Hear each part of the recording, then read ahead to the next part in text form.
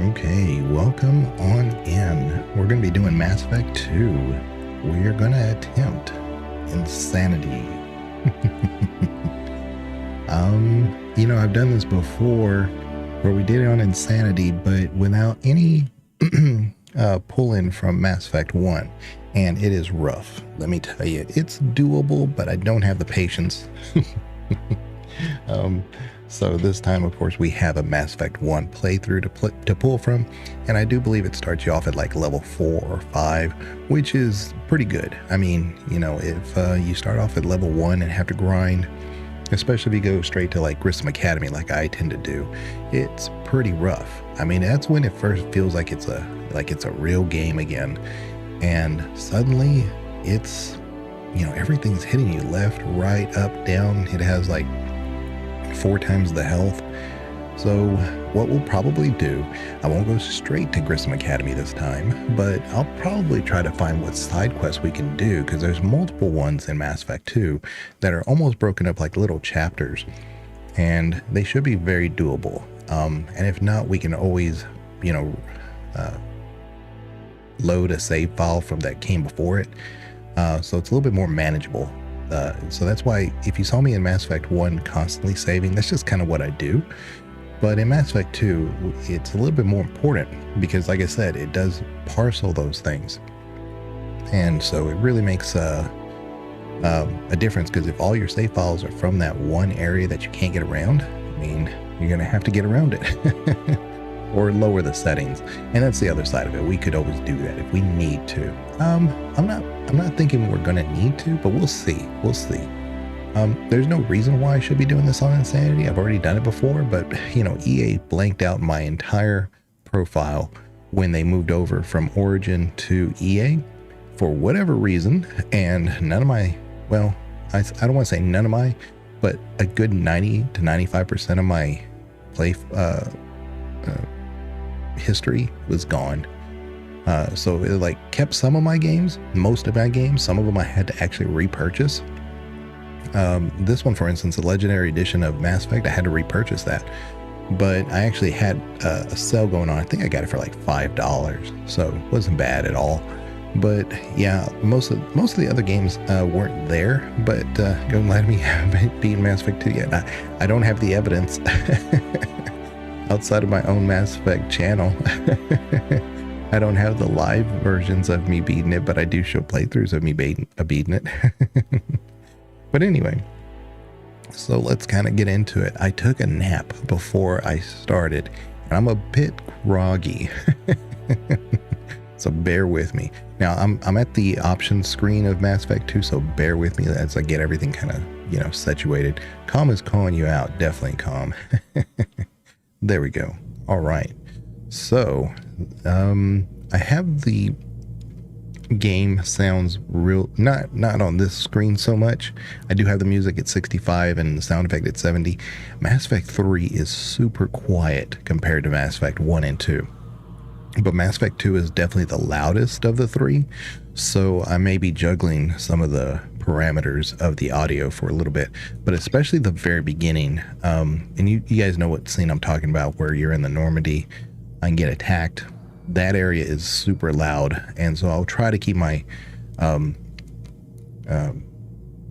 meters low, and then after that we can adjust to be higher if we need to. So it does say new load game, because that's what I was saying, is that it has like my old profiles on here, but it didn't have my old games, which was weird, because, well, it makes sense because the games were on my hard drive, but I couldn't access them because there was an online mode, so that's why.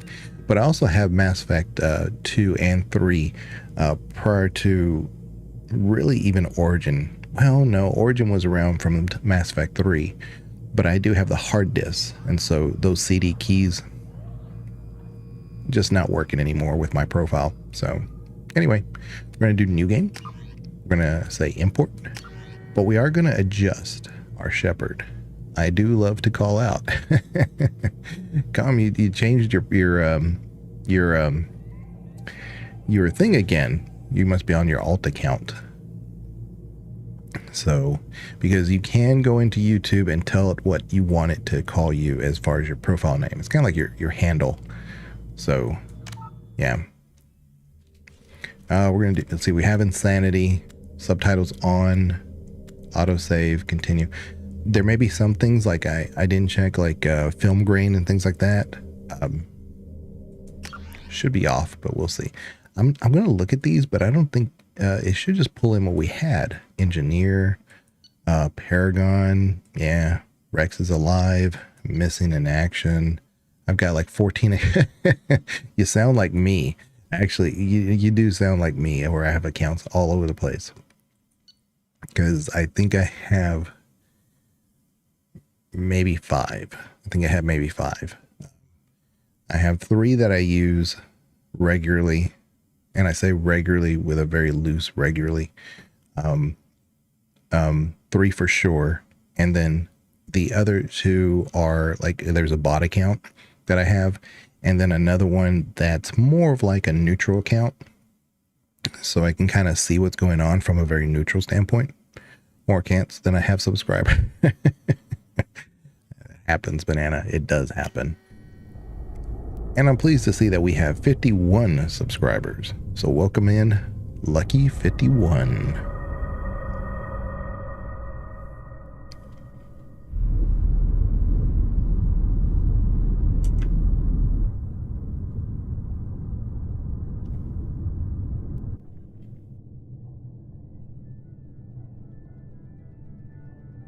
Shepard did everything right.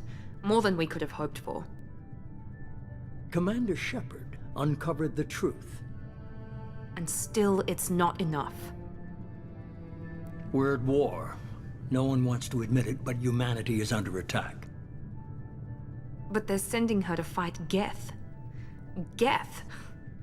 We both know they're not the real threat. The Reapers are still out there. And it's up to us to stop them. The Council will never trust Cerberus. They'll never accept our help, even after everything humanity has accomplished. But Shepard, they'll follow her. She's a hero, a bloody icon. But she's just one woman. If we lose Shepard, humanity might well follow. I edited this so much, or saw this scene so much. All I hear is the criticism Miranda gives us for wanting to do a tier list on the companions. So that's like I said, that's kind of what I hear now, and I don't hear her introducing the game. And this is such a great introduction too, because in hindsight, at the time when I played Mass Effect 2, I was like, okay, yeah, I guess you need some kind of like bridge. But it really does paint a picture of the characters even before you really start to meet them, you know?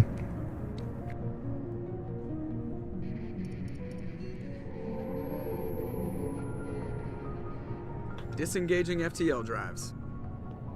Emission sinks active. Board is green. We are running silent. Yeah, the very fact that he's the elusive man. We're wasting our time. We don't know who he is. 4 days searching up and down this sector, and we haven't found any sign of Geth activity. So he's very much in that 3 vein. ships went missing here He's in an the past elusive man. month. Something happened to him. So My money's on slavers. The Terminus system is crawling with them. Picking up something on the long-range scanner. Unidentified vessel. Looks like a cruiser. Doesn't match any known signatures. Cruiser is changing course. Now on intercept trajectory. Can't be. Stealth systems are engaged. There's no way a Geth ship could possibly... It's not the Geth. Brace for evasive maneuvers!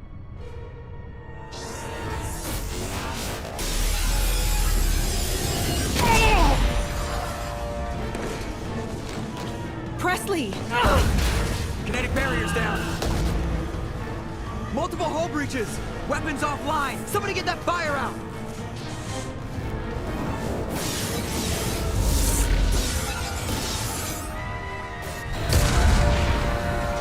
it would be funny if the collectors were just here mainly for Presley. We heard you were a space racist. This is what we do with space racists. Shepard! Distress beacon is ready for launch. Will the Alliance get here in time?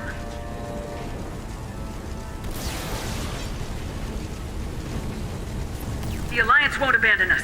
We just need to hold on. Get everyone onto the escape shuttles. Joker's still in the cockpit. He won't evacuate. I'm not leaving either. I need you to get the crew onto the evac shuttles. I'll take care of Joker. Shepard. Liara, go. Now. Aye, aye.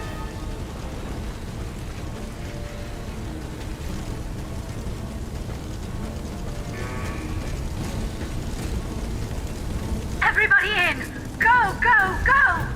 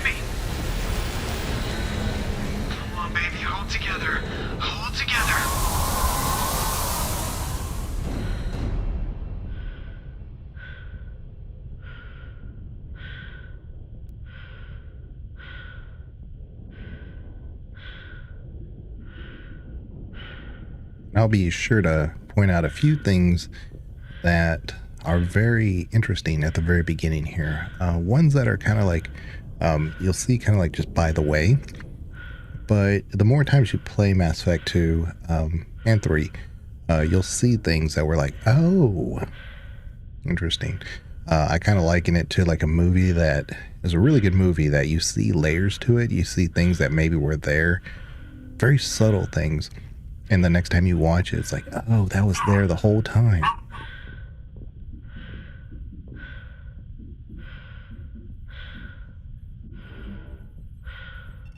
Come on, Joker. We have to get out of here. No, I won't abandon the Normandy. I can still save her. The Normandy's lost. Going down with the ship won't change that.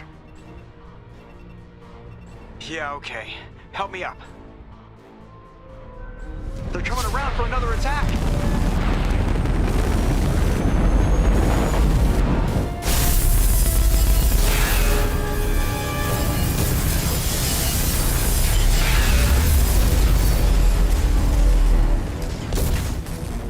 Ah, watch the arm.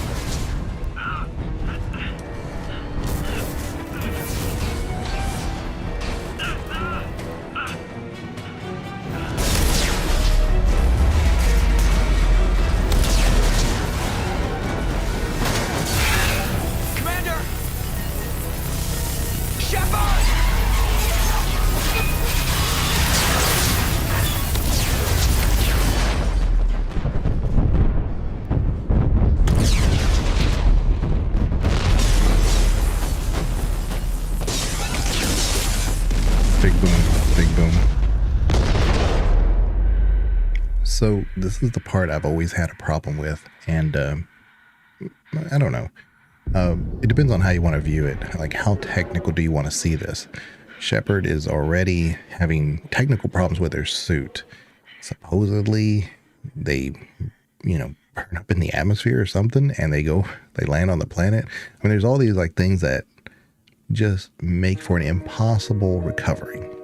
And I get what they're going with that, but I don't know if they didn't really need to go with that. It's almost like as if, like, let's put Shepard like somehow bouncing into a cockpit or something that's open and still it won't close. And so, Shepard's going to pass away anyway. But Cerberus finds that shell, that recovery, because it's still floating in space. And that's why the Reapers couldn't find, Shepard. They couldn't scan for organics because Shepard's past, but also inside one of those capsules.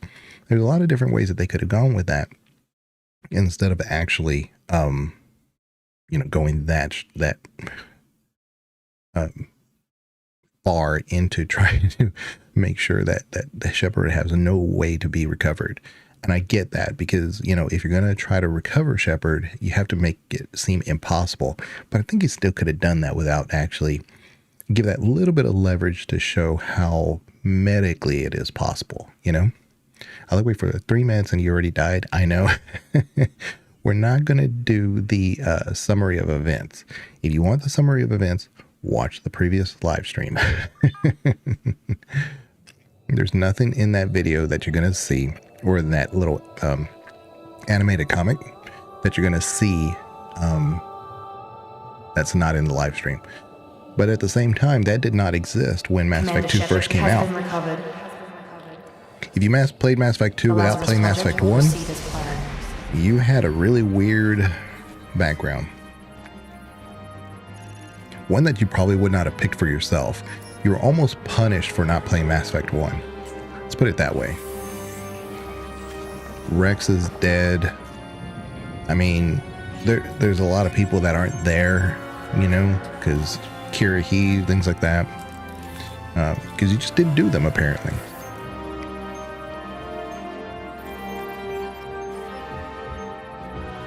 Now, that could still happen even if you do the comic, because it doesn't address those little subtle things that you could have done.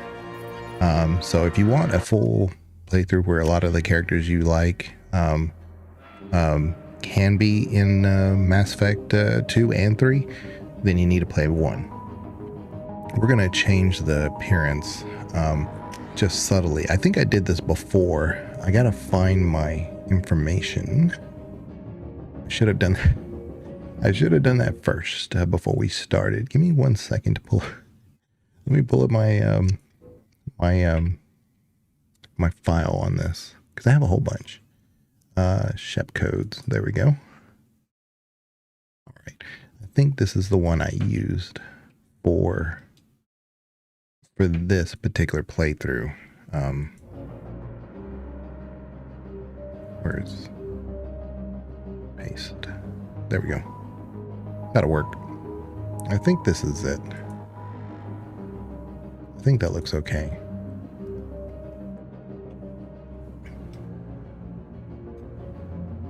Yeah, it's very hard to get the hair right in Mass Effect because there's no hair physics. If there were, probably a lot of the hair things that they have that are kind of would work. By the way, Dragon Age 4, first BioWare game that has hair physics. Andromeda had hair movement. I wouldn't say it had hair physics. And it's one of those, it's like, why did you spend all your time with the hair physics when you had all these other problems? It's one of those. But yeah, so we're going to do that. Select. And we're going to do accept. And it's weird how they ask you again, what do you want for your class? Well, I think we did engineer before, and I think we're going to go with that again. My go-to, my favorite is infiltrator. In Mass Effect 2, you can do a ton of damage as infiltrator and still not be like a super soldier, You're somewhat squishy. Vanguard is great in Mass Effect 3. That's when it really comes into its own. If you could play Mass Effect 3 Vanguard like you can in 1 and 2, or let me put it this way, if you could take the Mass Effect 3 Vanguard and put it in Mass Effect 1 and 2, a lot of people would be playing Vanguard, but there's no real great advantage of Vanguard. It's just it's more like a Sentinel in many ways. You just are biotic attuned. You have some tech powers, but you're more on the biotic side. Sentinel is tech attuned with some biotic powers. But engineer, we'll go with engineer. I think we can see. I don't know about slam. Why on earth, of all the things that they could give me, why slam? That's a biotic power. for now, we'll just deal with it. I can use it. Let's go. Let's go. She's reacting to outside stimuli, showing an awareness of her surroundings. Oh my God, Miranda. I think she's waking up. Damn it, Watson. She's not ready yet. Give her the sedative. Shepard, don't try to move. Just lie still. Try to stay calm. Heart rate's still climbing. Brain activity is off the charts. Stats pushing into the red zone. It's not working. Another dose. Now. Heart rate dropping. Stats falling back into normal range. That was too close. We almost lost her. I told you your estimates were off. Run the numbers again.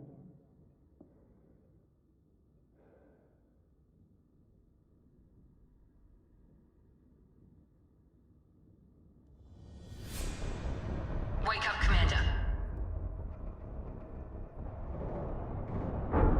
Shepard, do you hear me? Get out of that bed now. This facility is under attack. Because of Mass Effect 1, 2, and 3, it's always made me partial to that Hex design. It's the one you see on Miranda, the one you see on our suit. You see it all over Mass Effect in various places, but it's that Hex design that is just that honeycomb design. It's great. I love it. This pistol doesn't have a thermal clip. It's a medbay. Keep your head down, Shepard. Shield yourself from the blast. Someone's hacking security trying to kill you. Look for a Let's put in our drone here. Let's do shock here. For whatever reason, it's giving me slam, which I don't want, but we'll put it right there. for your pistol.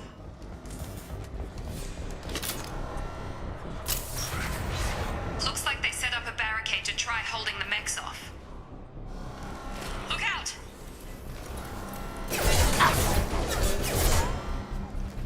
Keep moving. We need to get to the shuttles.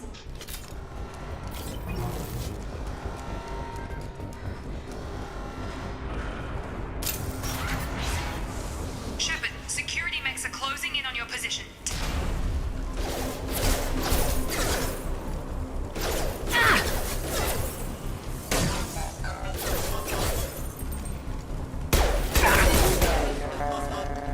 Threat neutralization.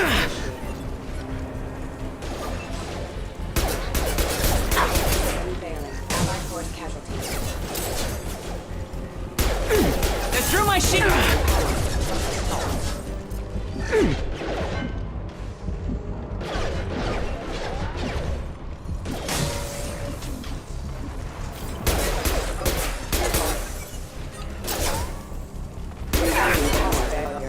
Nice work, Shepard. Coast is clear. Everything hits harder for sure. And that's the insanity part of this. But once we get a few better weapons and stuff, should be better. But yeah, doing Grissom Academy right now, can you imagine doing this at like our level? Be kind of hard. Let me go here. Okay. Activating.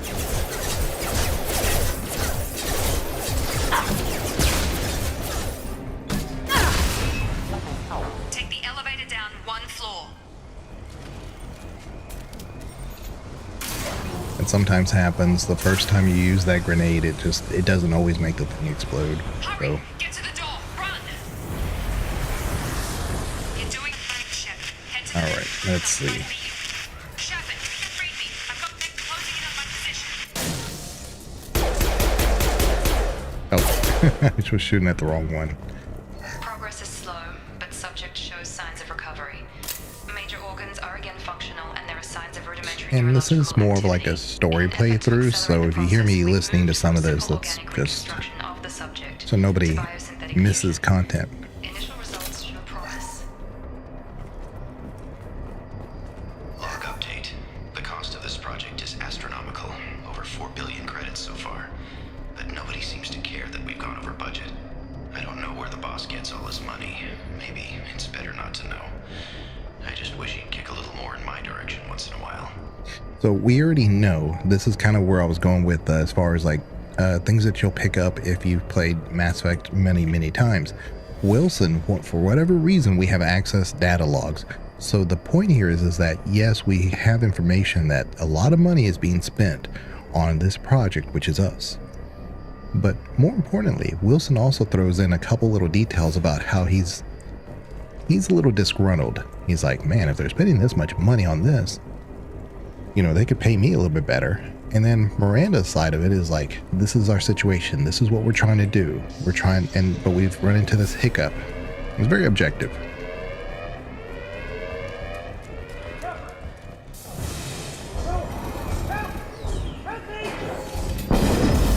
They recognize who you are. That's important. Why would this guy out of nowhere know who you are? Log update. I can't figure Miranda out. As project director, she should be ecstatic at all the progress we've made. But she's still the same old Ice Queen. Maybe she's worried Shepard might become the new favorite. Or maybe she is just a pure cold-hearted bitch. So we know that he's now disgruntled with Miranda. I've got him. What the hell? Gotta hurt!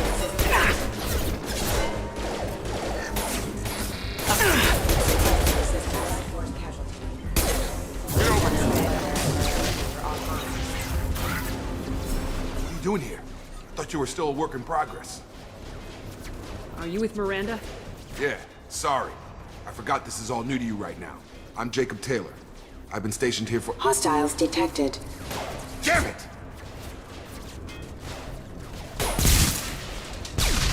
Things must be worse than I thought if Miranda's got you running around. I'll fill you in, but we better get you to the shuttle first. What's with the mechs? Security. Usually they fight for us. Somebody must have hacked them. That should be impossible, unless you've got access. We've got to Somebody get must you have out of here, hacked them. Shepard. You see where I'm going with this? Because a lot of this is just, coding or the icing on the cake of what's going on in the scene. Why are the mechs even attacking us? Well, somebody must have hacked them. Jacob's probably correct. Well, we don't think it's Jacob. Jacob is fighting for his life here. So I'll circle around back to that. I know this isn't the best time, but I'm sick of stumbling around when I don't know what's going on.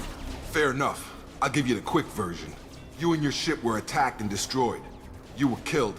Dead as dead can be when they brought you here. Our scientists spent the last 2 years putting you back together. You've been comatose, or worse, that whole time. Welcome back to your life. This doesn't look like an Alliance facility. It isn't. I can't say much more than that for now. The Alliance officially declared you killed in action. The whole galaxy thinks you're dead. And if we don't get to those shuttles, they'll be right. Oh, and I sent Banana a thing in my, I messaged him directly. I sent Makama and Banana, I should say, that there was a jacket, one of those leather jackets. I do not have that jacket. That's one that I would like to get. But it's one that was signed by Jennifer Hale that this wrestler was wearing. And I'm like, yeah, you could have gotten Mark Mir, but he got Jennifer Hale. And, who knows? Maybe he's planning on getting Mark Mir to sign the other one too. Who knows? But yeah, so pro wrestler wearing an N7 jacket during interviews. Enough said. Yep. Were there any other survivors from the Normandy? I'll tell you what. You help me finish off these mechs, and I'll play 20 questions with you all day. We're low on thermal clips, but I'm a biotic. Just give the order when you want me to hit them with the good stuff.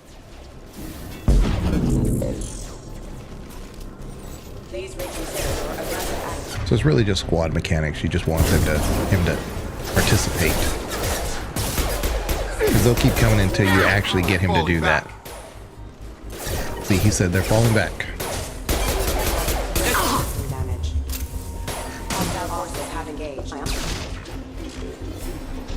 Okay. I promised I'd answer your questions. What do you want to know? You said they spent 2 years rebuilding me. How bad were my injuries? I'm no doctor, but it was bad. When I first saw you, you were nothing but meat and tubes. Anywhere else, they'd have put you in a coffin. But Project Lazarus was different. Cutting-edge technology. What do you mean, cloning? Cybernetics? I don't know the details. You'd have to ask the scientists. but I'm pretty sure you're not a clone. They wanted to bring you back exactly as you were. You're still you. You just might have a few extra bits and pieces now. What can you tell me about the project? Were there other test subjects? Project Lazarus only had one subject. The whole point was to bring you back. Just you. Even that was a challenge. 2 years. All the top scientists. The best technology money could buy. The really unfortunate thing about the character creator in Mass Effect 2 is that the lighting in this beginning area is way off compared to the rest of the game.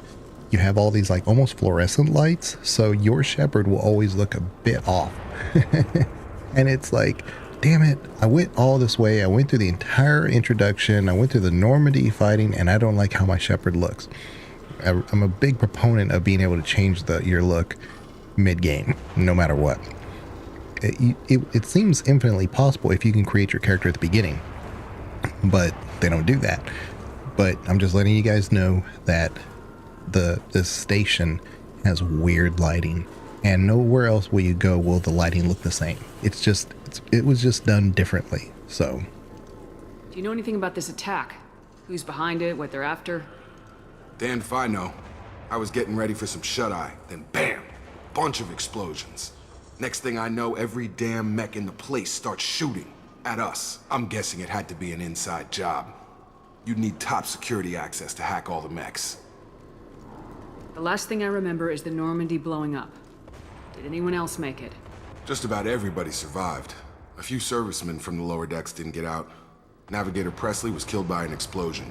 But everyone else, including the non-Alliance crew, the Asari, Liara, and the Quarian, they all made it out alive. yeah, so including your engineer Adams, he's a great guy. He loves Tali, he loves everything she's done. In Mass Effect 3, he becomes a very approachable and reasonable character based on the situation. And he's not around if you don't do Mass Effect 1. So, again, more reason to do Mass Effect 1. Do you know what any of them are doing now? I don't know, Commander. It's been 2 years. They've moved on. Left the Alliance. Could be anywhere. They were my team. If they knew I was alive, they'd come back. Maybe you can track them down after we get off the station. If we get off the station. When I first woke up, someone named Miranda was talking to me over the radio. We lost contact just before I ran into you. Miranda Lawson is the station's ranking officer. She led the Lazarus team.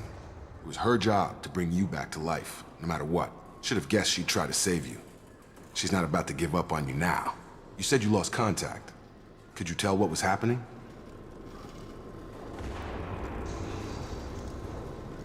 There was some gunfire and an explosion right before I lost her. She knows how to take care of herself. But I hope she's okay.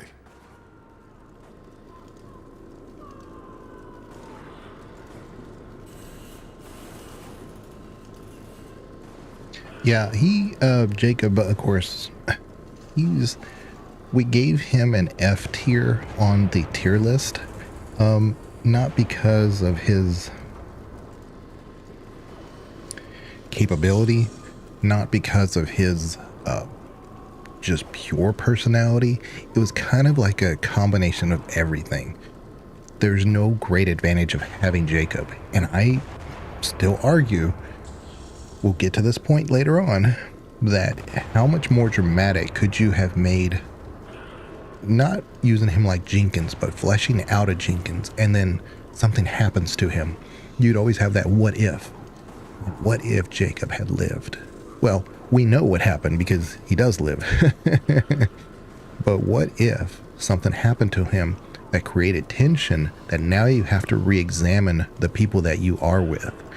I think it would have made for a really interesting story. Plus, you could have used that gap in character to develop other characters, and or just simply make the characters that you have even more memorable. So I think actually having his loss, and I don't know what that says about a character, right? Having the loss of someone actually makes them better. Crazy, huh? What's your job here? Depends on who you ask. Technically, I'm Miranda's top lieutenant, but I'm just a soldier. I served 5 years in the Alliance before this. Now I'm in charge of the station's security. Usually a lot more dull than this. Normally I don't fire my gun unless it's target practice.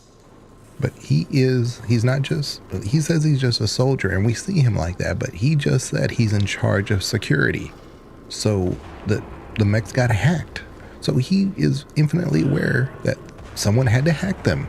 Someone above him, maybe. What's the quickest way to those shuttles? Depends where the mechs are thickest. It's probably best if we... Check. Anyone on this frequency? Anybody still alive out there?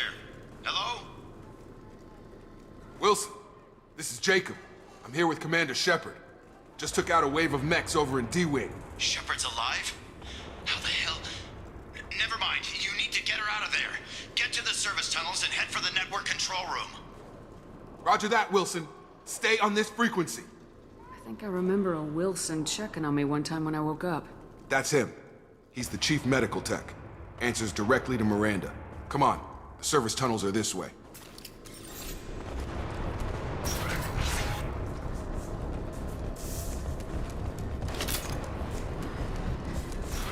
Hostiles detected. Damn it, Wilson. This room is crawling with mechs. The whole station is crawling with mechs. I'm doing the best I can.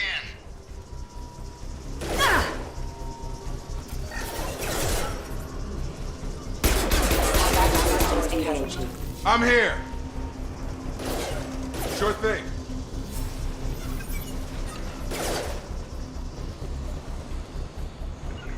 Got it. Stun! Have a nice trip. Collision proximity warning. Wilson, find us another route out of here. Oh, God. They found me. Help! Wilson, where are you? Yeah, so coming back to Wilson. Wilson, out of nowhere, as we kind of clear areas, contacts us. You know, you would think that he'd be on our frequency this whole time. He was probably, actually, if I'm being honest, listening in.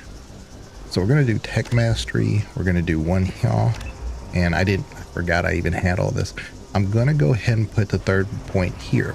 It would be to my advantage to go ahead and put it in Overload and then put one in Incinerate, which, you know what? I'm going to do that. I'm going to do that. I was going to say I was going to put one here because what that does is it helps me have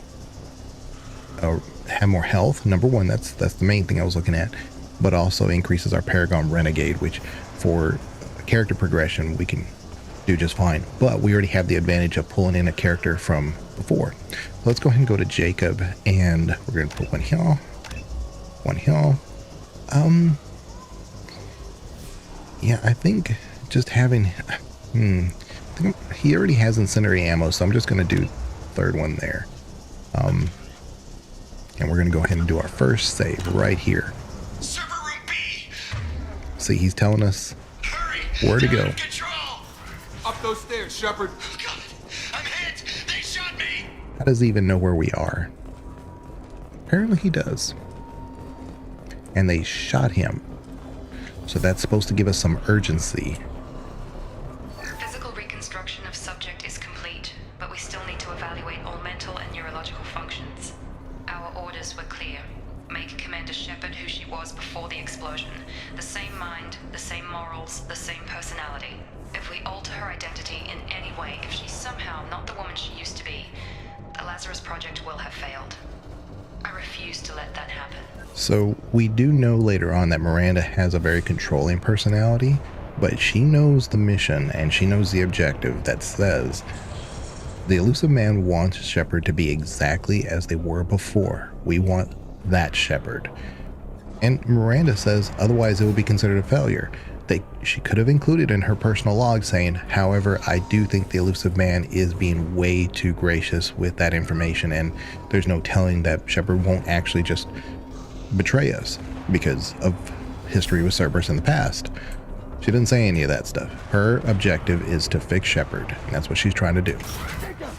Shepard, down here! There's Wilson. Bastards got me in the leg! The leg, huh? You don't see any mechs. There are no mechs here. You were there the first time I regained consciousness.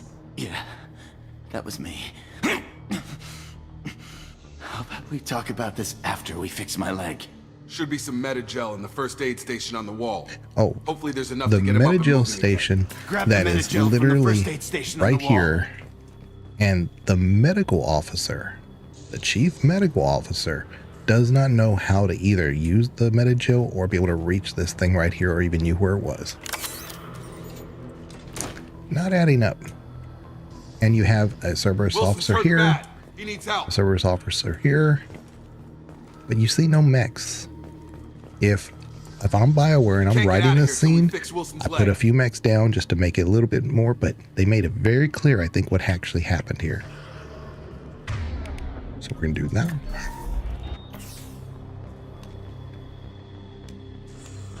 Thanks, Shepard. Never thought you'd save my life. Guess that makes us even now, I thought maybe I could shut down the security mechs, but whoever did this fried the whole system.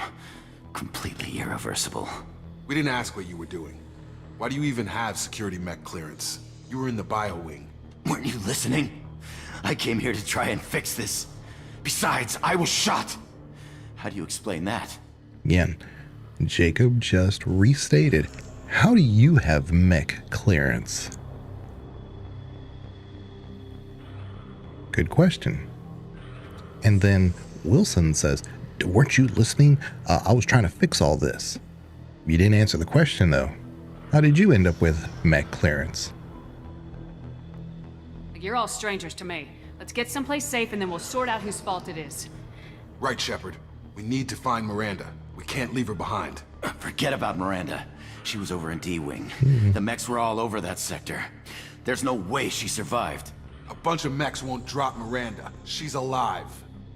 Then where is she? Why haven't we heard from her?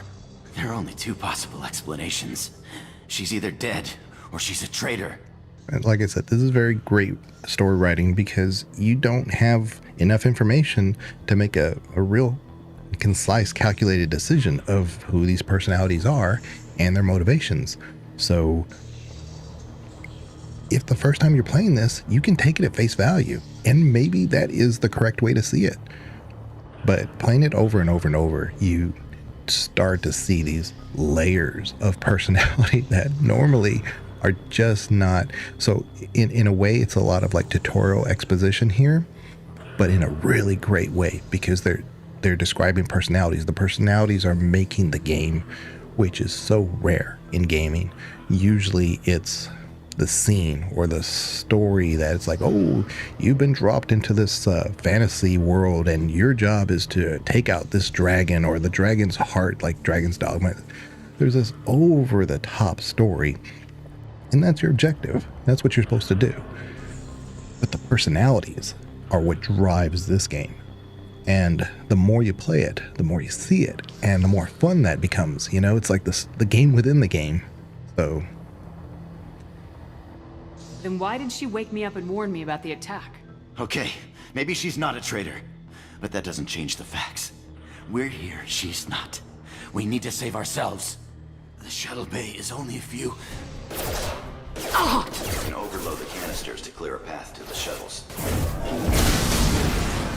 That's it. Let's get out of here. Okay, we took him down, but this is getting tense. Shepard, if I tell you who we work for, will you trust me? This really isn't the time, Jacob. We won't make it if she's expecting a shot in the back.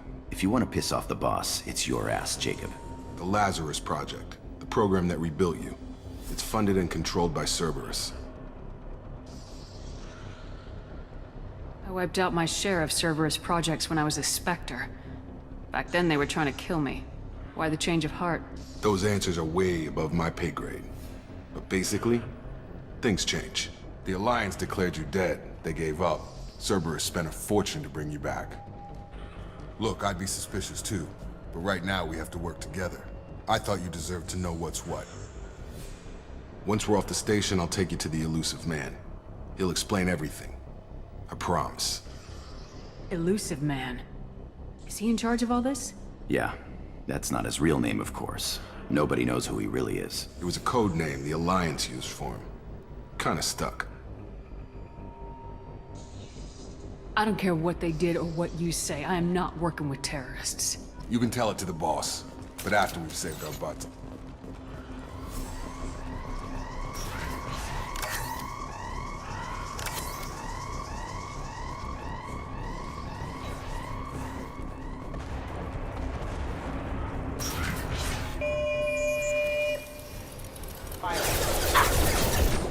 Sure thing.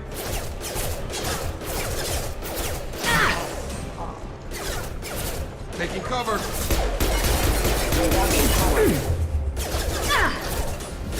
Got it.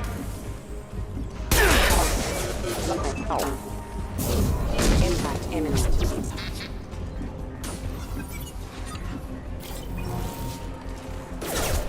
Right.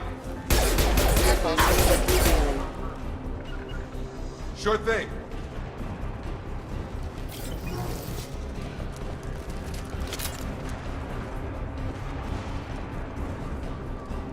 I'm here.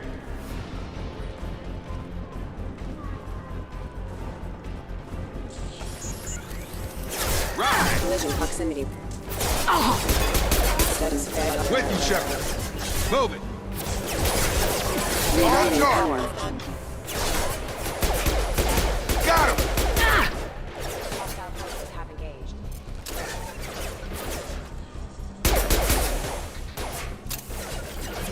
Right. Gravity's one meaty mother, huh? Excuse me.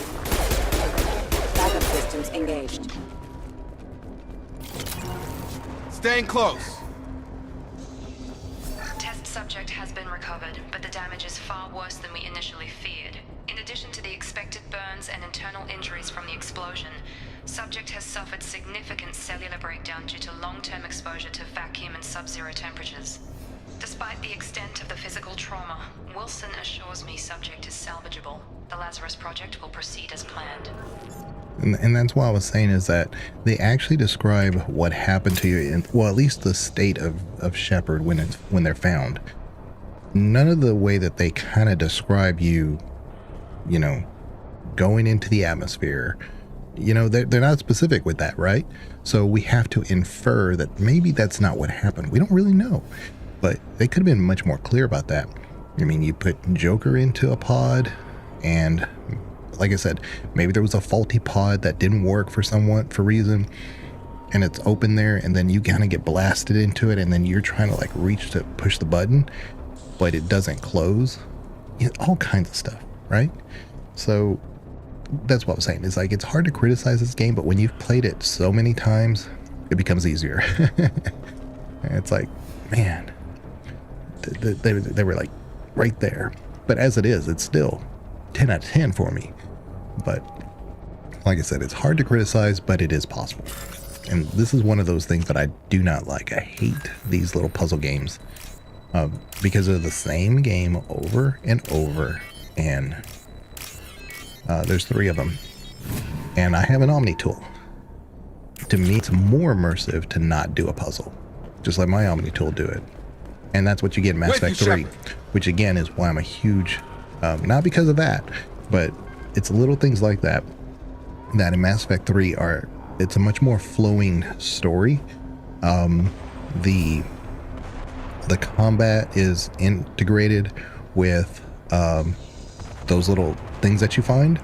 So tech that you get, equipment that you get, isn't something you have to unlock on an alien planet with a known code system. Well, your Omni tool figured it out. To me, that's far more immersive. Come on, through here. We're almost at the... Miranda, but you were... Dead? What the hell are you doing? My job. Wilson betrayed us all. Now, we don't know that, but that's why I said before, given all the little details that I mentioned before, she's probably 100% right. Can we confirm it? No. Is it important? Not really. You would think at this immediate junction, if it's a new playthrough for you, that maybe it could be important. We don't know. Maybe. Really isn't, though. And as I mentioned before, all those little things lead you to believe that Wilson actually did betray the station. So if he had done this 6 months before, we would have never even woken up. Or if we had, we'd be pretty much dead on the table. So, I mean, we have a lot of things to be grateful to Miranda about. Even if you're sure, did he deserve that welcome? He sabotaged the security systems, killed my staff, and he would have killed us. You sure about that, Miranda? We've known Wilson for years. What if you're wrong? I'm never wrong. I thought you'd have learnt that by now, Jacob. You should have taken him alive, see what he knew. Too risky. I've put too much time and effort bringing you back to life to let you get killed now. You really think Wilson's capable of that? Not anymore. Say, I knew he was lying. If we do that, I believe that's a renegade answer, but it's fine. I had a feeling Wilson was just looking for a chance to shoot me in the back. Good instincts. Some people are far too trusting to ever see that coming. Come on, let's grab this shuttle and get out of here. My boss wants to speak to you. You mean the elusive man? I know you work for Cerberus. Ah, Jacob. I should have known your conscience would get the better of you. Lying to the commander isn't the way to get her to join our cause. Well, since we're getting everything out in the open, is there anything else you want to ask before we go, Commander? You're the Lazarus Project's director, aren't you? That's right. I put 2 years of my life into this project. Into you. What does Cerberus want from me? Maybe you should ask the elusive man when you meet him. He poured virtually unlimited resources into Lazarus. Obviously, he has some kind of plan for you. And so somewhere in between here is where I was kind of mentioning that, yes, Wilson was put down. Jacob has history with Miranda, so he gives that buffer. But there should be some kind of dialogue here in between that causes tension. And now Miranda is suspecting Jacob possibly of maybe even helping Wilson, because Jacob is, after all, head of security. Maybe he gave him clearance to get to those places where he could overwrite the mechs. And now we also need to start suspecting Jacob. We don't know who to trust. And like I said, that dialogue could go down a tree where it wouldn't be like you choose Miranda or Jacob, but you have the chance to either stop Miranda, which would be maybe a Paragon answer, but or renegade answer where you shoot him for Miranda, you know, but Miranda's still going to kill him either way if you don't, you know what I'm saying? So if you did something like that, I think that would work in the favor of the story, because Jacob, now no longer being part of the bigger picture, forces us to question who Miranda really is. Who is Cerberus?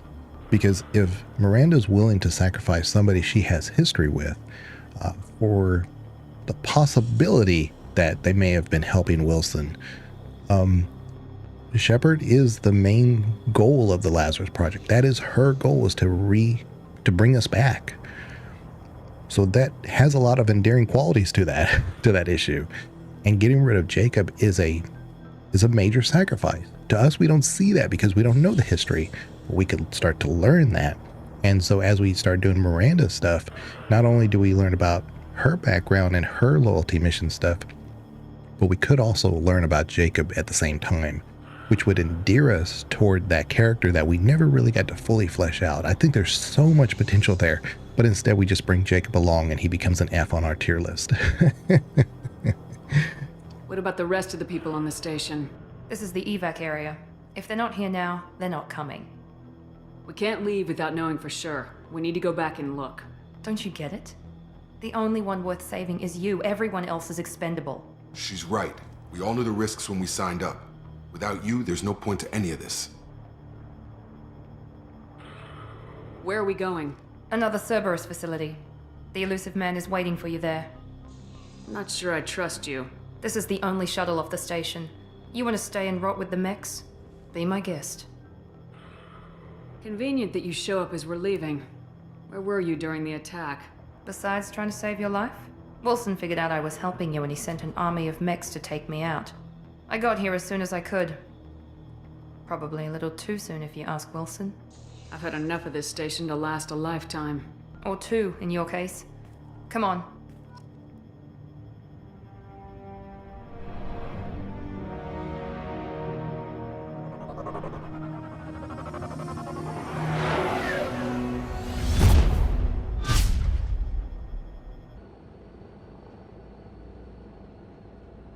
Before you meet with the elusive man, we need to ask a few questions to evaluate your condition. Come on, Miranda, more tests? Shepard took down those mechs without any trouble. That has to be good enough. It's been 2 years since the attack. The elusive man needs to know that Shepard's personality and memories are intact. Ask the questions. Did you say 2 years? I've been gone that long? 2 years and 12 days. And you were on an operating table for most of it. The sooner we start, the sooner we can be done. Start with personal history. Okay. Records show you were a spacer kid, raised mostly on one ship or another. You enlisted and won a medal fighting Batarians during the Skillian Blitz. Do you remember that? A lot of lives depended on me holding that position. I did what I had to. However you want to put it, it was damn impressive. I had friends who were there. Satisfied, Miranda? Almost. Let's try something more recent. Vermeer, where you destroyed Saren's cloning facility. You had to leave one of your squad behind to die in the blast. Lieutenant Caden Alenko was killed in action. It was your call. Why did you leave him behind? I left a friend to die that day and I didn't do it casually. But I had to save as many people as I could. Caden gave his life for the rest of the team. Without him, I couldn't have stopped Saren. He died a hero. I understand, Commander. And I wasn't judging your decision. Everybody at Cerberus knows that cloning facility had to be destroyed. There are other tests we really should run. Come on, Miranda. Enough with the quizzes. The memories are there, and I can vouch for Shepard's combat skills personally. I suppose you're right. We'll have to hope the elusive man accepts our little field test as evidence enough.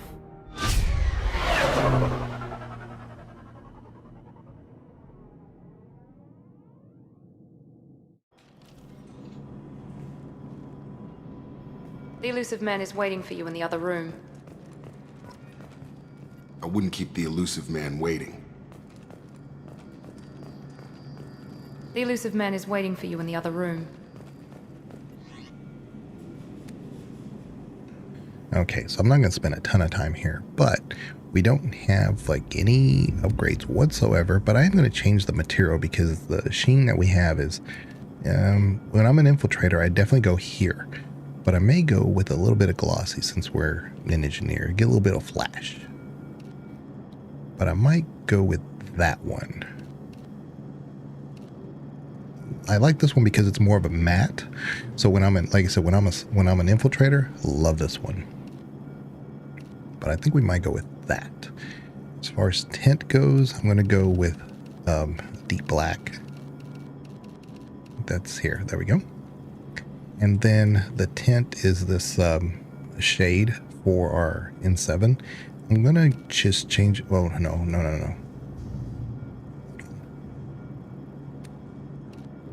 Yeah, no. Pattern color. This one right here. Sometimes we'll go here if I'm doing infiltrator because it's that like black with dark gray. I love it. I have another jacket similar to this one, but it's an all black with some gray, and that's usually my go-to jacket. But because we're doing Mass Effect 2, I thought I'd wear this one. Yeah, I might go with that. I like the base. I like the original, but in combat, it's a little distracting for me. So it's either this, default, or that. Any opinions? Keeping the infiltrator theme? Well, no, because like I said, we're doing engineer. How you doing, Big Papa? We're doing the engineer, which was our playthrough of Mass Effect 1. And as soon as we get a chance, I'm going to change our bonus ability because it gave us Slam, which is a biotic feature, and we are pure tech. So I don't know why it gave that to us. No clue. None. I don't know. Maybe it has something to do with romancing Liara. I don't know. But how are you doing? I guess we can start off with just default this, you know? Do that. This might be Calm Daddy in disguise. It's definitely Calm Daddy in disguise. Okay. Well, welcome on in anyway. I know you haven't really played Mass Effect, so I'm going to go ahead and over-explain a lot of things for you. Someone like myself who already has, like, say, I don't know, 5 hours in it, knows a lot about Mass Effect 2.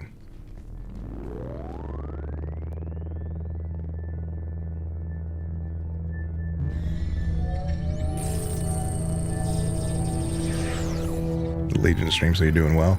These graphics hold up so well, even today. I know this is the Legendary, but it's not that different from the original. Elusive man. I thought we'd be meeting face to face. A necessary precaution. Not unusual for people who know what you and I know. Definitely over-explaining one of those 10 playthrough noobs. Yeah, I get it. I mean, here's the thing. There's this funny little, what is it called? The diagram, the Venn diagram, where things merge, where like you have new players that want to know as much as possible without maybe the spoiler stuff. I don't know. I'm not big into that.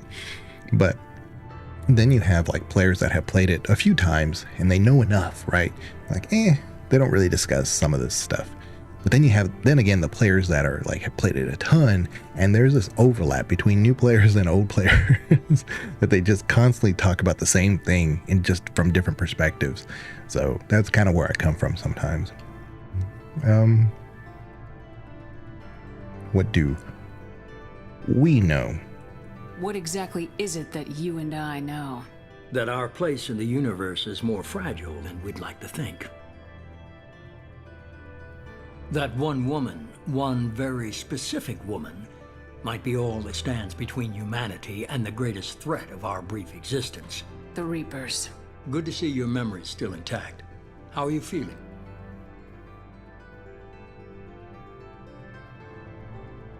We had talked in the past about Mass Effect and how some of the background information and the lore are not fully fleshed out, and that's a good thing. So things like cybernetics and stuff, we know that they exist. We have Omni tools and stuff. We don't see them on a day-to-day basis. We don't see like a cyberpunk type theme in Mass Effect. Everything's much more naturally aesthetic, but the Elusive Man sticks out because of his eyes. And here's the funny thing about that, is that you can chalk that up to design choice, creativity, whatever. You can also say, well, maybe that is an angle that synthetics use to say, this part of you is not human. Let's work that angle. I mean, that has some merit to it, and I'm not going to dismiss it, but he clearly has it. And my point is this, is that the world actually has these moving parts in it, but they're so out of reach. Whereas a cyberpunk universe, it's very accessible. You don't always want to know that the back alley doctor has just as good stuff as maybe like a high-end doctor, but they might because of the black market and stuff, you know? And so you can have just as good feature, but who's going to install it, right? Maybe it's a second-rate doc. And the point is this, like I said, Mass Effect seems to have those things in this world, but they're not exactly easy to get. And that inaccessibility makes for a more real world. So having the Elusive Man as the only person that you meet really with those eye features works. And so even though early on, this is our first encounter with him, and we don't have a ton of other encounters with other humans, if you've never played Mass Effect 1 before and you go straight to Mass Effect 2, it's just a little thing that you notice. But it is such an important little detail that is never explained in the entire series. So that's so great. But anyway. You need to earn the right to ask me those kinds of questions. Cerberus isn't as evil as you believe. You and I are on the same One of my side. favorite scenes in the whole series. Yeah. Every time you have What are the Reapers doing that made you decide talk to with the bring me elusive man. back? It's great. We're at war. No one wants to admit it, but humanity is under attack. While you've been sleeping, entire colonies have been disappearing. Human colonies. We believe it's someone working for the Reapers, just as Saren and the Geth aided Sovereign. You've seen it yourself. You bested all of them. That's just one reason we chose you. My channel, I've never really said this, but my channel, for the most part, I'm going to go ahead and take that stand, along with many other channels I've seen, have said that the conversation you have with Sovereign is one of the most impactful moments in all of gaming. Because of everything that happens, everything I just described as far as the story goes, seems to culminate in those moments. So moments in gaming, the conversation you have with Sovereign, I think BioWare picked up on that and said, hey, we did something kind of unique here. And so even though this isn't a conversation with Sovereign, it is a conversation with someone who's not even in the room with you, at a technological advantage over you. Yeah, there's a lot of things going on that are very similar to that, but in reverse. You know? Fighting a war doesn't seem like Cerberus. Why are you involved? We're committed to the advancement and preservation of humanity. If the Reapers are targeting us, trying to wipe us out, Cerberus will stop them. If we wait for politicians or the Alliance to act, no more human colonies will be left. Sovereign was trying to harvest all life in the galaxy. Why would the Reapers target a few human colonies? Hundreds of thousands of colonists have vanished. I'd say that fits the definition of harvesting. Nobody's paying attention because it's random, and the attacks occur in remote locations. I don't know why they've suddenly targeted humanity. Maybe you got their attention when you killed one of them. Fighting a war doesn't seem like Cerberus. Why are you Hey, involved? B-dubs, how are you doing? We're Welcome committed on to in. the advancement and preservation of humanity. If the Reapers are targeting us, trying to wipe us out, Cerberus will stop them. If we wait for politicians or the Alliance to He already act, said this. no more human colonies will be left. Why me? But yeah, it's good to see you, B-dubs. Is this Martin Sheen? Yes, that's Martin Sheen. Mass Effect 2 is for a lot of people their favorite Mass Effect game. And I know this game really, really well. How will I play it on Insanity? We'll see. But I will try to make sure it doesn't appear to be frustrating. But if you see me, fighting it, it's because it's on the highest mode that I can make it, the hardest mode I can make it. So You could have trained an entire army for what you spent to bring me back. You're unique, not just in ability or what you've experienced, but in what you represent. You stood for humanity at a key moment. You're more than a soldier. You're a symbol. And I don't know if the Reapers understand fear, but you killed one. They have to respect that. And if I do have to drop it down, I'm going to probably drop it down to like maybe even normal or easy, because to me, there's almost no difference between that and a hard. So this is on insane. But yeah, hard mode to me feels like it's normal mode. So if it feels like normal mode, why don't I just play it on easy at that point, and just relive the story. Andromeda was your favorite?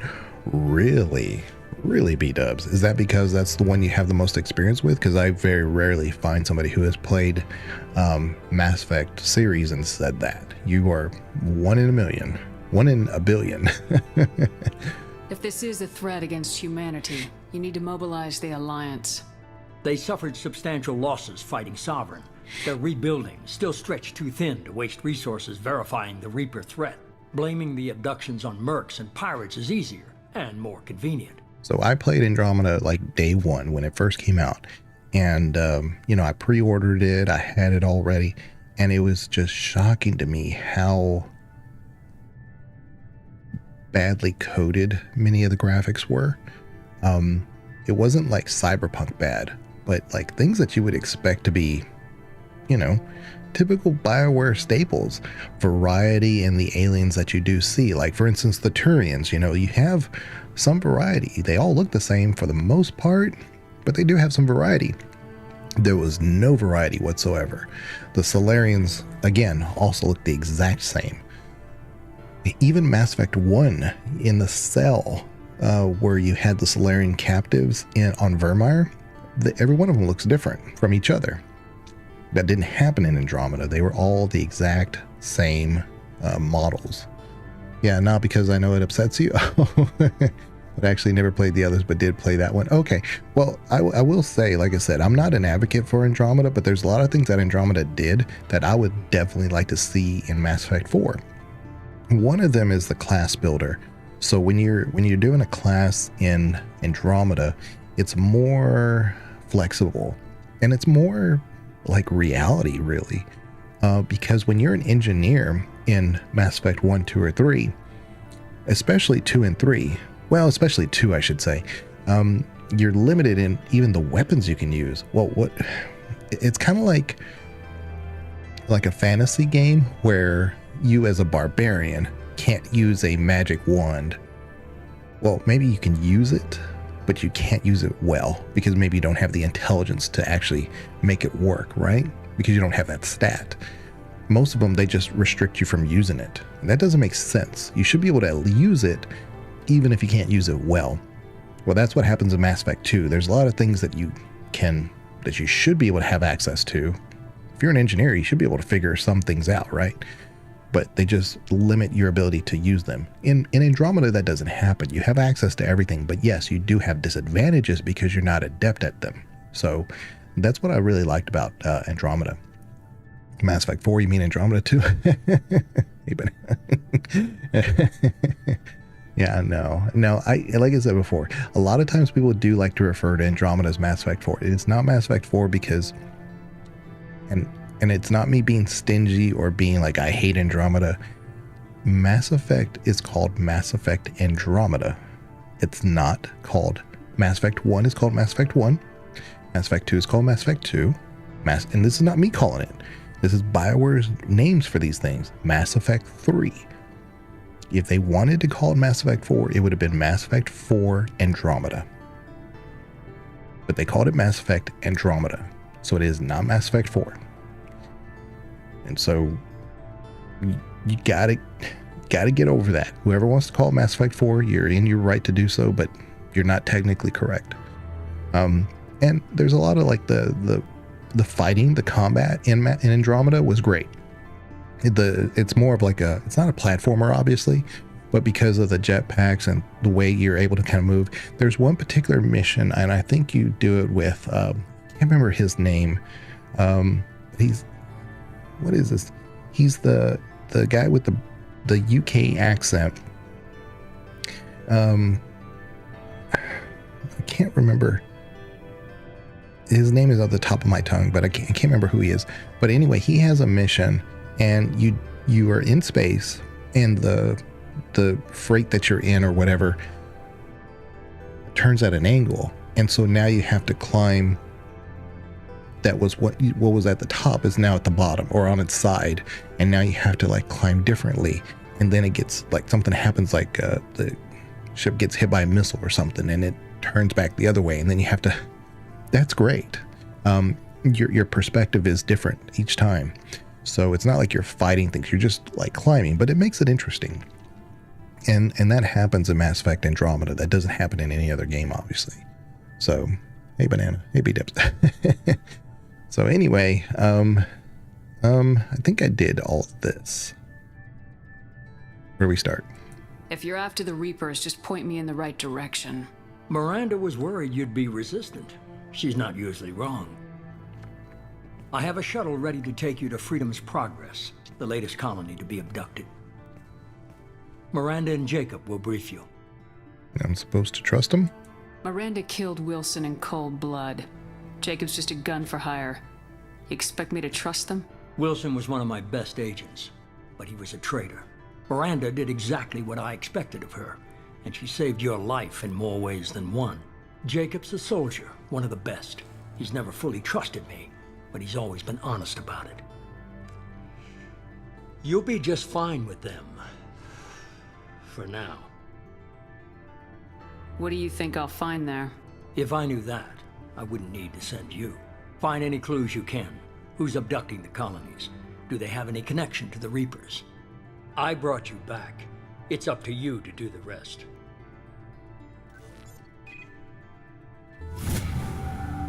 Okay. So we're level 5, and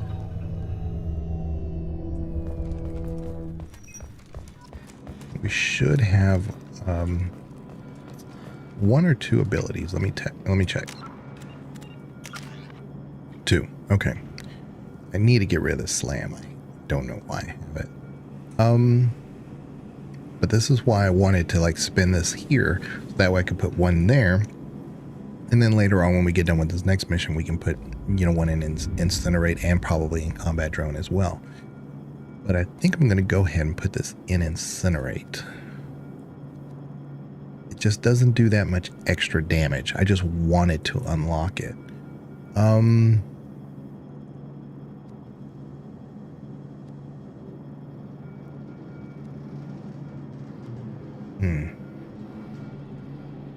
Having that drone extra health would help, but I really want to get to this 3rd level, so I think we'll hold it for now.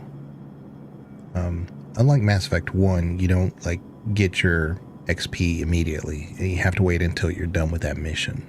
So we're going to be stuck with what we have. So. The Elusive Man is very impressed with you. I'm eager to see if you can live up to his expectations on this mission. I can't have anyone disobeying my commands when we get there. I know who I report to. As long as you don't do anything to betray Cerberus, I'll follow your orders. I never got a chance to say how much I appreciated what the Lazarus Project did for me. I just hope it was worth it. A lot of people lost their lives on that station. We have to work together here. Your attitude isn't helping anything. I have the utmost respect for your abilities, Shepard.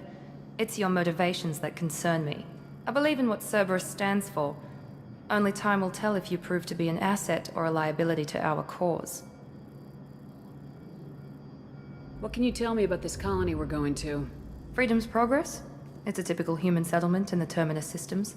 They had a small military force for protection supplemented by mechs and security drones. Average in almost every way, really. Completely unremarkable. Until the disappearance. Any thoughts on what we might run into there? A lot of empty buildings and one giant mystery. I'd like to know more about the Lazarus Project from the person in charge. I wasn't in charge. The Elusive Man was. If I was running the show, would have done a few things differently. What would you have changed?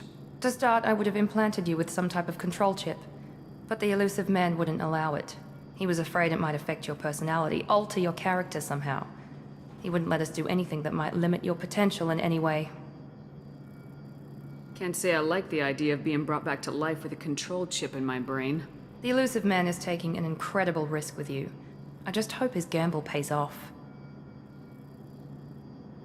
There's a very subtle comment there where she, of course, says that she wanted to do a control chip. But, again, she's not doing things based on...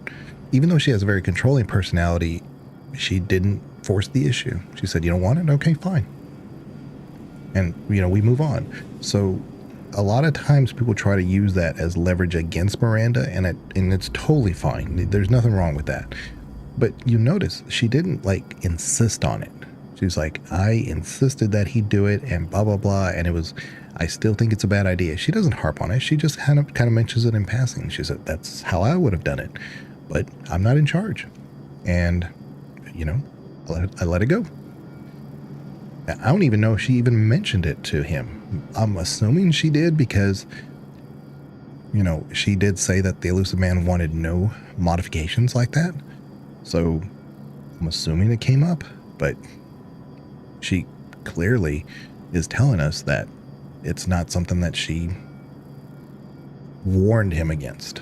Even. She just happened to mention it. What can you tell me about this colony we're going to? Freedom's Progress? It's a typical human settlement in the Terminus systems. They had a small military force for protection supplemented by mechs and security drones. Average in almost every way, really. Completely unremarkable. Until the disappearance.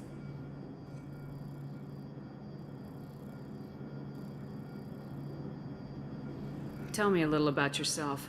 Worried about my qualifications? I can crush a mech with my biotics or shoot its head off at 100 yards. Take your pick. I was trying to get to know you as a human being. I'm not looking for a friend, Shepard. Stay focused on the mission. Yeah, I'm not sure if having a superior disagree with her is quite the redeeming quality. But like I said, I mean, if you truly believe in something, you would have probably said, you know, you probably bring it up more than a few times. Like, I truly believe Mass Effect Andromeda is not Mass Effect 4. I bring it up a few times. But I wouldn't say that that's, you know, like the main thing here, right? But that's what I'm saying. She didn't have to volunteer that information. That's something Shepard asked. We would have never known had we never even asked the direct question about it. But she's, like I said, I wouldn't say it's redeeming or a reason to disqualify her, is what I'm saying. You don't use that as leverage against it. She's just telling you her opinion. She didn't do it. So there you go. Did you and Jacob serve together in the Alliance? No, the elusive man recognized my potential and recruited me at a young age. How old were you? Old enough to know this is what I wanted. It's obvious you're not interested in talking. We've got an assignment. We can talk about it or we can do it. I'm glad the elusive man convinced you to join us, Commander. I just want to find out what happened to those missing people. I still don't trust Cerberus. Noted. Do you trust me, Commander? I haven't made up my mind about you yet. At least you're giving me a chance. Most Alliance soldiers hate Cerberus on principle. Why did you join Cerberus? I guess I just got tired of never making a difference. So much of what we did in the Alliance seemed pointless. I thought things would change after the attack on the Citadel. Humanity was finally invited to join the Council. And you see how the camera angle's changing a little bit while you talk to him? Same bullshit, different That doesn't leaders. happen in Andromeda. Cerberus is It's a very static angle. When colonies go And missing, unfortunately, we don't the character commission a models team are to very write a static report to figure too. out what the hell to do So it about was like a really just go and find out. bad presentation. And so sometimes it wasn't just the writing. Sometimes it wasn't just this. It was kind of like a merger of some of the worst things that you could implement in a scene or a game. And then try to rest your laurels on the prior games and say, hey, look, remember how we did that great? Well, let's just assume that this is kind of like in that same vein. You kind of have to earn it for each game that you put out. So You said you served in the Alliance. 5 years in total. Stationed all over the galaxy. Even spent a couple of years as a Corsair. I've never heard of the Corsairs. It was an Alliance initiative. They hired independent starship captains and used them for missions that fell outside official Alliance jurisdiction. Technically, we weren't part of the Alliance. If we ever got caught, they could disavow any knowledge of us. We were supposed to be free from restrictions and rules, but there was still enough red tape to sink a cruiser. I finally just gave up. Do you know anything about this colony we're going to? It's called Freedom's Progress. Don't know much else. I guess we'll find out when we get there. That's all for now. Yes, ma'am.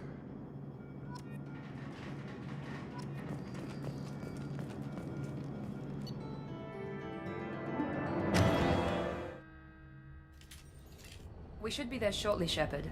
The elusive man put us under your command. Do you have any orders? So I'm going to do this mission and then I'm going to refill my drink and just take a 1-minute break or something. But yeah, I feel pretty good. When I first started, I was like, ooh, I'm a little groggy. I don't know how I feel. We'll try to take this as long as we can. What did you find at the other colonies? Nothing. No signs of attack, no corpses, not even a trace of unusual genetic material to give us a clue. They just disappear. And we've got no target to go after. Because I don't really know when I'll be able to stream again, at least Mass Effect 2. It won't be tomorrow. Tomorrow I do have my eye doctor appointment that was supposed to be 2 weeks ago, and then they moved it out. And I thought it was last weekend, but no, it's for tomorrow, Saturday. So I got to do that tomorrow, and it's right in the middle of the day, so I can't really plan anything. You know, I don't want to stream early in the morning, things like that. So I can't kind of get into my editing or stuff. It's just basically I was going to watch college football, but a lot of college football starts right about the time I need to go to this appointment. So yeah, Legion problems, right? Are you sure you'll be comfortable following my orders? We didn't bring you back from the dead just to second guess you, Commander. If the elusive man says you're in charge, you're in charge. What makes you think this investigation will turn up anything new? At other colonies, official investigators got there first. Sometimes looters or salvage teams as well. We're hoping to be the first ones there this time. Maybe find clues before somebody else disturbs the scene. So if I was smart though, I guess I forgot to mention this, that I would probably do this mission and then call it, and then off stream grind out some of those side quests that, you know, maybe are not really important to the bigger picture or anything like that. And then that way I have that XP going into the next part of the stories, you know, so that we can play that a little bit smoother on Insanity. But we'll just play it by ear. So Our first priority is to look for survivors. That's unlikely, Commander. No one was left at the other colonies. They were completely deserted. Be nice to find somebody. Anything's better than another ghost town.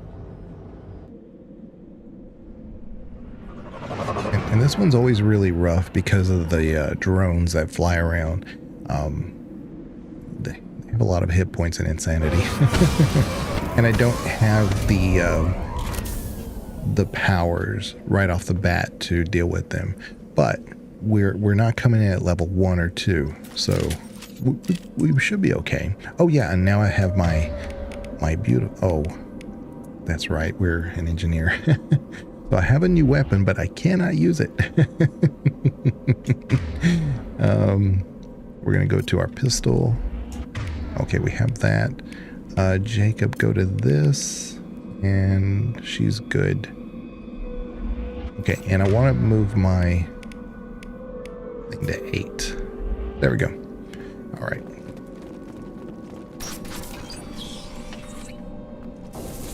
Looks like everyone just got up and left right in the middle of dinner.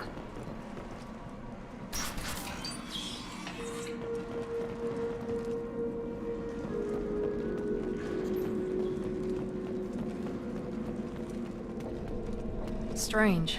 No bodies, no structural damage, and no signs of battle.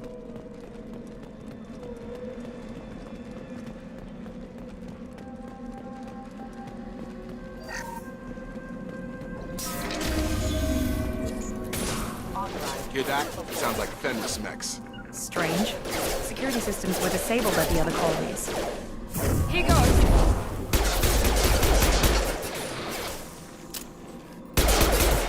On target!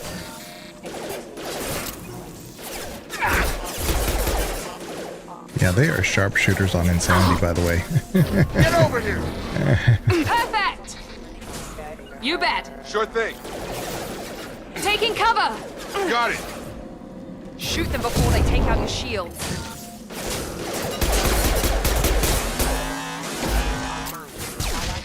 Oh!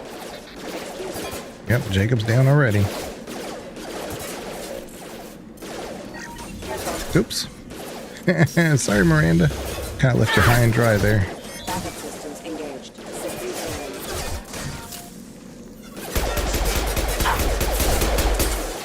Excuse me.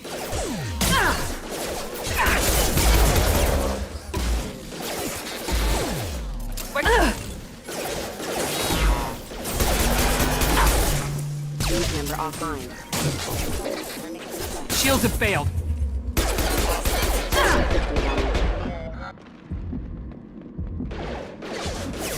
All right.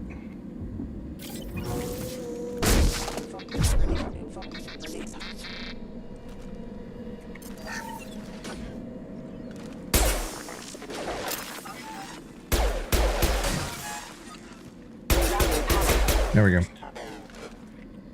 All right.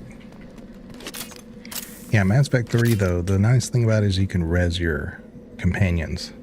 So if this was 3, I'd be able to go over here and res him and then go back to cover, and that would have gone a little bit faster. But you have to kind of take it slow in Mass Effect 2. Not as slow as Mass Effect 1 though. With you, Chef. You bet!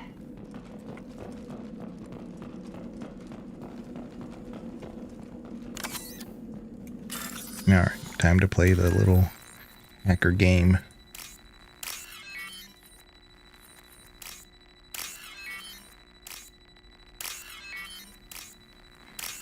All right. Yay. I'm a hacker. Right behind you. Following. Gear up.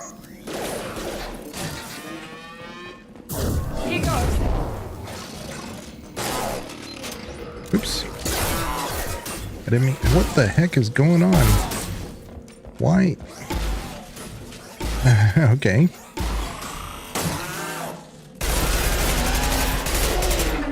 Hostile forces have engaged. All right.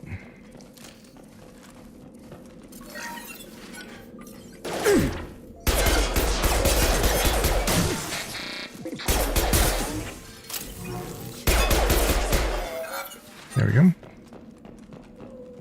Where is everybody?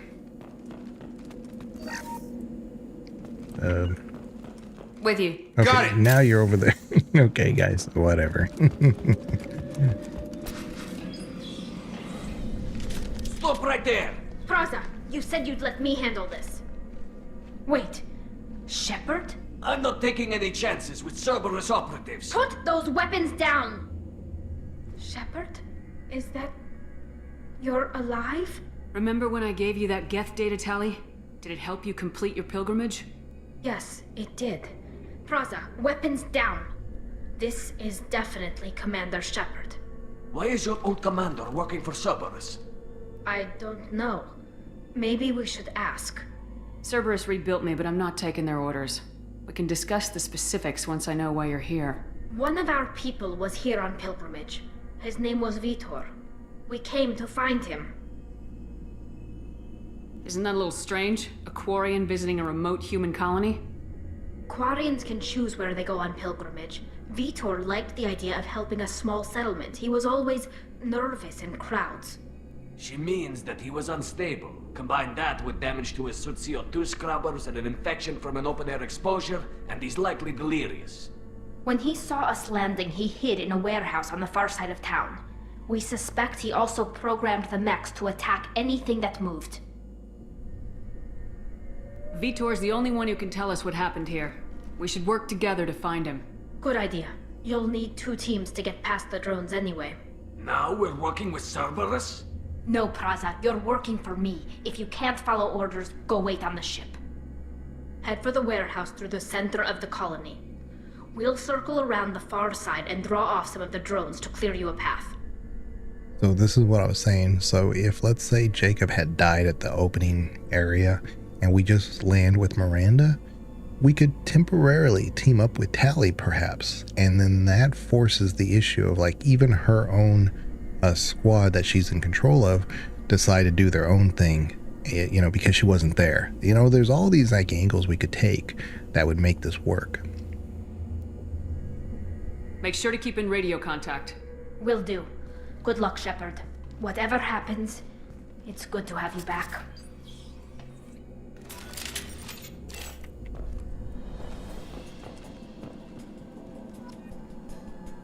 Quick save, because now we start doing the drone thing. There's a squad of security drones up ahead. Yeah. Thanks for the warning. We'll take care of them. Right behind you. With you, Shepard. We've been spotted. Here we go. Damage.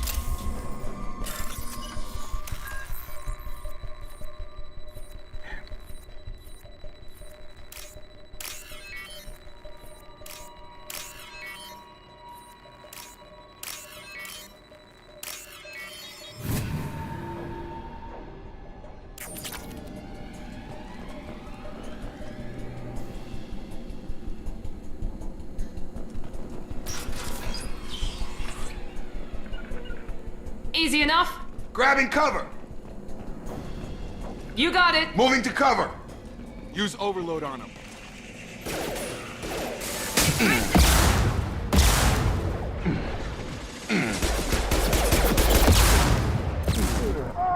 Yeah! Right behind you. There we go! There we go! You bet.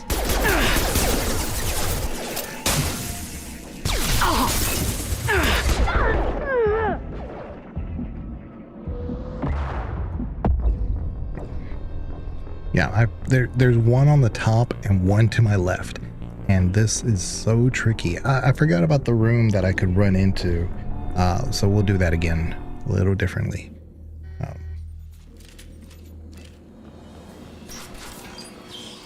That's what makes doing a no death run very difficult in Mass Effect 2. Not that it's hard, it's this. They are over leveled and you're under leveled. And so if you do this, I mean, that's really what they want you to do. They want you to use squad powers. It's just, so if we go over here, this is what I was talking about. So let's do that. Okay. And the drones do move, so, you know, it makes it where this should be doable. Following. With you. Taking cover. Perfect. Yeah, see? You just gotta be smart, and I forgot. Rushed on ahead. I told them to wait, but they wouldn't listen. They want to find Vitor and take him away before you get here. We should have expected this. Come on, we can still catch them.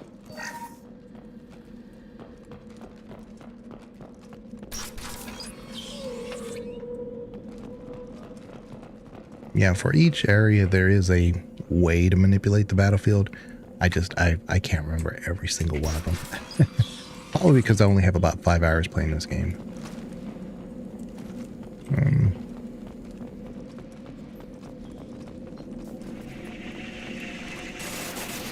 So let's use hers first. Oh, come on. Why isn't my thing working? See? Okay, there we go. All right. Have a nice trip. Okay, I'm sticky. I can't get out of cover. Be right there. Sure thing. Let's do that. See, I can't get off from cover, and then Jacob's right there. Okay, there we go. Ooh, almost got me. Target down. Okay.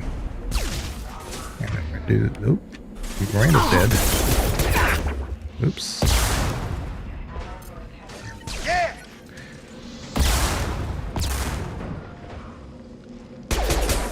There we go. Okay, let's do. There we go. Oh, come on. It's because Jacob was in my way. There we go. Hurry, Shepard. We're Okay. inside the loading docks. Vitor reprogrammed the heavy mech. It's tearing Praza's squad apart. They did want to get to Vitor first. Get your squad into cover and I'll open the loading bay doors. We'll take cover by the doors. Shepard, you take point. On it. Heading to cover. Going to ground. There we go.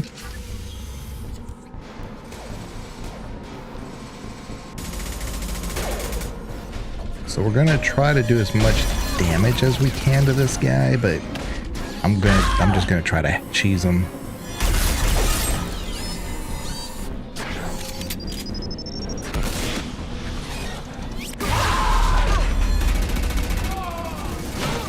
Because at this level, at this time, I mean, it's That very Max got difficult. heavy armor plating.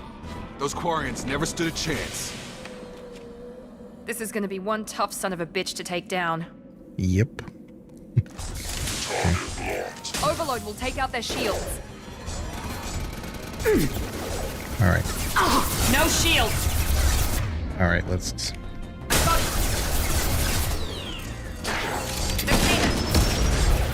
I'm here. Bypassing damaged system. Easy enough.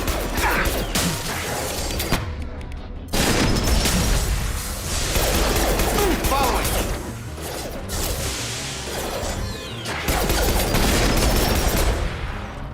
Right behind you. I'm here. And then by putting the drone out there, it usually helps to see.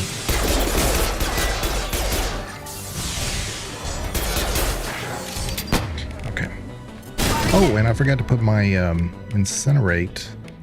What the heck is going on? Okay. Oh my goodness. What is going on? Let me put my stuff where I want to put it. Why? It's doing this weird. Gravity's one me. Okay, I'm gonna have to like. Because incinerate works really good on this.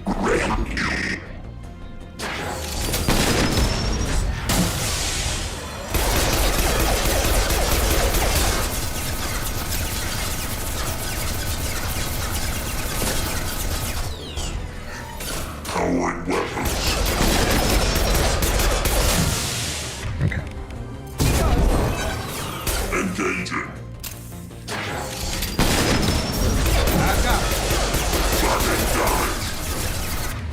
Okay.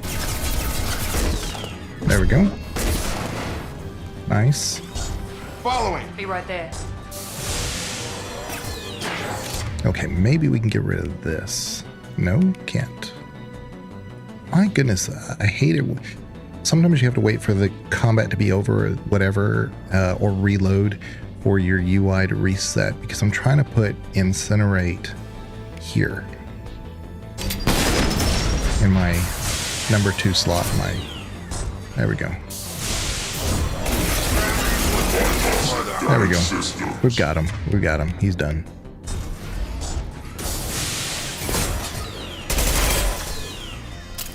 Going up. All right. There we go. On it. Be right there. Okay. Do this wall save, and then I'll do a save, and then I'll just reload real quick so that we can get our UI back. I didn't realize it wasn't going to let me do that. So, I'm a hacker. Making it.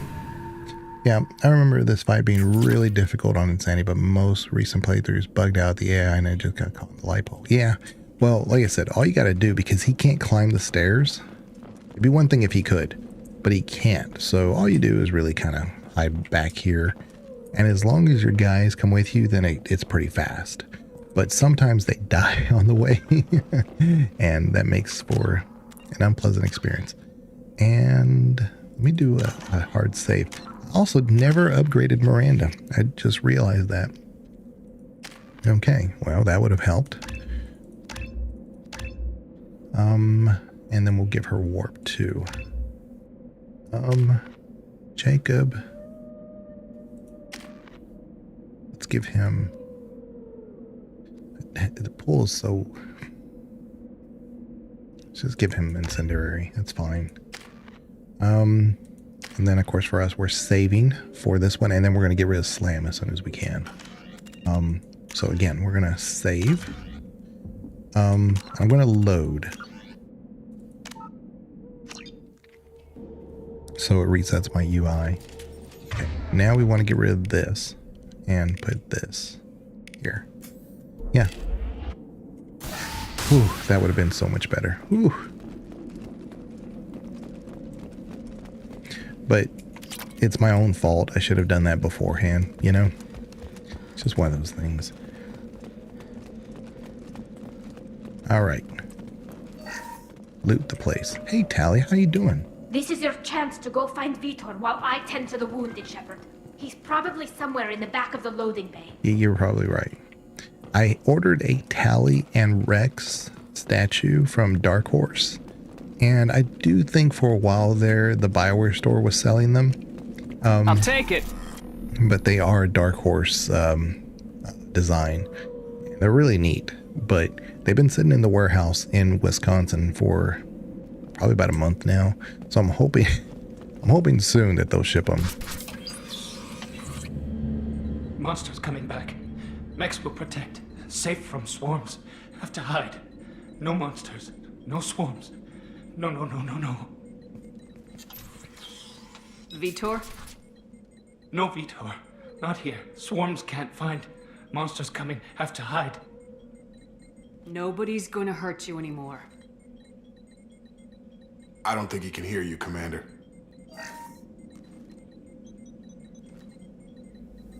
Have to hide. have to hide. Max will protect.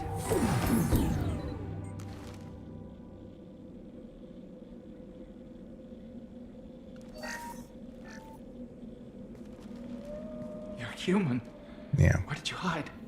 How come they didn't find you? It's my biggest criticism of Mass Effect 2 is the The QTEs. monsters. The swarms. They took everyone. Because they're dialogue only QTEs, but what I hate about it is that they don't let you hear the rest of the dialogue. So just let me hear the dialogue and then make a choice. I don't need a QTE. I really hate QTEs. They've been around forever. They serve a purpose, you know, things like Dragon's Lair. The whole game is about QTEs. That's different. This is not that type of game. They included it just to include for what reason? To keep you engaged in the story? I'm engaged. I don't need extra motivation to be engaged. Let me hear the story. I'm here for the story. So work with the ability to hear the rest of that story, you know? We're not survivors, Vitor. We just got here. You don't know. You didn't see. But I see everything. Looks like security footage. He must have pieced it together manually. What the hell is that? My god. I think it's a collector. Is that some kind of alien? They're a species from somewhere beyond the Omega-4 relay. Only a few people have ever seen one in person. They usually work through intermediaries, like slavers or hired mercenaries. If they're involved with the Reapers somehow, it could explain what happened to the colonies. The Collectors have advanced technology. They could have a weapon that disables an entire settlement at once. The Seeker swarms. No one can hide. The Seekers find you, freeze you. Then the monsters take you away.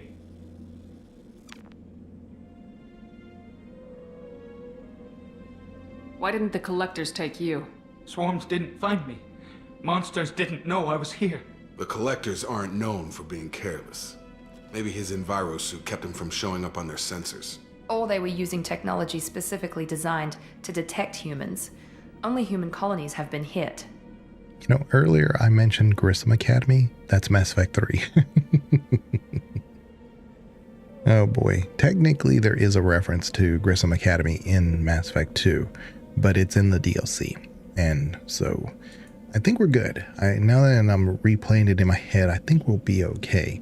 Mass Effect 3 is the one that if you go in at level 1, I know that game really well. Probably better than 1 and 2. And it is difficult at that level. Tell me more about these swarms. It's how they find you. Seeker clouds, machines like tiny insects. They go everywhere. They find you, then they sting you, freeze you. Sounds like miniature probes, maybe. Find victims, then immobilize them with a stasis field or nerve toxin. Tell me more about these swarms. It's how they find you. They go everywhere. Sounds like miniature probes, maybe. I want to know more about the collectors. Nobody knows much. They're so rare, a lot of people don't even believe they exist. More importantly, why are they David. abducting human colonists? Yeah. What are they after? Maybe the elusive man can figure it out. And he's another character that if you go into Mass Effect 3 without doing 1 or 2, he won't be around when you go to Grissom Academy. Because you do run into him again. But he won't be there. What happened next? The monsters took the people onto the ship, and then they left. The ship flew away. But they'll be back for me. No one escapes. I think that's probably all we're getting out of him, Commander. All right. We appreciate what you told us. You were very helpful. I studied them. The monsters. The swarms. I recorded them with my Omni tool. Lots of readings. Electromagnetic. Dark energy. We need to get this data to the elusive man. Grab the Quarian and call the shuttle to come pick us up. It really made you happy to see him in Grissom? What? Yeah. Vitor is injured. He needs treatment, not an interrogation. We won't hurt him. We just need to see if he knows anything else. He'll be returned unharmed. Your people tried to betray us once already. If we give him to you, we'll never get the intel we need. Praza was an idiot, and he and his men paid for it. You're welcome to take Vitor's Omnitool data, but please, just let me take him. Whatever you say, Tally. I mean, damn. I mean, it's like nobody's in the room besides Tally. So whatever Tally says, Tally gets. You don't have to take Vitor and go. We could work together, just like old times.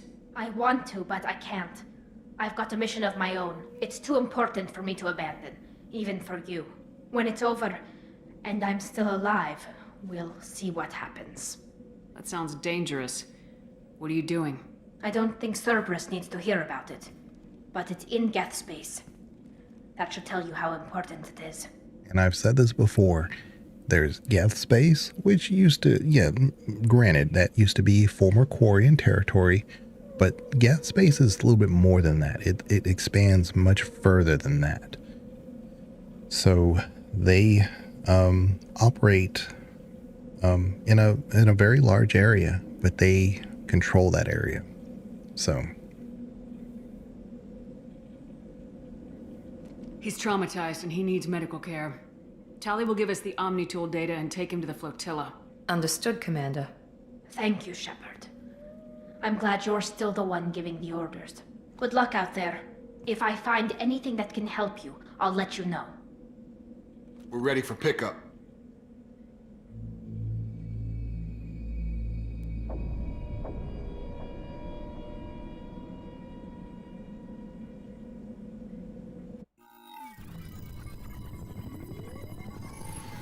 Shepard, good work on Freedom's progress.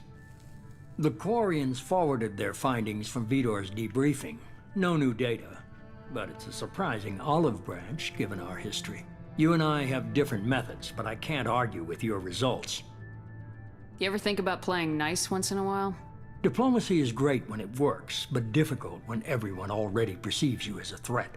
But more importantly, you confirm the Collectors are behind the abductions. Why do I get the feeling you knew about them already? I had my suspicions, but I needed proof. The Collectors are enigmatic at best. They periodically travel to the Terminus systems, looking to gather seemingly unimportant items or specimens, usually in exchange for their technology. When their transactions are complete, they disappear as quickly as they arrived, back beyond the unmapped Omega-4 relay. Until now, we've had no evidence of direct aggression by the Collectors. Why is the Omega-4 relay unmapped? What do we know about it? Only that no ship passing through it has ever returned. Our best guess is that the relay reacts differently to Collector vessels, allowing them safe passage. If they can manipulate relays, that's just further evidence of the connection with the Reapers. Any ideas on why they've shifted their focus to humans? If they're agents for the Reapers, it could be any number of reasons. Obviously, humanity played a huge role in Sovereign's destruction. That might have been enough to draw their attention. What really concerns me is why they bother abducting the colonists. Once the humans are paralyzed, why not just kill them? What are the Collectors getting from these deals? The Collectors aren't very forthcoming about their motives. Generally, they seek out species with rare genetic mutations or abnormalities. They pay slavers and merc groups exorbitant sums to obtain these specimens, and then they leave. But they've never targeted a single species before, and the previous sample sizes were in the dozens, not the tens of thousands. You're holding something back. How do you know the Reapers are involved? The patterns are there, buried in the data. The Council and the Alliance want to believe the Reaper threat died with Sovereign. You and I know better. I won't wait until the Reapers are on the march. We need to take the fight to them. If this is a war, I'll need an army, or a really good team. I've already compiled a list of soldiers, scientists, and mercenaries. You'll get dossiers on the best of them. Finding them and convincing them to work with you could be challenging, but you're a natural leader. I'll continue to track the Collectors. When they make their next appearance, I'll notify you and your team. Be ready. Keep your list. I want people I trust. The ones who helped me stop Saren and the Geth. That was 2 years ago, Commander. Most of them have moved on, or their allegiances have changed. Where's Ashley Williams? She's still with the Alliance. Promoted, I believe. Her file is surprisingly well classified. That's subtle, but he says her file is surprisingly well classified.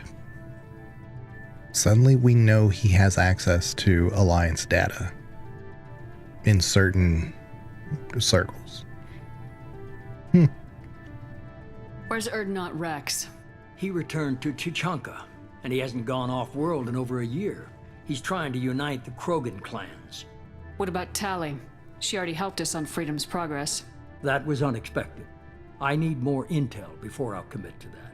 Where's Garrus Vicarian? The Turian disappeared a few months after you were declared dead. Even we haven't been able to locate him.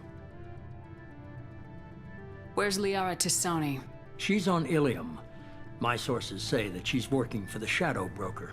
If so, she can't be trusted. So warning now, for whatever reason, I already have some difficulty remembering names. I always have. But Ilium is in a sorry world, and I can never remember that name. I don't know what it is, but Ilium is just, I'll always forget the name. So if I later in the playthrough, I refer to that as sorry planet thing. That's usually what I'm referring to as Ilium. I can never remember that. Okay, I get it. They're not available. You're a leader, Shepard. You'll get who you need. I'm still a Spectre. Maybe I can get the Council to help us out. If you think you can convince them, by all means. Just remember, you've been gone a long time. Things have changed. You worry about the Collectors. I'll make sure my team's ready. Good. 2 things before you go. First, head to Omega and find Morden Solus. He's a brilliant Solarian scientist. Our intelligence suggests he may know how to counteract the Collector's paralyzing Seeker swarms. Sounds good. And what else? I found a pilot I think you might like. I hear he's one of the best. Someone you can trust.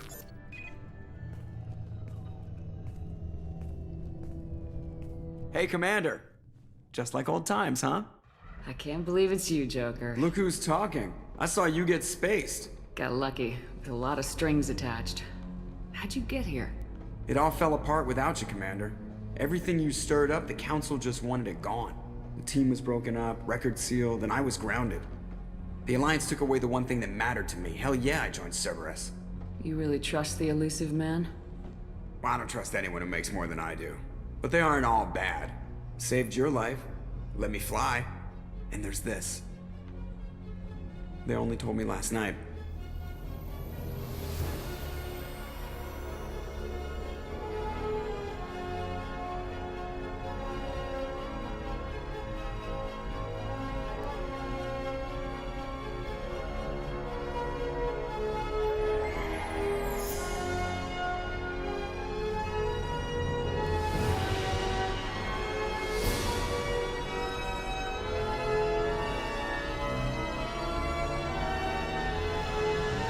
It's good to be home, huh, Commander? I guess we'll have to give her a name.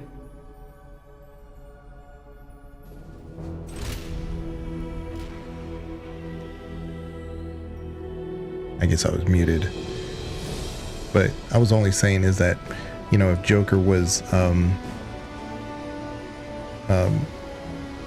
at the location here where we talked to the elusive man and Miranda, if Miranda had killed Jacob, then he could have been there. And then he could have been the shuttle pilot. He could have been giving us direction of kind of where to go when we first, where we meet Vitor and stuff. And then seeing the Normandy again with him would be more natural. That's all I was saying. But him suddenly showing up for this portion, it's a little forced. So it would have been kind of neat, like I said, instead of Jacob, if Jacob had been killed by Miranda, we had him there instead.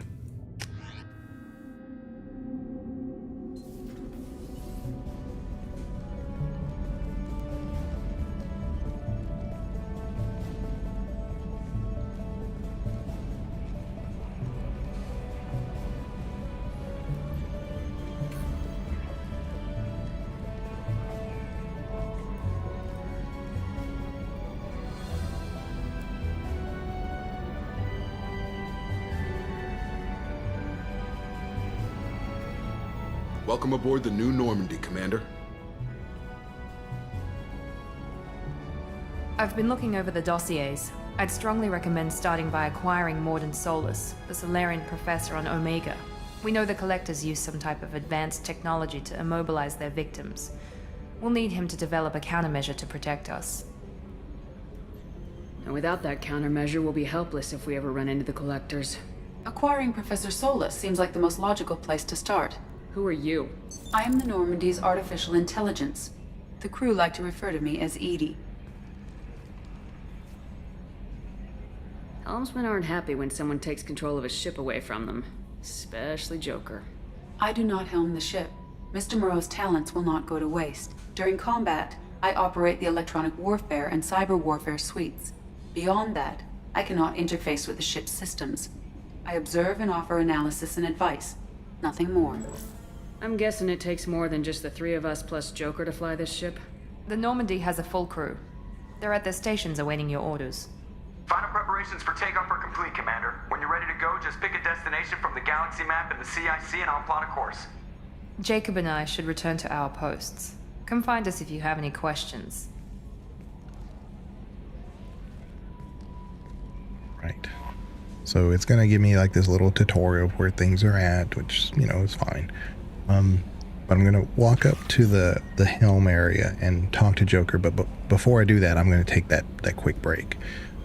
We need to just have that discussion with all the members of the crew, because again, we can get a lot of like little side missions picked up now, so that way when we go to like the Citadel and stuff, we're not backtracking. You know, everything's just done, or even on Omega, because there's a few things on Omega we can pick up. So anyway, right here, the tech lab. I need to get to the tech lab so we can get rid of the slam and choose something else. I might go with an ammo, but I'm not 100% sure. I want to see what my options are. A disruption ammo would be amazing, because you do meet a lot of mechs and stuff here at the beginning. But we'll see what we have. I'm gonna pause right here. Let's go to photo mode. Yeah, let's do that. We'll hide the UI. And then I'm going to take a quick break. Let me put on the quick break thing. And then I'm going to close this. And I will be right back. But I won't be very long. I just need to refill my drink. And I need to take like an naproxen or something. Just to help my back a little bit if I'm going to be sitting here for a long time. But yeah, I'll be right back. It won't be very long. And we'll continue this. And I'm pretty sure we'll go to Omega, and maybe we'll go ahead and do the Morden Solus quest too. We'll see how far we can go.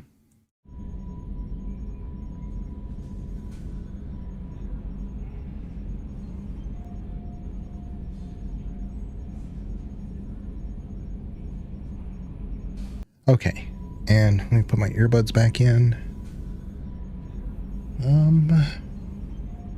Let's get into it. Try to make this as cinematic as possible. Cinematic AF.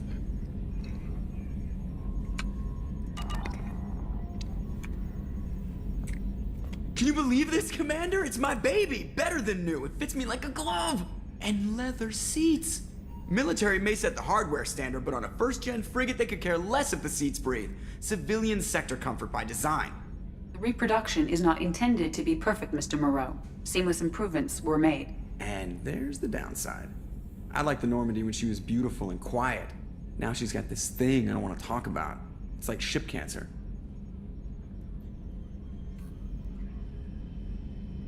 I don't trust them. We still need to move ahead, but it's all too convenient. Maybe you're right. I guess it's hard to argue when they install an AI to spy on us. We're staying though, right? I mean, the seat is real leather.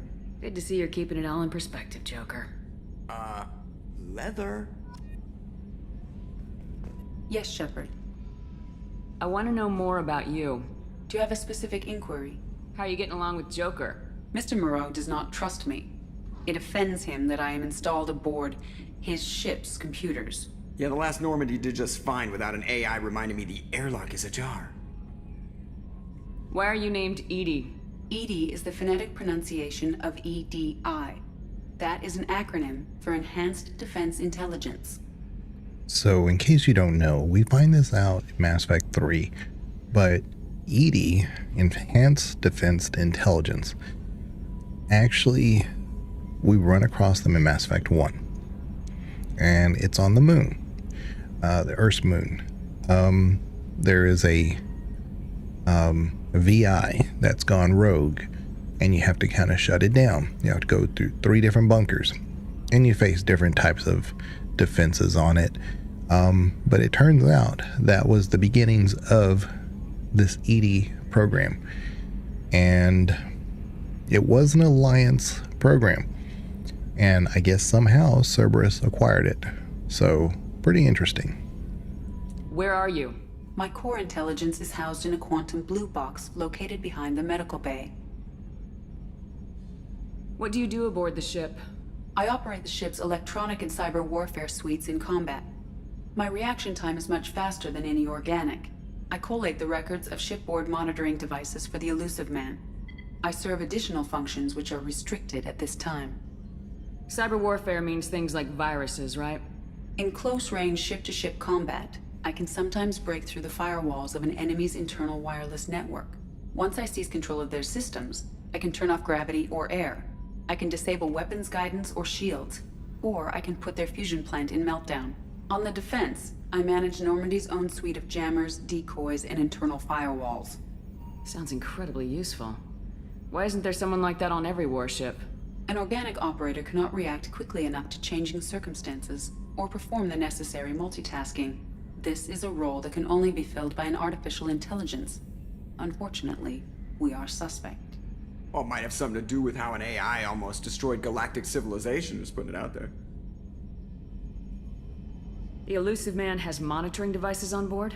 He has invested most of Cerberus's resources into the design and construction of this ship. He has an interest in monitoring our progress. Restricted functions? Like what? I do not know. Some of my databases are sealed, some of my hardware is kept offline. I assume that when certain unknown conditions are met, those functions will be released to me. Let's discuss something else. Ready. I want to know more about the people I'm working with. Much of that data is classified. Do you have a specific inquiry? What sort of resources does Cerberus have? Money, personnel, facilities? I have a block that prevents me from answering that question. What do you mean? Although I am less controlled than other AI, I am still subject to behavioral blocks and the physical isolation of my hardware. In this case, I am prevented from truthfully answering your question by Cerberus's levels of secret classification. How is Cerberus organized? Aside from the Elusive Man, I don't see much chain of command. Cerberus is organized into task-oriented cells. Each operates in isolation. Members from one cell cannot recognize the members of another. Each cell's agents are led by a single operator.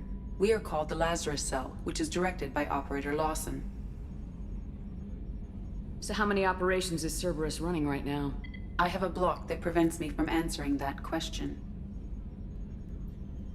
How did Cerberus replicate the most advanced warship in the Alliance Navy without anyone knowing? I have a block that prevents me from answering that question. Let's discuss something else. Ready. What's this area of the ship? This is the bridge, where the navigator plots our FTL vectors, and the helmsman maneuvers the ship. Yeah, sitting right here, thanks. That's all for now. Logging you out, Shepard. Okay, so there should be little things here and there that Upgrades are messing with our inertial skew, compensating. So closing the thing prevents him from seeing, but there wasn't much to see. So, but yeah, there should be like little things here and there. Some lava lamps, maybe Christmas lights for ambience. What do you think? But they just add to our codex. But it is XP, and you know me, I really need to work on that XP stuff. So.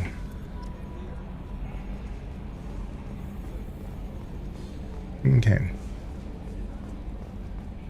And then chambers, oh man, I need to get in there though. I'm Yeoman Kelly Chambers. I've been assigned as your administrative assistant. I'll manage your messages and help you monitor the crew. And I must say, it's such an honor to work under you, Commander Shepard. But yeah, we may, if I remember right, yeah, we may not be able to go in there until we have Morden, so. I'm glad to have you on the team, Ms. Chambers. Please, call me Kelly. Okay, Kelly. Anything else? Do you have a moment to talk? I always have time for you, Commander. What are your responsibilities? I'll keep you notified of any messages or appointments you might have. If any of the crew has important business to discuss, I'll make sure you know. Isn't that the type of task better suited for a VI?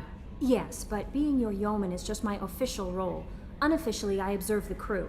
Everyone knows how risky our mission is. Many of us may not be coming back. That's a lot of pressure. I have a degree in psychology.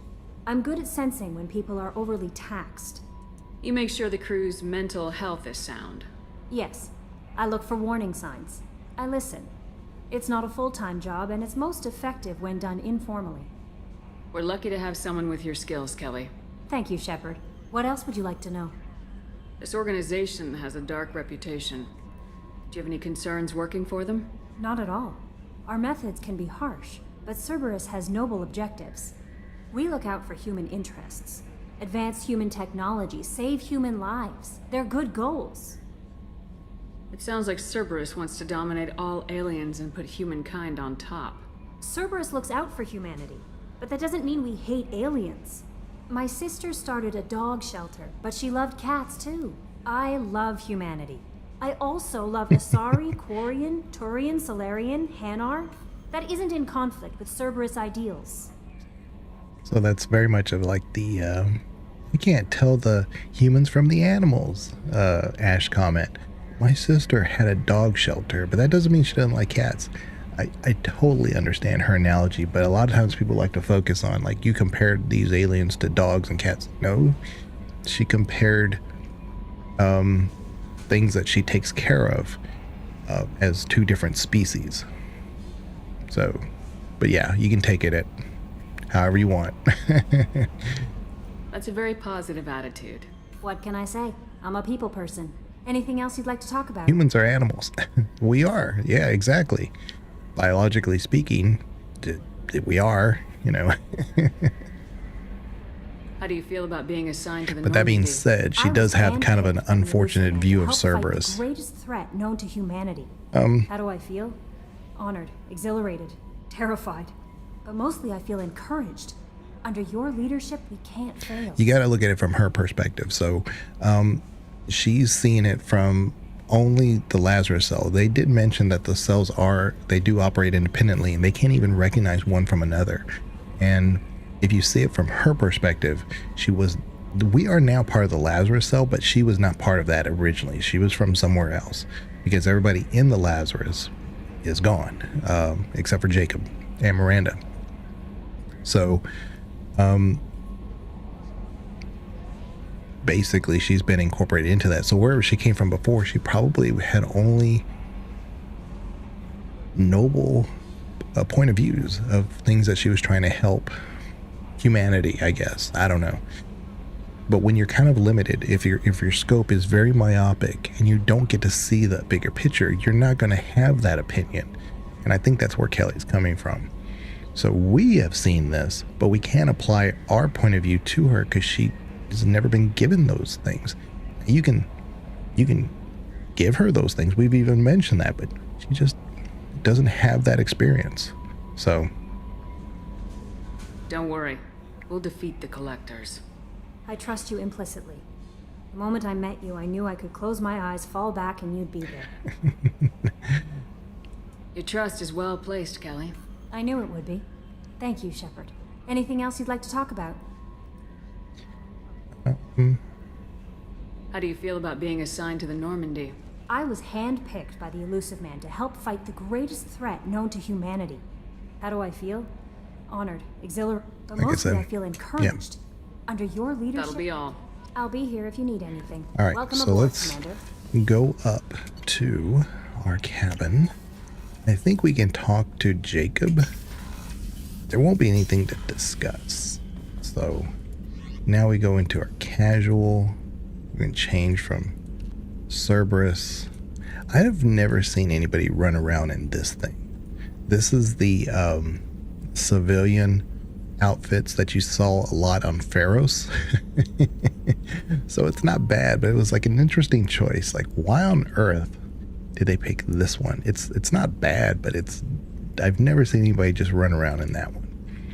So we'll go with our default look here. I think I'll change our thing to what I was looking at before with the dark gray. Just because we're not an infiltrator doesn't mean that we can't, get that look. Okay. Crew's quarters. That's Miranda. Let's start from the bottom. It's not for the sweats. I would have chosen that one. Yeah.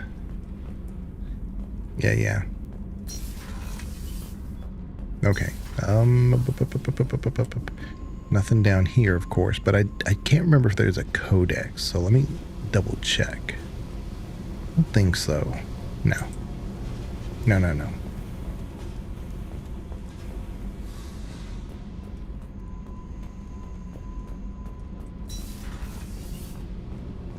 Okay, so let's get our codex, which I believe is... it's not here. Because you talked to Edie, but I'm pretty sure that the codex was right here. Maybe it unlocks later. Maybe once we get Tally or something. You came all the way down here to see us? You're speaking to our commanding officer. I'm touring the ship, getting to know my crew. I'm Engineer Ken Donnelly, handling the power control systems. This is Gabby. That's Engineer Gabriella Daniels, actually. I'm responsible for the propulsion systems. What can we do for you, Commander? Where'd you receive your training? Both Gabby and I started in the Alliance, serving on the SSV Perugia. She flew in the first wave at the Battle of the Citadel. We saw Sovereign firsthand. Why did you leave the Perugia? After you died, Anderson lost political clout. The Council backslid on the Reaper menace. They discounted Sovereign as an isolated threat, as a single... Which was bullshit. They said your warnings of a greater danger were mistaken or delusional. We lost respect for Alliance leadership. We need to fight the real enemy, and only Cerberus seem to be doing that. So the connective issue there is if Engineer Daniels had said, but the Alliance became more, because we're part of the Council now, the Alliance became more of a hand of the Council, and since the Council had negated much of what we said, then they found that to be not in alignment with their values as Alliance soldiers, and that's why they left. That's kind of what they should have said. They didn't say that, though. They just simply said, oh, they didn't believe you, Shepard, and so we just kind of left them because of that. They're still Alliance, They're still Alliance first, so it's that whole... You're not given the real good reason why they just left and went to Cerberus, of all places. Like I said, if they had said, hey, look, Anderson had lost some clout, which he did, and because now the Alliance was more of the right hand of, well, not the right hand, but an extension of the Council, we don't believe that that's the direction that the Alliance should be taking now, because they don't believe that the real threat is out there. That's why we joined Cerberus. That suddenly makes more sense, but they didn't do that. How did you wind up with Cerberus, Ken? Once you were gone, the Alliance brass descended like vultures, tearing apart everything you'd said. I was very public with my defense for you. I didn't hold back. That's an understatement. If Kenneth wasn't such a talented engineer, they'd have court-martialed him for insubordination. But it got me noticed by the elusive man. He made an offer, and here I am. So why did you join, Gabby? Kenneth and I have been partners in crime since we graduated from Tech Academy. When he got the Cerberus offer, I insisted that it include me. They'd fall apart without me. Thanks, Mum. Also, I love engines, and the Normandy is state-of-the-art. When I got the opportunity to work on her, I had to jump. See, that is starting to make a lot more sense. You see what I'm saying? But her initial statement doesn't make sense. What do you think about Cerberus? Actually, we don't know much about the organization other than the Normandy team. We know our mission and who's in charge. We're off to kick the collectors right in their daddy bags. That's enough for me. Are you set up okay down here? We can't complain. I just wish it didn't take so long to calibrate the FBA arrays. Kenneth, you're complaining. What kind of problems are you having? When they upgraded the Normandy design, they got a bit sloppy with the FBA couplings. I won't bore you with the tech, but there is an array of attenuators in the primary power transfer system that channels the field bleed. Kenneth, you're boring the commander with tech. In short, if we had T6 FBA couplings installed, it'd save us a lot of maintenance time each day. Why isn't something like that already installed? It's probably just a design oversight. Efficiency isn't affected, it's a maintenance issue. Also, the T6 model can be hard to find. Nash and Stellar Dynamics discontinued them. We could probably find used ones in the Omega markets, but we have no time for shore leave. Carry on. Will do, Commander. Alright. So now... I'm amazed Shepard came down to see us. I told you she would. Alright, so we come back later and deal with them. Because if we go too soon, we don't have the Paragon level. I think it's a Paragon check. Alright, so now, and holy cow. I want to talk to... Rise again. Come on, Rupert.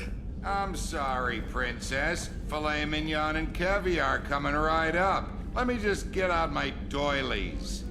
That'd be real nice, Mr. Gardner.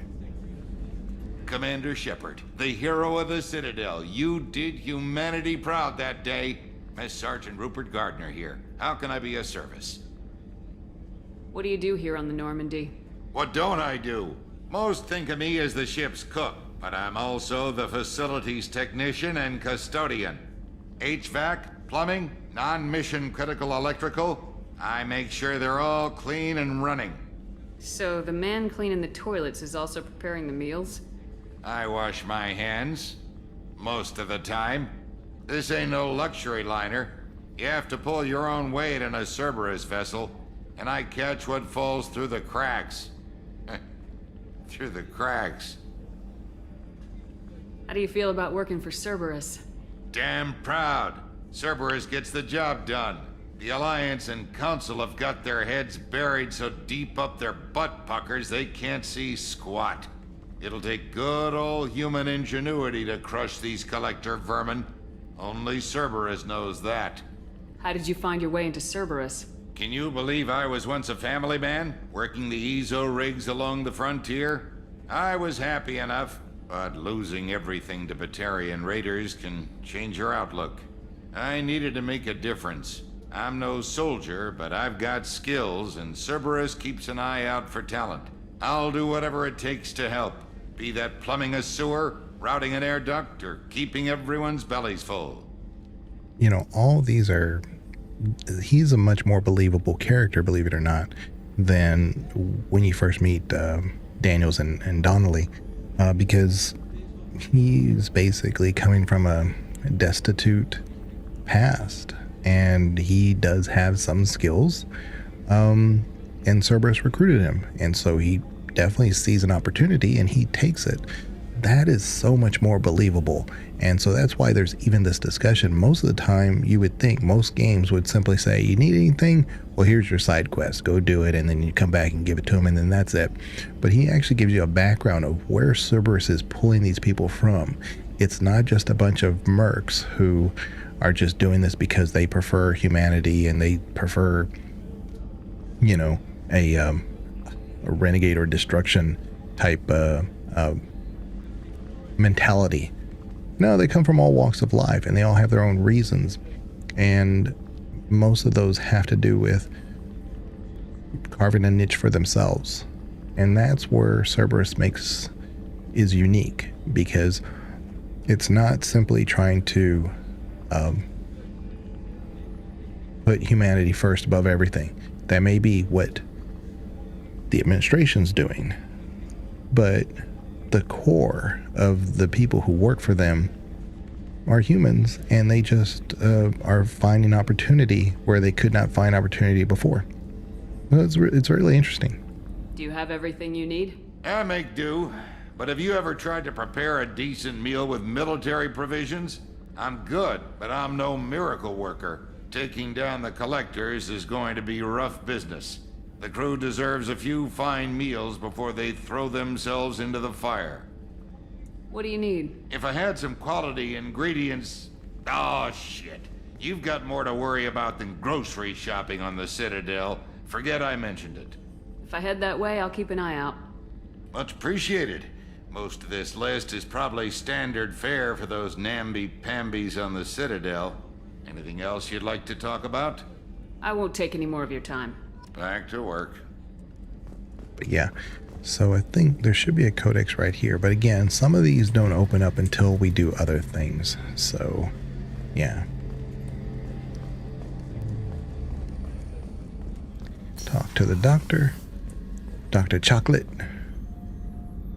I still really do prefer the other one. AI core, which we can't go in and we can't do anymore. Hours right here, so let's talk to Dr. Chocolate. Commander Shepard, I watched the Normandy crumble with you on board. It's good to see you alive. Nice to see a familiar face, Doctor. I feel the same. I wish more of the original crew could be here. The kind of trauma you endured would have changed most people. But not you, I see. Welcome back, Shepard. And this would have been a perfect situation to bring Dr. Michelle in instead of Dr. Chakwas. Dr. Chakwas is beloved, and I have nothing against her whatsoever. But from a story standpoint, from a lore standpoint, it almost makes more sense to bring Dr. Michelle in, because Michelle really wasn't part of the Alliance or anything like that, so she is independent. And so for Cerberus to see that and say, you know what, you've been, you've had a lot of hard times on the Citadel. They don't treat you fairly. They're trying to push on you, and now Shepard's gone. So if you had any kind of protection or promise of protection, that's gone. And so now she's joined Cerberus, and now you're welcome. You're reunited with Shepard too. Makes so much sense to bring Dr. Michelle. And then in Mass Effect 3, maybe you get a choice at that point. Do you want to bring Dr. Chakwas or Dr. Michelle? Because they're both in the hospital there. That would have been great. Now you get to choose. Maybe there would even be a possibility of bringing in both somehow. That would have been great. Doctor, you've been with the Alliance for years. Why leave now? After the Normandy was lost, the surviving crew was reassigned. I was stationed at the Mars Naval Medical Center, a very respectable position, but it wasn't on a starship. Colonial military life isn't for you? I've spent most of my life on warships, never knowing what the next mission might bring. I'm used to the hum of engines, the creaking of bulkheads, that subtle vertigo when the momentum dampeners kick in. Life planetside is just too static, too boring. You're not the Cerberus type, Doctor. I don't work for Cerberus. I work for you. On a mission that may be crucial to the survival of the human race. I have faith that your dealings with Cerberus will be ethical. I trust you, Commander. There's a very good chance this mission will be a one-way trip. Are you prepared for that? I've been through the reclaiming of Shanxi, the Skillian Blitz. We survived the Battle of the Citadel and the destruction of the Normandy together. I've lived a full life. No regrets. I'd like to make sure the crew gets the same opportunity. That'd be funny if she, unzipped a little bit and had that tattoo, no regrets.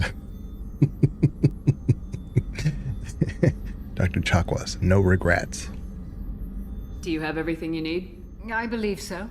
This medical bay seems very much like the sick bay on the original Normandy. Only thing missing are my private reserves. I even had a bottle of Ceres Ice brandy that I was saving for a special occasion. I'll keep an eye out for a replacement bottle. Oh, you needn't. It's expensive, and we have much larger concerns ahead. I'll see you later, Doctor. Commander.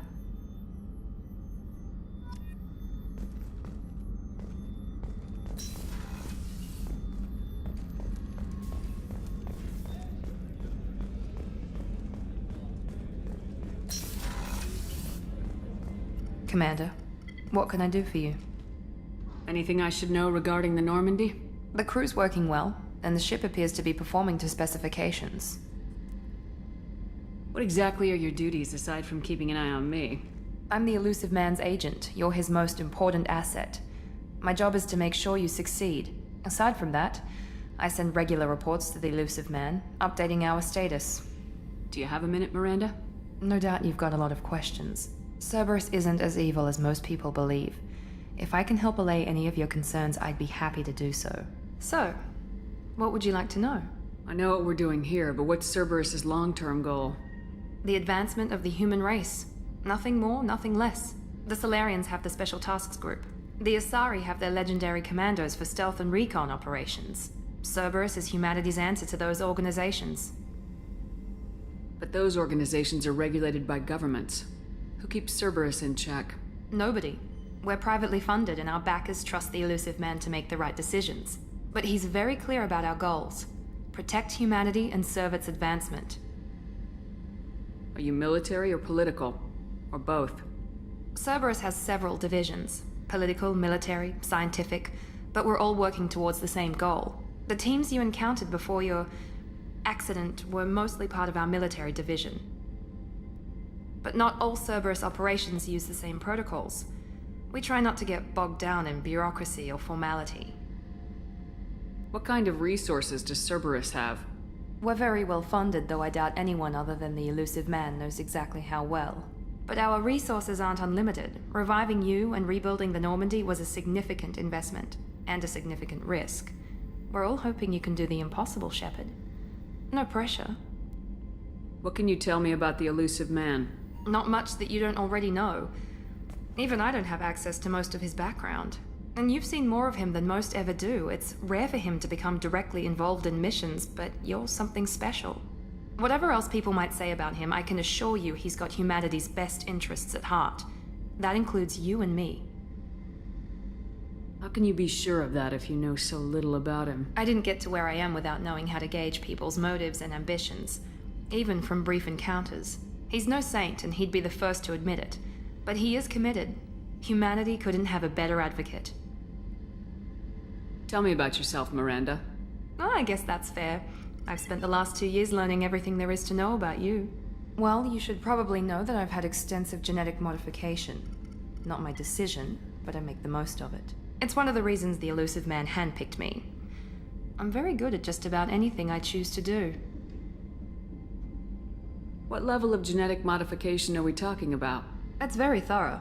Physically, I'm superior in many ways. I heal quickly, and I'll likely live half again as long as the average human. My biotic abilities are also very advanced. For a human. Add to that some of the best training and education money can buy, and, well, it's pretty impressive, really. You certainly don't lack for confidence. It's just a fact. My reflexes, my strength, even my looks, they're all designed to give me an edge. No point in hiding from it. It's the reason I'm trusted to oversee the most dangerous, risky, and technically demanding operations Cerberus undertakes. And it's why I was assigned to you. It's my job to make sure you succeed, Shepard. Thanks for the information, Miranda. I'll talk to you later. Of course, Commander. Whatever you need. So I think that's it. I don't think there's anything else that we need to do before we go to Omega and start, doing some missions. We do need to get Morden. The game is clearly directing us that way. We could talk to Jacob, I think. Yeah. Why? I don't know. Let me look at the, hold up. Loadout. I use the arc projector 100% of the time. I rarely use anything else. There is one side mission where actually the what is it called, the Blackthorn? Anyway, it's kind of like the nuke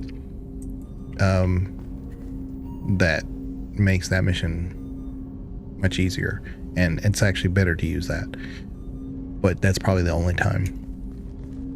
Commander, There hasn't been time to really settle in and take stock. I want to say that working with you is a great opportunity to do something that matters. It's a privilege to serve on the Normandy, Commander. You may change your tune if we end up like the original Normandy. Maybe. As long as the elusive man walks his talk, and you do the same, I'll do my best to make sure we succeed. That's been the condition for my service so far. I have issues with certain actions Cerberus has taken in the past. And see, he says that, but it doesn't really change what he chooses to do. Yeah, I mean, like I said, there's so many reasons to want to like Jacob, but it never pans out. There's no reason to hate him either. He is strictly a neutral character, just almost doesn't need to be there. What has Cerberus done to make you nervous? A lot. They've been called terrorists, and with good reason. Doubt you can find a more checkered past. So he knows but if this. the collector threat is real, and we do something about it, Cerberus will be remembered differently. Or we'll all be tried and executed. Can't count on people thinking about it as hard as I have. It's good to hear a clear opinion. Sounds like we're two of a kind. That honors me more than you, Commander. Let me know if you need anything. Alright. So we got some Paragon out of that. That was at least something, you know? I like how you can see the core from here. It's just neat. At least it gives you a sense of a structure that's, you know, has some harmony to it. Yeah, so this is where your heavy weapons would go right there. And, you know, your other weapons are over here. But, man, I really wish I could use this Lancer right here.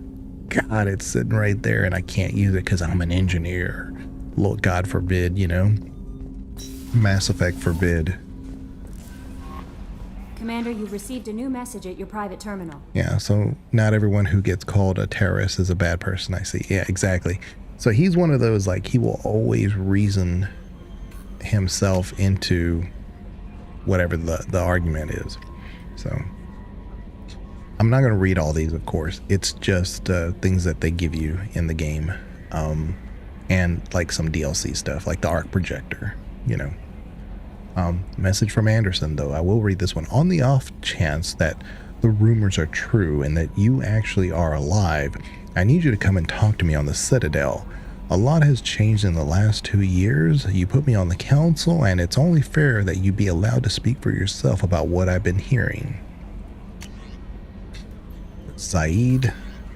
Lost contact with the survey ship. We're not going to do that one. Normandy crash site. That one's a great one just for some XP. Maybe we'll do that. I don't know. Overlord, arc projector, Kasumi Goto. And we get 100,000 credits. We had almost 1 million, but they only give us 100,000, which is still better than nothing. I'm not complaining, but man, what happened to our money? You know? So one thing I haven't done at this point is I haven't actually gone back to the Citadel first. I usually always go to Omega. Maybe we should go to the Citadel, huh?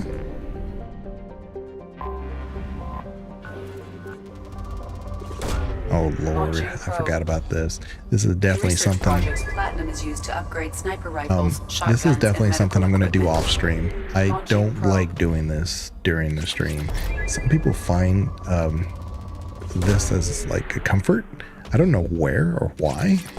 But hey, to each their own. But I can't stand doing this.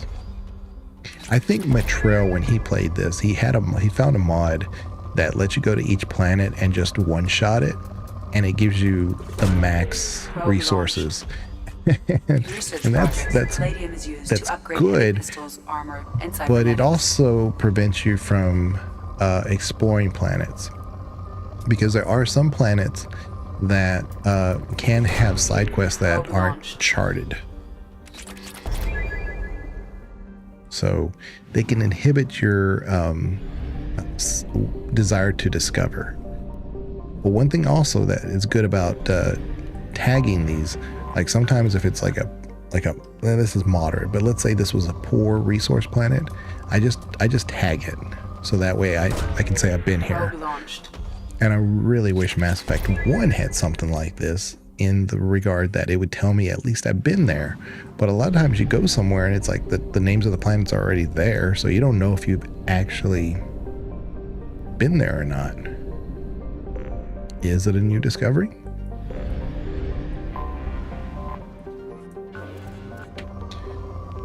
Once again, Mass Effect 3 does it better because it kind of tells you like the percentage, what all you've done, and you don't have to like do all these resource finds, and I don't know, it's just better. Maybe we will do the Citadel real quick first, because it would, I haven't done Kasumi. I haven't brought Kasumi with me to do the Morden quest before, and that could make that real simple. If we had Zaid and Kasumi, that might make that faster actually.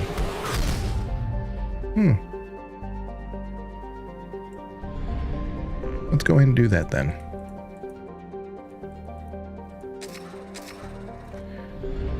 Alright. Let's go see Anderson and just pick up some of those things that we could have done. Like, I think the meals that the cook wants.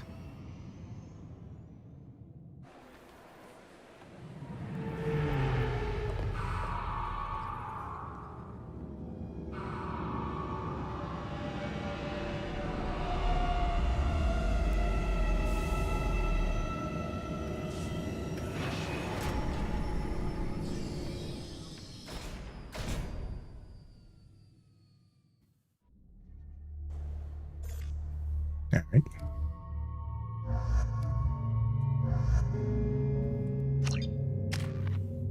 Okay, so now we have this, and yeah, we're good. Miranda, I thought I upgraded her already. Warp, Jacob.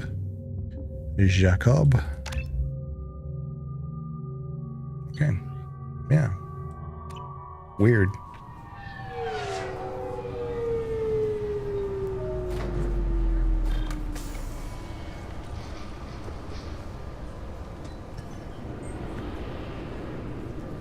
Commander Shepard, enter the password and receive a free gift.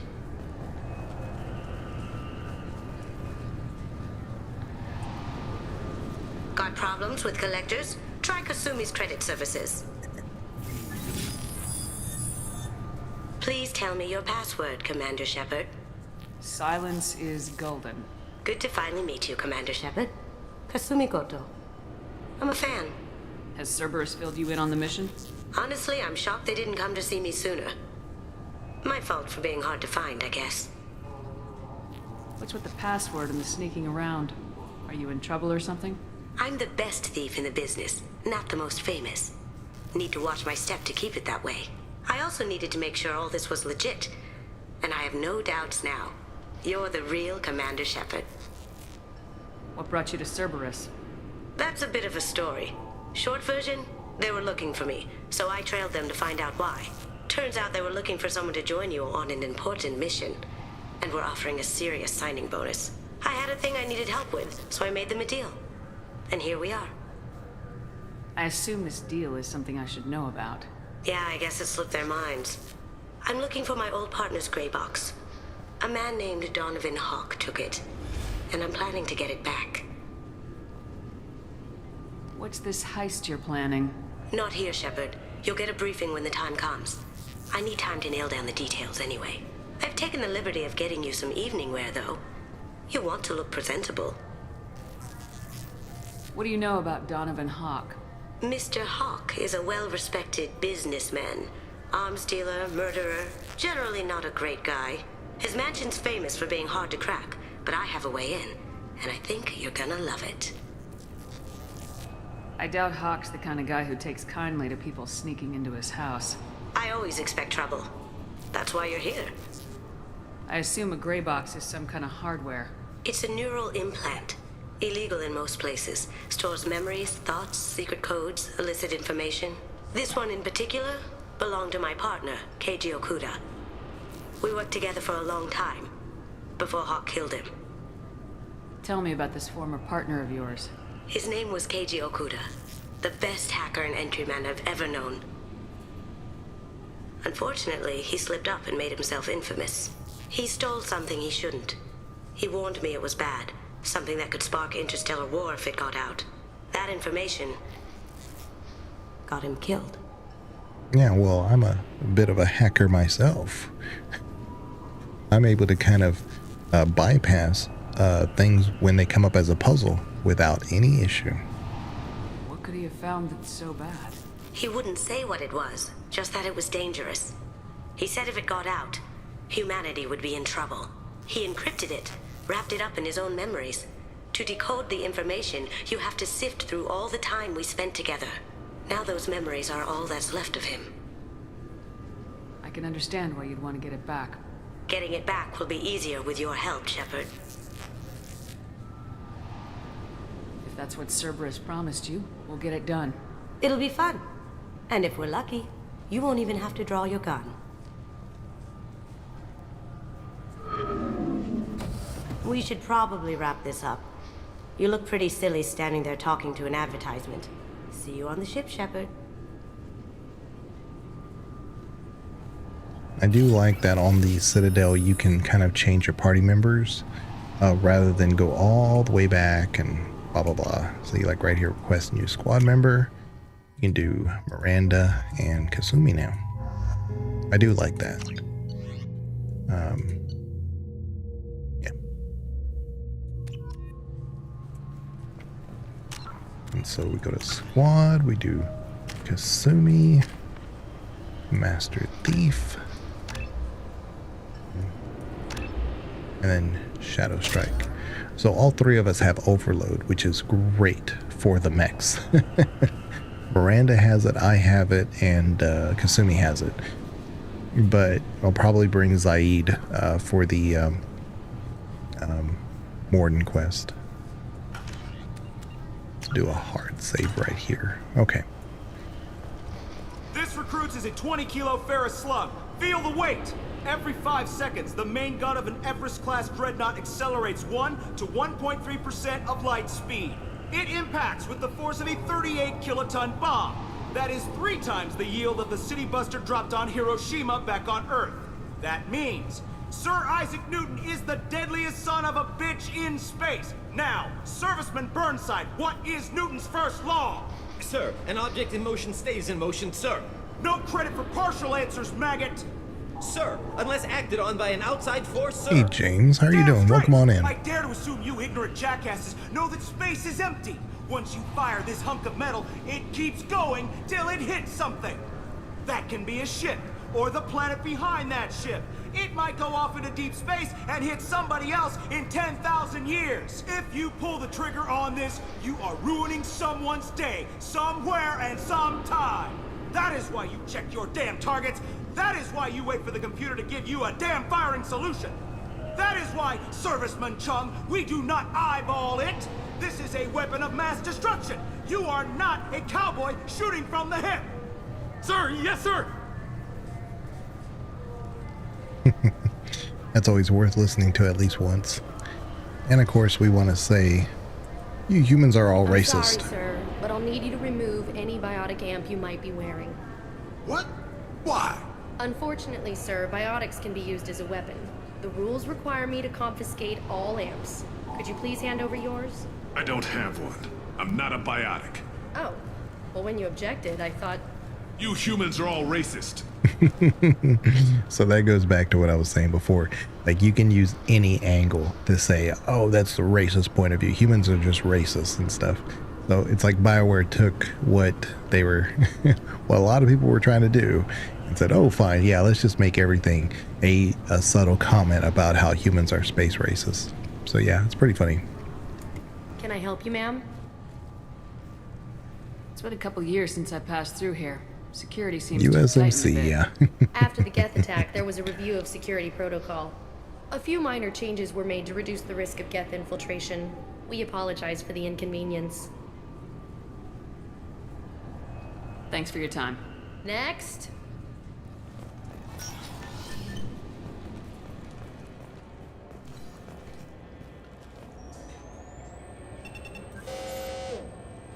Obviously, security has tightened since you were last here.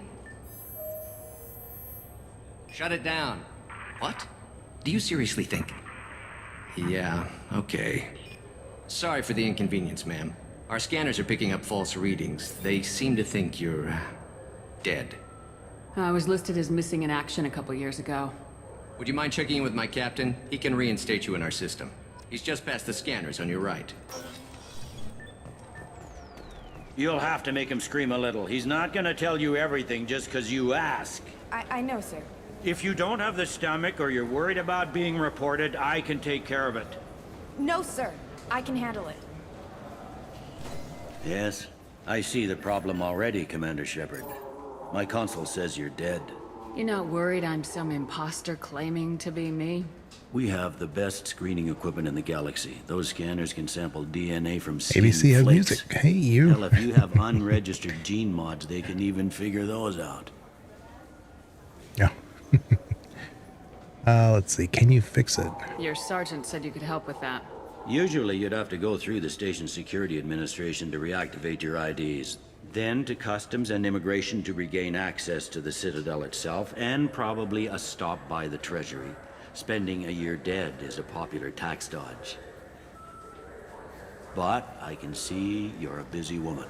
So how about I just press this button right here, and we call it done? Couldn't one of us or both of us get into trouble for that? There's no way to fool the DNA scanners in that tunnel. You're you.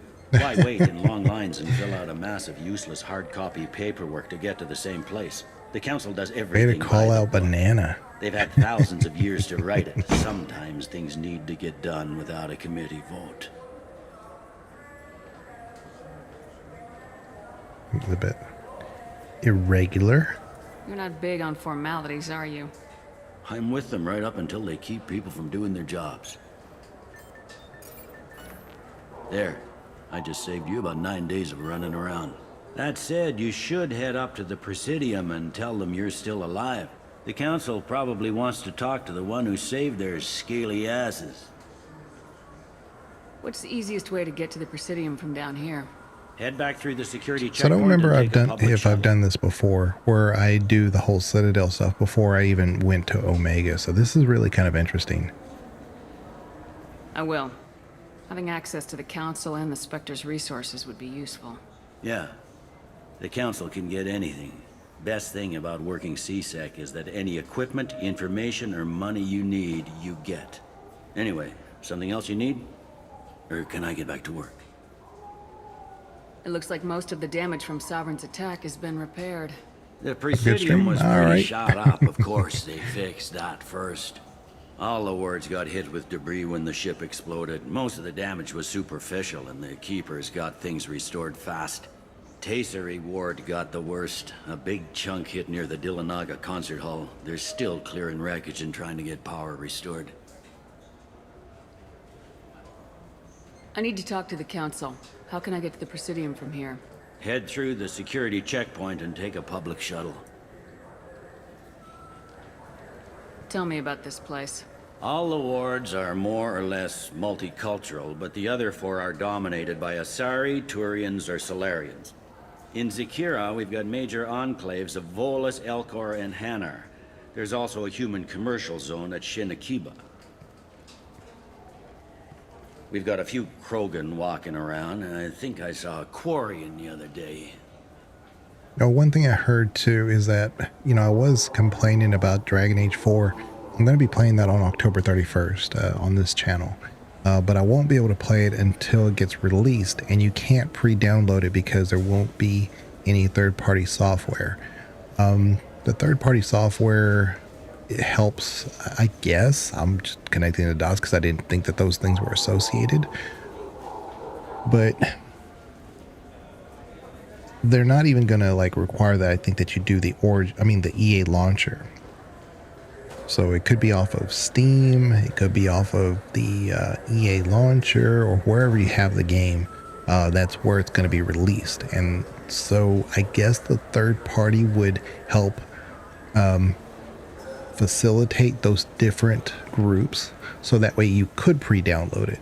But no, they're not going to have any third-party software whatsoever, so you can't pre-download it. In fact, it's going to be an offline. They're going to have an offline option, I think. I don't know why you'd want an online option, but it's nice that they even give you that option in this game, because it's not required to be online in order to play the game, a single-player game. I've never understood that. I've never liked that. I hate it. A lot of times, like Diablo, for instance, is the classic example of that. Does not need to be. Diablo 2 does not need to be an online game, but yet you have to be online in order to connect to it, in order for you to access some features that you may or may not even want. But yeah, Dragon Age 4 will not have any of those. So I cannot pre-download it. So it's very possible I'm going to, I usually go midnight to midnight when I do a stream on Halloween. But what I may do is that when it gets released, it'll be 11 o'clock a.m. my time. I will download it and fire it up, make sure it works, and then make sure everything is coded in OBS just fine, because I have to say that this game has this type of file, so that way only the game sounds go through that channel. And I want to make sure everything works, and then I'll fire up the stream. So look to around noon for a Dragon Age 4 stream. So anyway, I was just throwing that out there in case anybody was, because I knew a lot of people knew that I was going to be doing that on Halloween. So I overheard your conversation. Make him scream a little? This isn't a Presidium. All they have to worry about are protesters outside their free speech zones or someone's poodle crapping on the grass. Down here, we have drugs, organized crime, and murder. Policing a ward is like policing New York City. Sometimes you have to work outside the Council's rulebook. Last time I was here, there were no human captains in CSEC. The CSEC took a lot of casualties when the Geth boarded the Presidium. The Special Response Division was hard hit. They stopped turning their noses up at human resumes. They needed bodies in uniform, and we had the most experienced bodies. I think that's it. So I should be going. You need anything else, let me know. Okay. I mean, Bailey's a good guy. He really is, but he doesn't always give you the best first impression. All right, let's get these supplies. I hear this is the best place for food on Zakera Ward. You heard wrong. This is the best place for food on the whole damn Citadel. They say that, but look at this place. I mean, it's nothing to write home about. Let's get that. I'm not going to get the novel. It's fine. I mean, they show up in your cabin. This guy's just standing still for some reason. All right, let's F5. And then we're going to go here. Hey, Delia Sanasi. Good day, my friends. Welcome to the Citadel. I'd like to buy something. My apologies. I do not make sales. I'm here to answer questions and process returns and exchanges. To make a purchase, browse our electronic catalog over there. These stores are owned by the Citadel, right? That's correct. Citadel souvenirs outlets are owned by the council government. The profits generated by sales are used to maintain the station. We offer an assortment of decorations suitable for display in your personal quarters. Since these stores are owned by the council, do government employees get a discount? Yes, in fact. What's your position? I'm a former Spectre. My goodness. I didn't know Spectres quit. I don't believe you qualify for a discount, though. How about if I throw in an endorsement from the woman who defeated Saren? You are Shepard?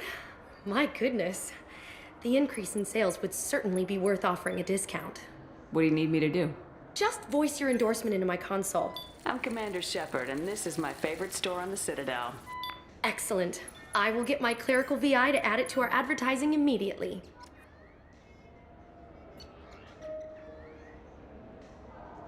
Space hamster. So we have to get this, right? It's not a question. All right, and then we need our models. That's the Normandy model, and this is the Destiny Ascension model. I don't typically do the fish in Mass Effect 2. Mass Effect 3 I will, because you get the aquarium regulator. I forget what it's called, the VI6 or something, and it helps to basically it keeps your fish on autopilot. It feeds them, all regulates the temperature. They don't die. So I heard that those lakes up on the Presidium are filled with fish. No, they're not. Have you ever been up there? No. CSEC won't let me. They say I'm a risk. They think every Krogan is dangerous. Damn Turians. We should kill them all.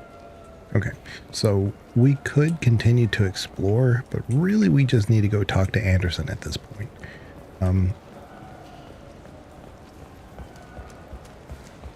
Let's see, making sure I don't need to do anything over here.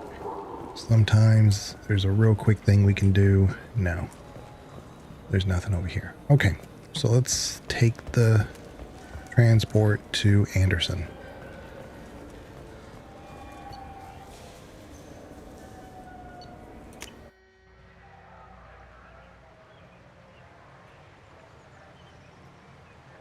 This meeting would be more productive if Udina was to join us. My advisor is unavailable. As counselor, I represent the voice of humanity and the Alliance. Shepard will be here and... Oh, Commander. We were just talking about you. It's been a long time, Anderson.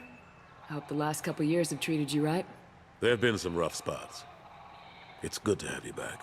We've heard many rumors surrounding your unexpected return. Some of them are unsettling. We called this meeting so you could explain your actions, Shepard. We owe you that much. After all, you saved our lives in the battle against Saren and his Geth. Saren wasn't the one commanding the Geth. It was the Reaper Sovereign. Ah yes, Reapers. The immortal race of sentient starships allegedly waiting in dark space. We have dismissed that claim. Shepard, no one else encountered the hologram on Ilos that told you the truth about the Reapers. Only you and your crew ever spoke with Sovereign. I believe you. But without evidence from another source, the others think Saren was behind the Geth attacks. And that's why, like, saving the Council I have no problems with, but I really wish you could save the Asari and the Solarian. And somehow something happens to the Turian. Now, would the Turians still be hostile? Yes, but I wish that was an option.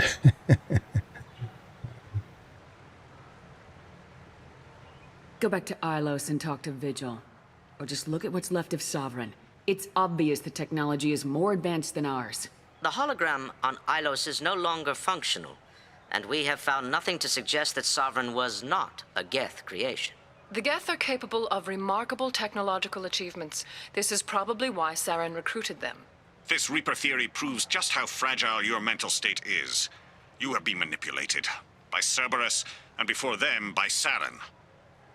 Saren was an organic. The Geth would never accept him as their leader. They only followed him because he was Sovereign's agent. Saren was a compelling and charismatic individual. He convinced the Geth the Reapers were real, just as he convinced you. It was part of his plan to attack the Citadel. The Reapers are just a myth, one you insist on perpetuating. We believe that you believe it, but that doesn't make it true. I guess I'm on my own. Again. We are in a difficult position, Shepard. You are working for Cerberus, an avowed enemy of the Council. This is treason, a capital offense. That's too far. Shepard is a hero. I'm on this council too, and I won't let this whitewash continue. Maybe there is a compromise. Not a public acknowledgement given your ties, but something to show peripheral support. Shepard, if you keep a low profile and restrict your operations to the Terminus systems, the Council is willing to offer you reinstatement as a Spectre. What does that mean? Will I need to start filing reports? That won't be necessary. This is a show of good faith on our part. We cannot become involved in an investigation regarding the missing colonies in the Terminus systems, but Spectre reinstatement shows our support of you personally.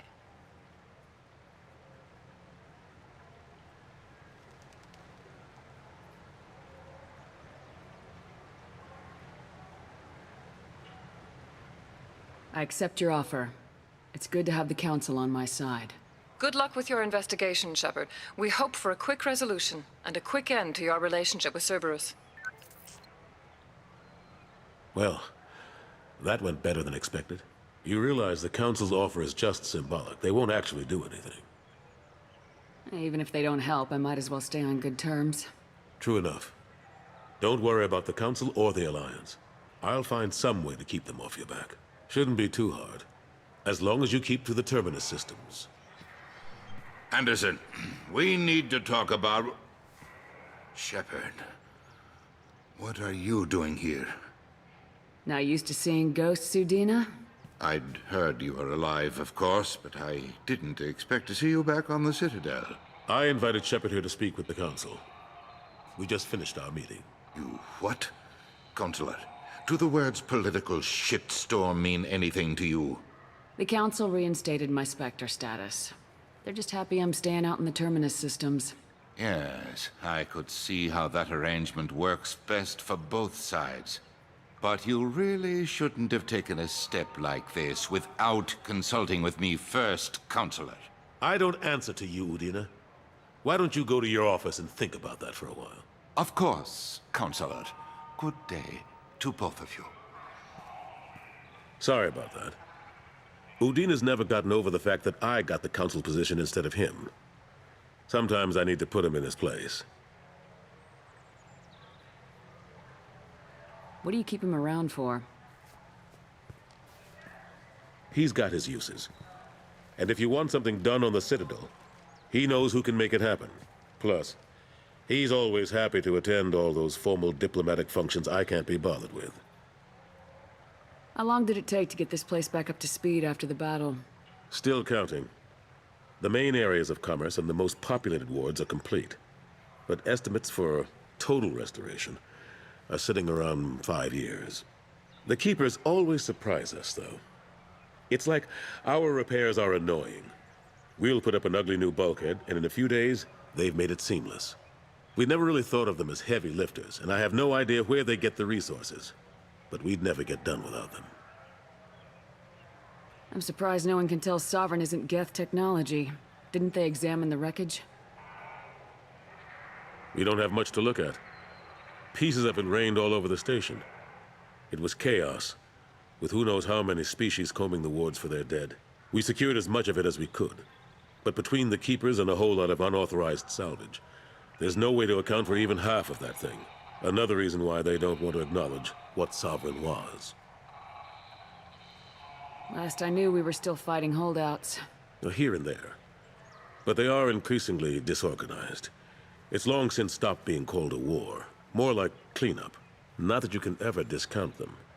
But we haven't had serious casualties for months. A civilian ship will spot an enclave and we send in a squad to clear it. They're not quite the boogeymen they used to be. What happened to Gunnery Chief Williams after the Normandy was destroyed? Operations Chief Williams is still with the Alliance, but she's working on a special mission. It's classified. I can't say any more. Not while you're working with Cerberus, I'm sorry. How have the last couple years treated you? Serving on the Council isn't how I plan to spend my twilight years. Sometimes it feels like I'm just beating my head against a wall. Knowing the truth about Sovereign is brutal. It's nightmare stuff. I can't blame others for not wanting to believe it, but I know how important it is. So I keep trying. Fighting the good fight, right? Forget Udina and the Council. Join my crew and help me stop the Collectors. I'm too old to go racing across the galaxy. Much as I complain, I've got an important job to do here. The front line. That's got to be yours. I better go. Of course, Shepard, I understand. I wish I could do more to help you. But if you ever want to talk, I'll be here. Just do me a favor and be careful. You can't trust Cerberus. So, yeah, I'm used to doing this long after I've done Omega. So this is really interesting. I mean, nothing changes, obviously. But it's interesting that we're going in as reinstated Spectre this time. So gives a little bit more lore credibility, I guess. There was... I'm going to go here because I can't remember if the headpiece that I want is at this store. Since we're here, might as well.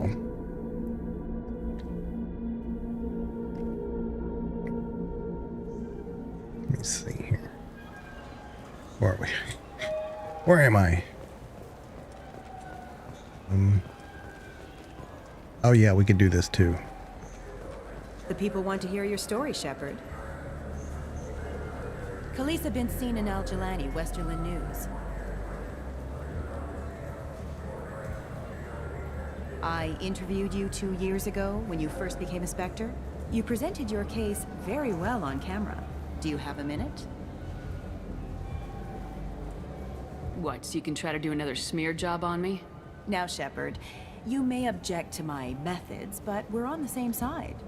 You're back, your news. I just want to give your story its due. I don't remember if there's a Paragon check here. That would be unfortunate if there is. Sources claim you were at the heart of the Presidium during the Battle of the Citadel. It's fair to say the course of the battle hinged on your words. If true, you told Admiral Hackett to assist the Destiny Ascension, costing hundreds of human lives, and securing the continued dominance of the Citadel Council. The Turians lost 20 cruisers. Figure each had a crew of around 300. The Ascension, the Asari dreadnought we saved, had a crew of nearly 10,000. But surely the human cost. The Alliance lost 8 cruisers. Shenyang, Emden, Jakarta, Cairo, Seoul, Cape Town, Warsaw, Madrid, and yes, I remember them all. Everyone in the Fifth Fleet is a hero. The Alliance owes them all medals. The Council owes them a lot more than that. And so do you. Commander Shepard, first human Spectre. Hero of the Battle of the Citadel. Check bid. We get it? Great. Bull rushed on my own show. Yeah, so there was a Paragon check, but fortunately we had the Paragon to do it. Let's see here. But then again, like I said, that's why I like doing this Have you now. tried Galaxy of Fantasy yet? Galaxy I love of that Fantasy? game. It's based on Turian mythology, but it's really fun. I hear it has 11 billion players now. 11 billion players. It must be a total failure. It's probably, you know, pushing agendas. What can I do for you? Yeah, it's pushing Turing agendas. Making women and men just unrealistic. I thought weapons were restricted on the Citadel now. Carrying them around is. Selling them isn't. We store them in off-site containers and deliver them to your ship. People who have permission to carry, like CSEC, can walk out with them. I'd like to buy something. Try our electronic catalog interface. That kiosk over there. Tell me about your services. We sell quality hunting supplies, which you'll need when you purchase one of our adventure travel packages. Imagine it, human. The break of day. You and your team have been stalking a Shatha for 5 days. In that time, it's killed 4 men. You see it? Line it up. Take the shot. Blam! It's down. You're the hero. That's what we offer. Not a vacation, but an experience. You know, if there is a Mass Effect 4, I'd love to see Shatha. I have no idea what they are. If everything's done by catalog, why are you here? Rodham believes in salesmanship, the personal touch. Some say we're old-fashioned. We recognize that adventure traveling is a niche, a small, tight-knit community. Your expeditions might be a little tame for me. Tame? A human can hardly take down a Pharaoh Varen, let alone a Shatha. Who do you think you are? Well, my name's Shepard, and The Shepard?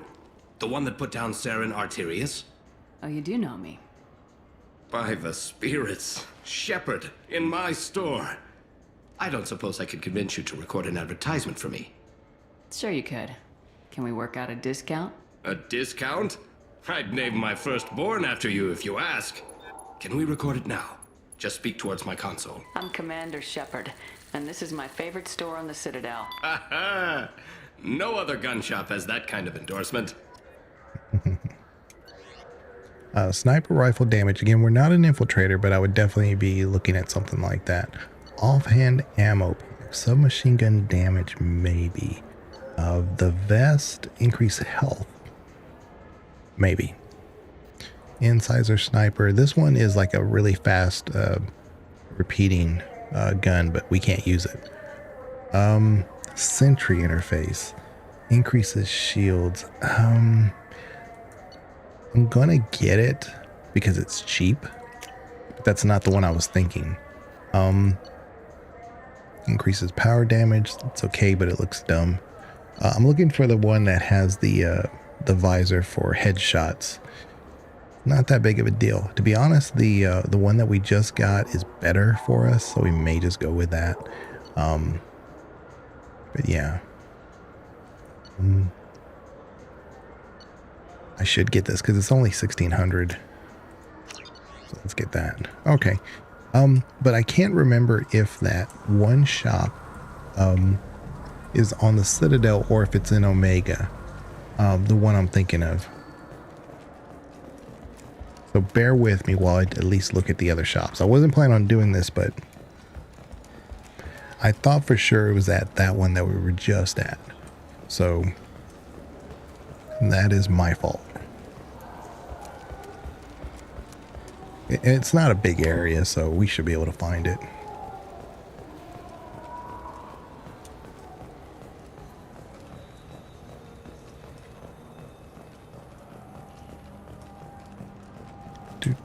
Look at that. Pretty neat.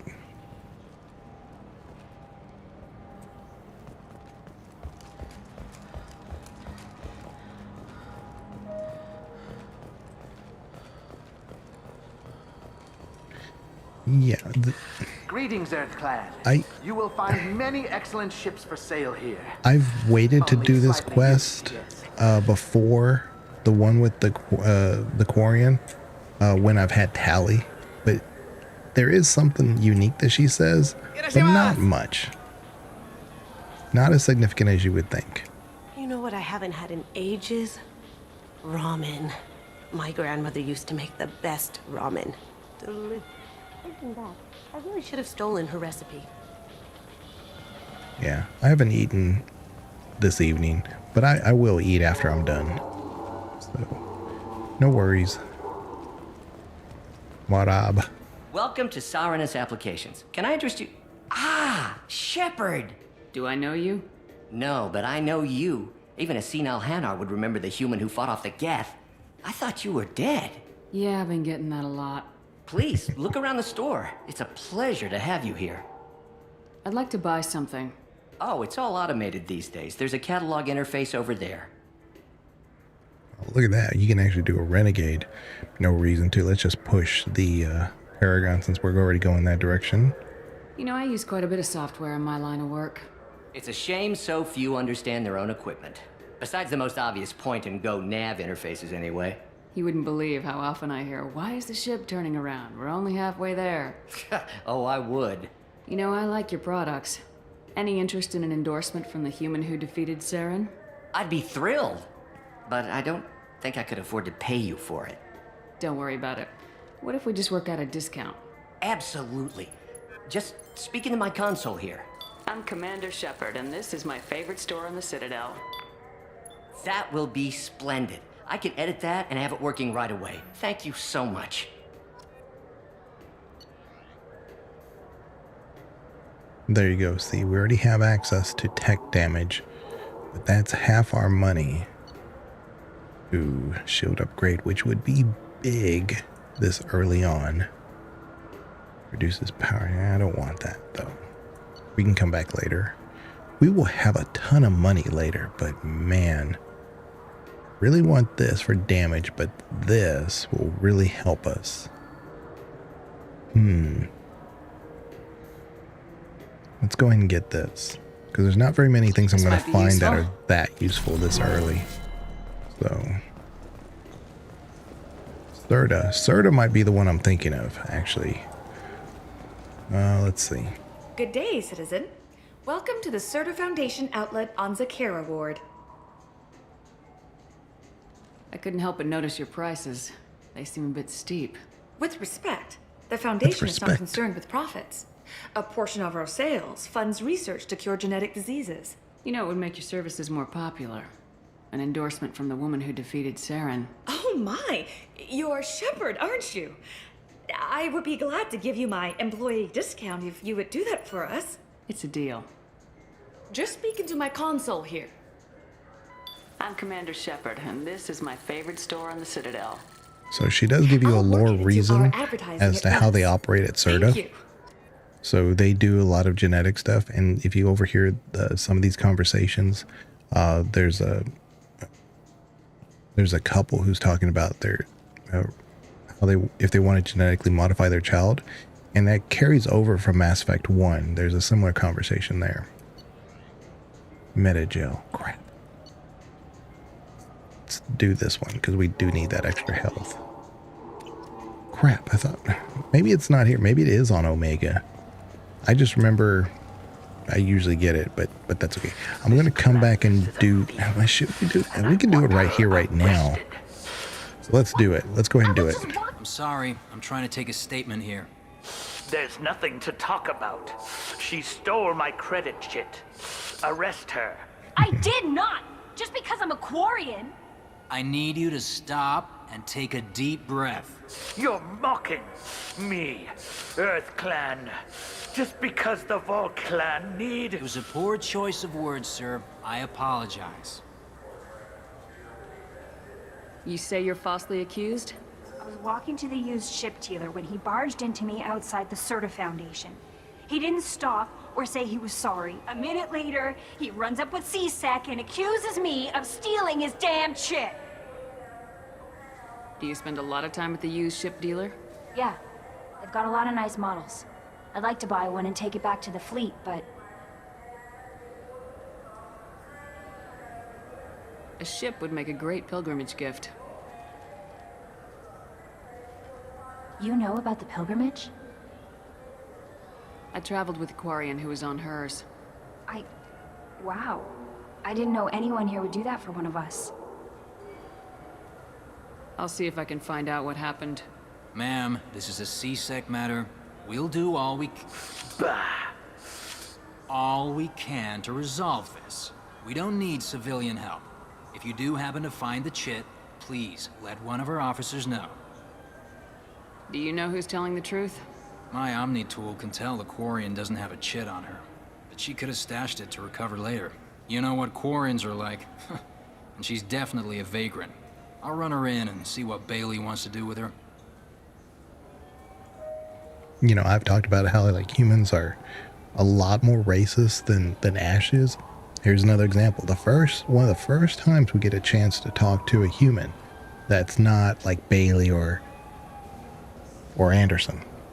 And the first thing he says, you know how Quarians are like, right in front of her. I mean, it's almost better that he does in front of her because he's not hiding it, right?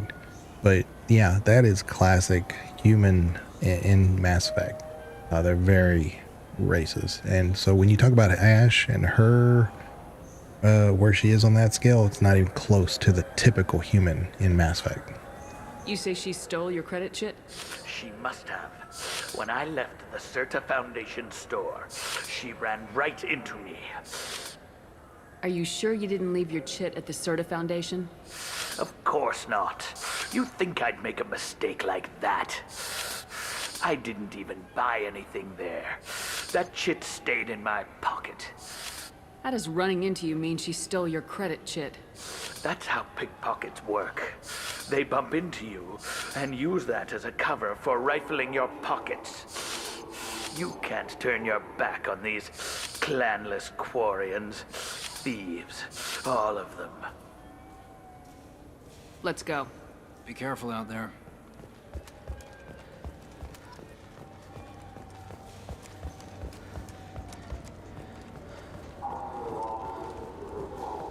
I'm Commander Shepard, and this is my favorite store on the Citadel. Ah, my favorite customer. What can I get you?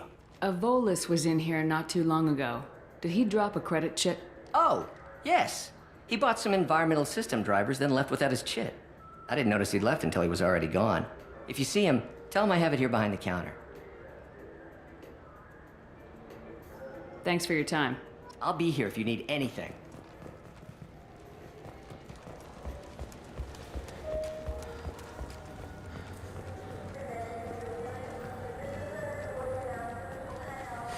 I felt her hand go into my pocket. When I checked, my credit chit was gone. Please move along. You forgot your credit chit at Saranus Applications. The clerk's holding it for you. Oh. Well, the Quarian could have stolen it. I'll close this event report, but I'll be watching you.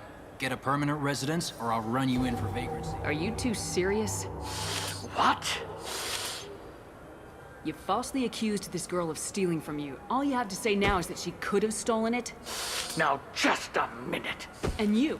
She gets harassed and insulted by this guy, and you throw in a threat to arrest her for vagrancy. How about if I run you in for obstruction of justice? You think you're gonna run in a Spectre? I think both of you should get out of here. Son of a... Thank you. I wish I could give you something more than words. Can you take care of yourself from here? I guess.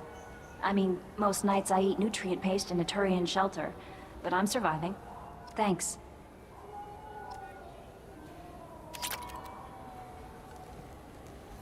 Okay, so I know the Turian that you talked to about the fish. Wouldn't a refreshing, delicious Chupari sports drink hit the spot right now? He's somewhere around here, but I don't remember where. That's okay, we don't need to look for him. Fine. We can go back to the Normandy and go back to Omega and at least do I just got a refund and the exchange morning and I'm supposed quest, to pick because up the that off is Joker definitely here. the most important thing we need to be doing. No, they said to go to the warehouse. This is the warehouse. That was the dock. Yeah, so it's like care level 26. Yeah, I think that's where we're at.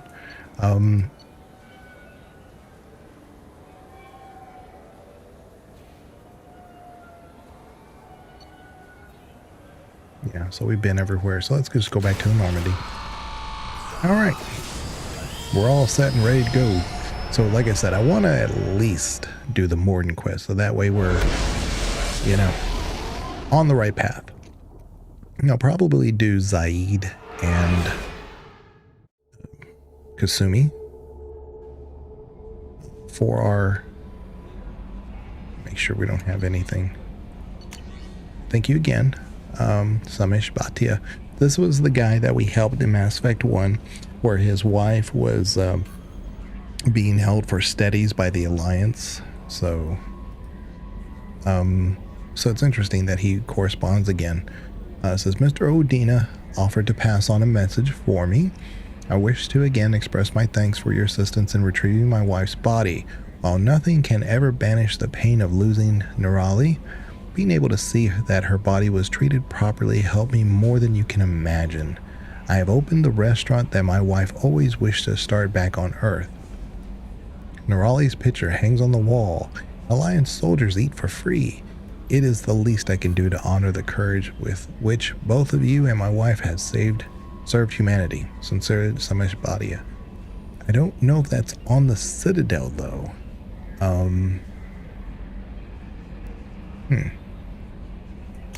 Okay. Alright. We'll F5. Go right here. We need to go to Omega. Wow, that really does feel good, though, as far as getting everything accomplished on the Citadel for the most part. And then coming back to Omega, this feels more natural. I don't think I've done this. If I have done this in the past, I don't remember.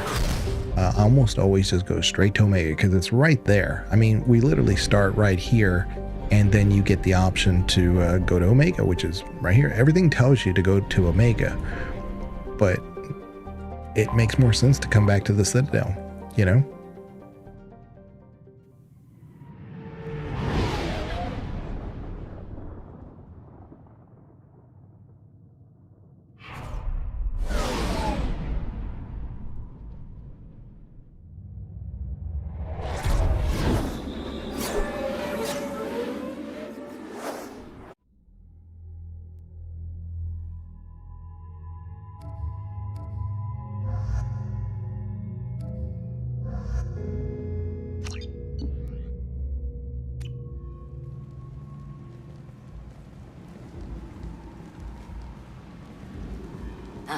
Welcome to Omega. You're new here, aren't you? I can always tell. Allow me to... Oh, hello, Mocklin.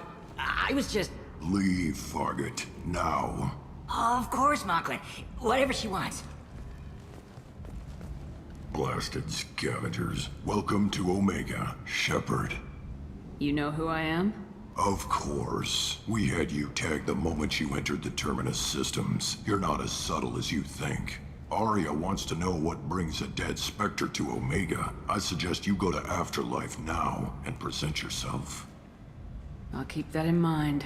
Afterlife, now. I'm receiving quarantine warnings about the slums where Dr. Morton Solus runs the clinic. Anticipate resistance at the transport station.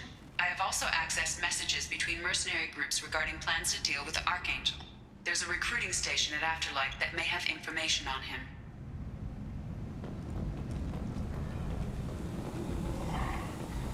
Please.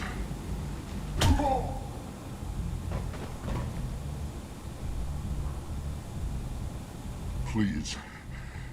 You have to help me. No one said you could talk, jackass. You Zaid Masani? Yeah, that's me. You must be Commander Shepard. Hey, we have a galaxy to save. My contacts told me we're picking up one man, not two. Batarian delinquent. Pissed off someone rich enough to hire me to go after him. And for my bring him in alive rates, even. Please. I didn't do it. I said shut it. Tried to lead me on a chase all over the systems. He should have known better. These people always run to Omega. I assume you've been briefed? I've done my homework. Cerberus sent me everything I needed to know. What's your relationship with Cerberus? Easy. Cerberus is paying me a lot of money to help you on your mission. That's the long and short. Not many mercs would take a suicide mission for the pay. Most mercs don't get an offer like the one Cerberus sent me. This mission doesn't sound like good business, but your elusive man can move a lot of credits. Good to have you, Zaid. We have a lot to do. That's what they tell me. I assume the elusive man told you about our arrangement. What kind of arrangement? Picked up a mission a little while back, just before I signed on with Cerberus. Thought you might be interested. You heard the name Vito Santiago? He's the head of the Blue Suns, runs the whole organization. Seems he recently captured an Eldfell Ashland refinery on Zoya and is using their workers for slave labor. The company wants it dealt with. I'll make sure we get that done. Good. Get it out of the way so we can concentrate on being big goddamn heroes.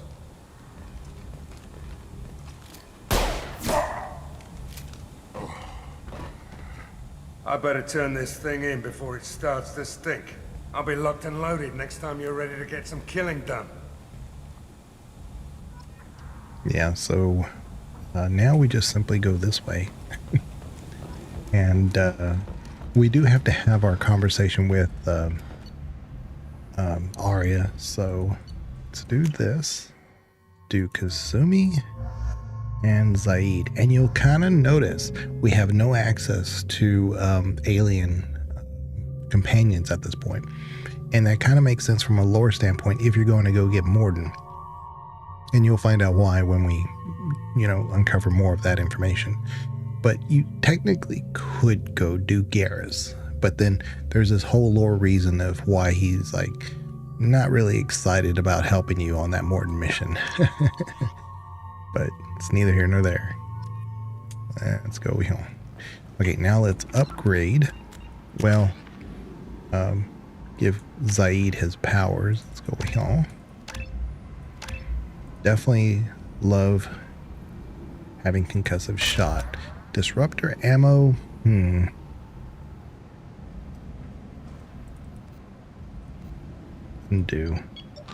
Let's do this. There we go. And then we'll save one for here. Because the disruptor ammo is very good. Because with synthetics, I mean, it's great for that, but also when they have shields. And when you're doing insanity, anything will help. And anything that you face that has a shield is a problem. And we're already going to have a problem when we get to the end of the Morden quest portion, because there are some snipers up high that I can't always hit unless we're sniping them, and I don't have a sniper rifle, so it's kind of a problem. What's going on? Come on, let me in. Ari's expecting me. I gotta take a quick break here in just a minute. What are you looking at? Don't you have something better to do than pick fights with people you don't know? No, just the ones who get in my face. You see my gun. Do you really want to do this? Fine. You're off the hook. For now. See you around. It's just a way to get more Paragon. There we go. Wonder how much we have actually. Oh, I was looking up here for some reason. Oh, we're about a quarter into the next bar, which is pretty good. If we had only, if we started this as a fresh playthrough and went straight to Omega, we wouldn't even have half. Let's go get that Saris Ice Brandy. Yeah. So I think we got everything we need for our side companion people. All right, so I'm going to take a quick break here before I talk to Arya. Let's go to photo mode.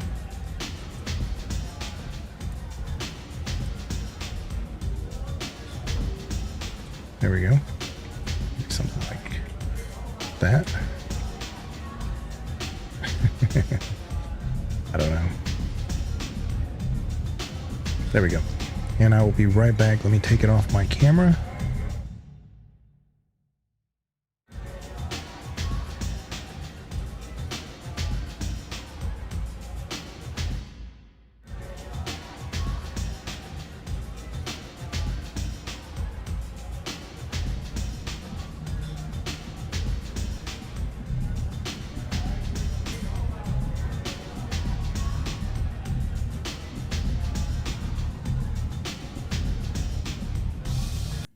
All right, I went ahead and made myself a quick cup of noodles, but I didn't put much water in it, but I guess the microwave I had just, because I don't use the microwave very often, like hardly at all. Prior to about 4 years ago, I hadn't even owned a microwave in decades. Well, we've been married since '96, and I think we had a microwave for 2 of those years prior to a couple years ago. So, and the only reason why I have a microwave now is because when my dad passed away, they had a microwave and we brought it to the house. You want to talk? Talk to Arya. There we go. That's close enough.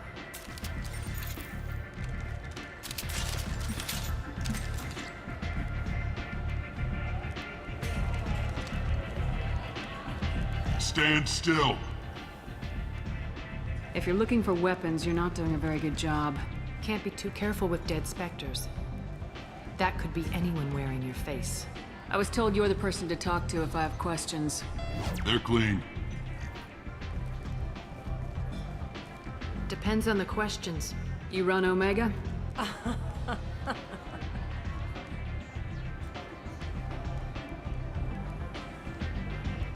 I am Omega.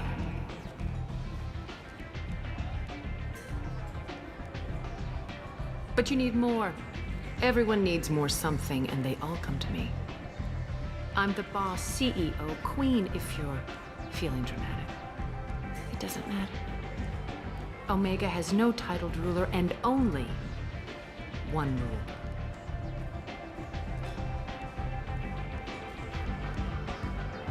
Don't fuck with Arya. I like it. Easy to remember. If you forget, someone will remind you. And then I toss your sorry ass out the nearest airlock.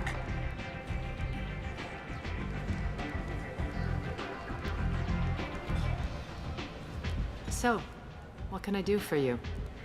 Yeah, so I on our tier list when we talked about the first half, we did Mass Effect 2 in 2 parts because there's so many companions.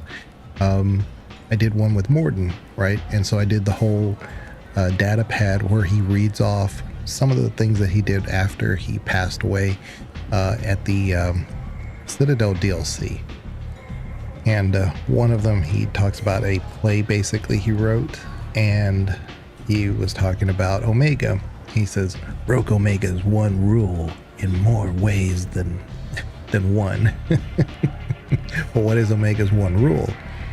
Well, okay, so he messed with Arya, but he did it in more ways than one, because he does describe in that same play where he slept with the Asari character. So he doesn't say it's Arya, but it's highly implied that it is. It's just funny. I'm looking for Morden Solus. Do you know where I can find him? The Solarian doctor? Last I heard, he was trying to help plague victims in the quarantine zone. I always liked Morden. He's as likely to heal you as he is to shoot you. What can you tell me about him? Used to be part of the Solarian Special Tasks Group. He's brilliant and dangerous. Just don't get him talking. He never shuts up. If you really need to find him, take a shuttle to the quarantine zone. No guarantee they'll let you in, of course.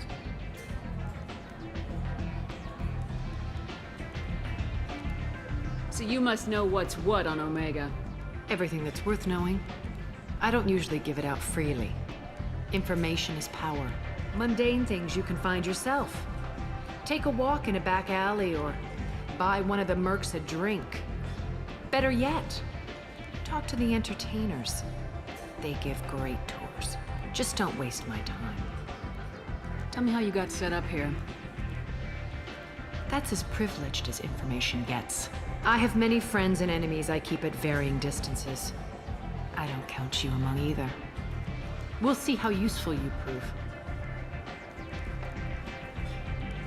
Short answer, mind your own damn business. One scan and we're straight to business. People are usually more concerned about who I am. Your death was downplayed, but hardly what I call a secret. I had to make sure it was really you. You could have been anyone, anything. Whatever you need will come out on its own. I'm curious, but Omega doesn't really care about you. I'm trying to track down Archangel. You and half of Omega. You want him dead too? Why is everyone after him? He thinks he's fighting on the side of good. There is no good side to Omega. Everything he does pisses someone off. It's catching up to him. Just the kind of guy I'm looking for. Really? Well, aren't you interesting? You're gonna make some enemies teaming up with Archangel. That's assuming you can get to him. He's in a bit of trouble right now. What kind of trouble? The local merc groups have joined forces to take him down. They've got him cornered, but it sounds like they're having trouble finishing him off. They've started hiring anybody with a gun to help them. They're using a private room for recruiting. Just over there. I'm sure they'll sign you up.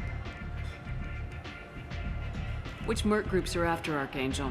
Blue Suns, Eclipse, Blood Pack. They're Omega's major players. Unless they're at war, you'll never see them together. But one thing they hate more than each other is Archangel. What can you tell me about Archangel? Not as much as I'd like. He showed up here several months ago and started causing all sorts of problems. If you make your own laws, which everyone here does, he makes life difficult. He's reckless and idealistic. But he seems to know enough to stay clear of me. What can you tell me? Not as much as he's reckless and idealistic. I appreciate the help. See if you still feel that way when the mercs realize you're here to help him. Sounds like I don't have much time to waste. You've got all the time in the world. Archangel? Not so much.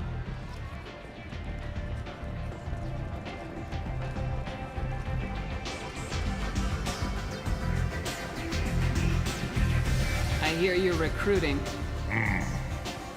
Why don't you step inside?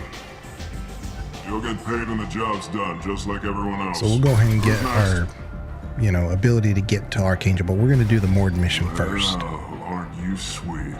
You're in the wrong place, honey. Strippers' quarters are that way. Wow, not even a smile. So you're here to fight then? Sure, if this is the place to go after Archangel. This is the place. Standard fee is 500 credits each. You get paid when the job's done. If you die, your friends don't collect your share. You'll need your own weapons and armor. Looks like you got that covered. And no, this does not make you a member of the Blue Suns, Eclipse, or the Blood Pack. You are a freelancer, period. Any questions? Why are the mercs working together to take down Archangel? You haven't been on Omega long, huh? He does everything he can to screw with us.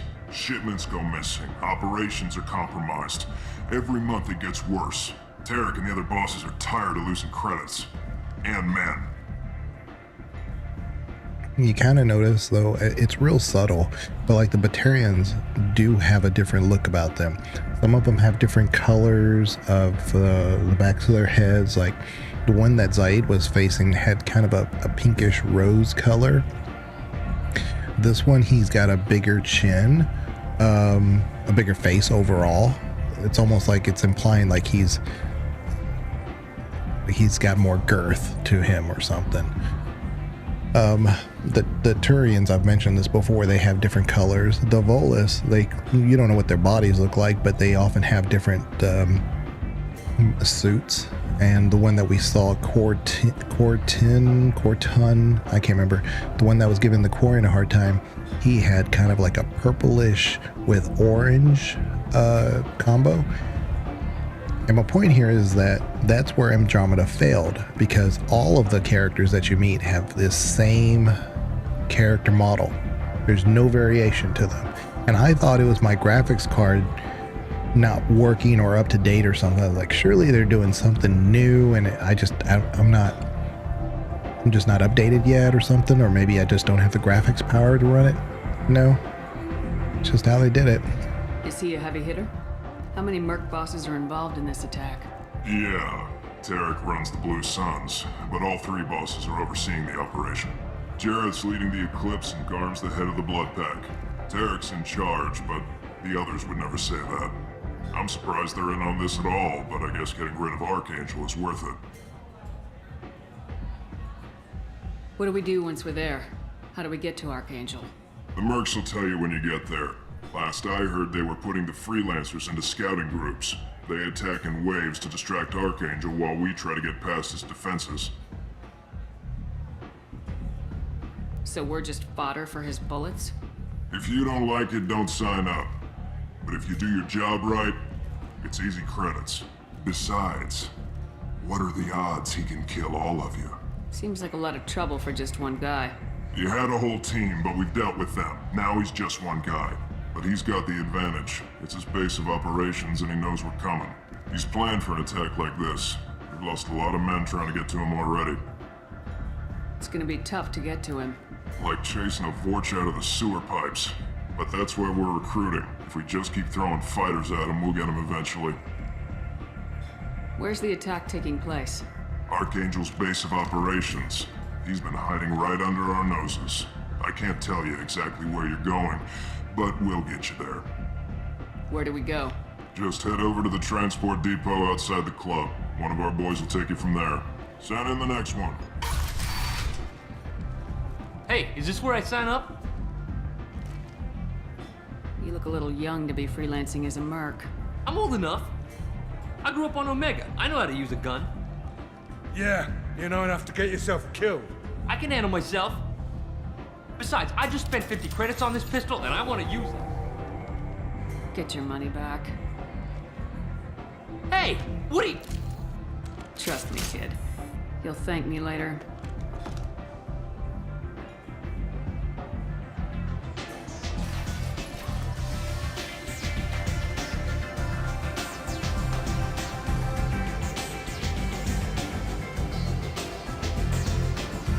Okay, and hold on. Let me make sure, because this guy right here, he does give us a new mission. It doesn't say anything just yet, so there's Anto. Let's talk to him real quick. Nah. So anyway, I think we have to do the Morden thing first, and then. I knew a bar out on the front that looked like this. Me and some friends got stupid one night. Long story short. Oh crap. Go away. Long story short, I didn't get to hear it. Oh crap. I hate that. I literally moved to my left, and it like implied that I was trying to talk to the bartender. Crap. I totally missed Zaid's story. Zaid has great stories. I missed it. Crap. Okay, so we want to go down. Let's go talk to Come on, let me in. this guy here real quick. Oh, he doesn't talk yet. That's right. You have to talk to the Vorcha first. And they like "Arr!" and they confuse you with working for that guy.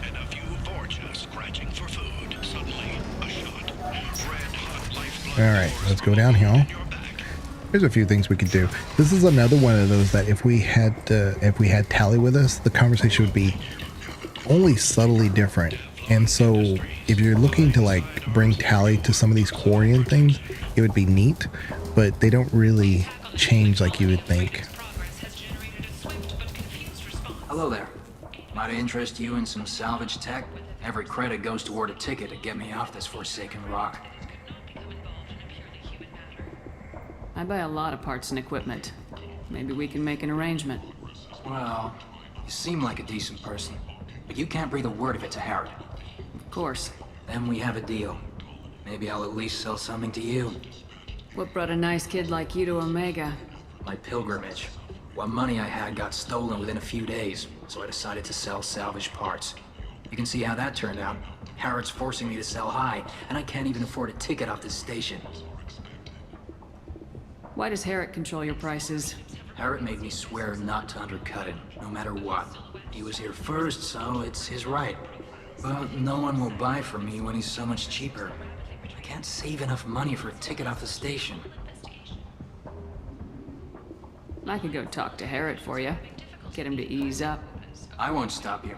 If you can convince him to lay off, then maybe I'll get off this station after all. His shop's up the ramp, near where Marsh sells his goods. Anything you can do will be much appreciated.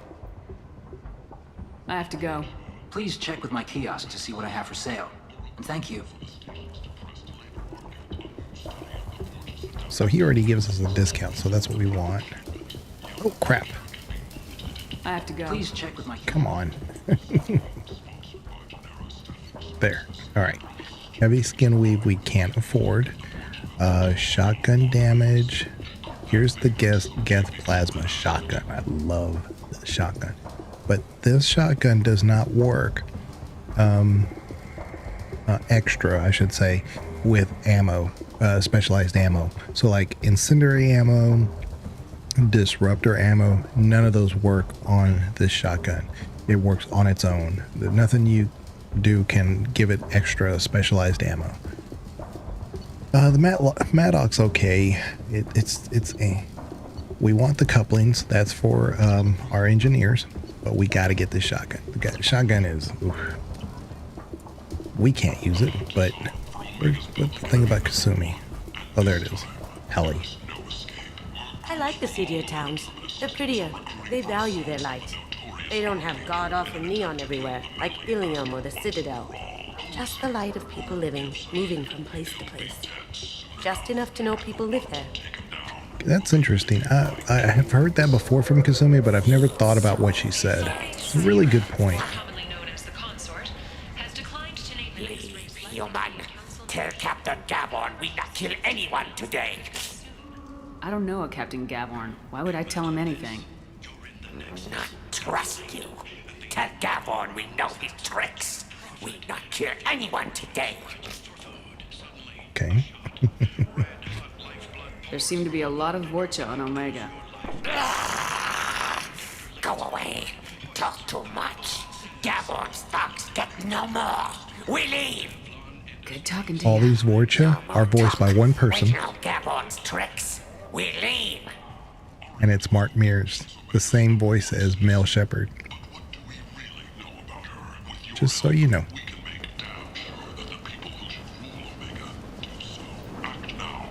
Right here, up there, the VIP only. A lot of people miss this, but that's how you get there. It's literally right there. It's just, it's not the easiest to see.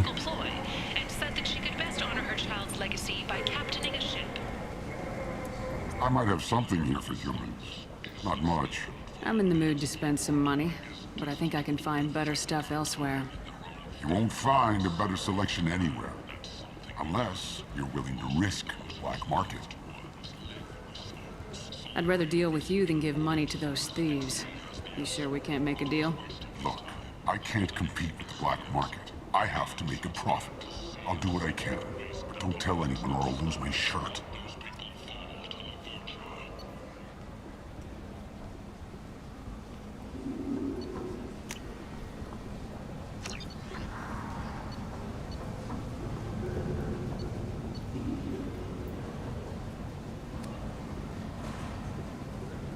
I don't ever buy these set armor, like the Blood Dragon armor from Dragon Age. It increases power and shield strength. That's great for me right now, and so I might do it.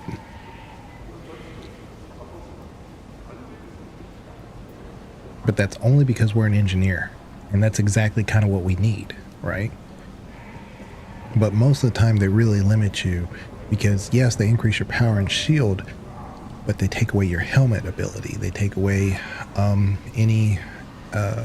because you have like arms, chest, legs, and head as amplifiers.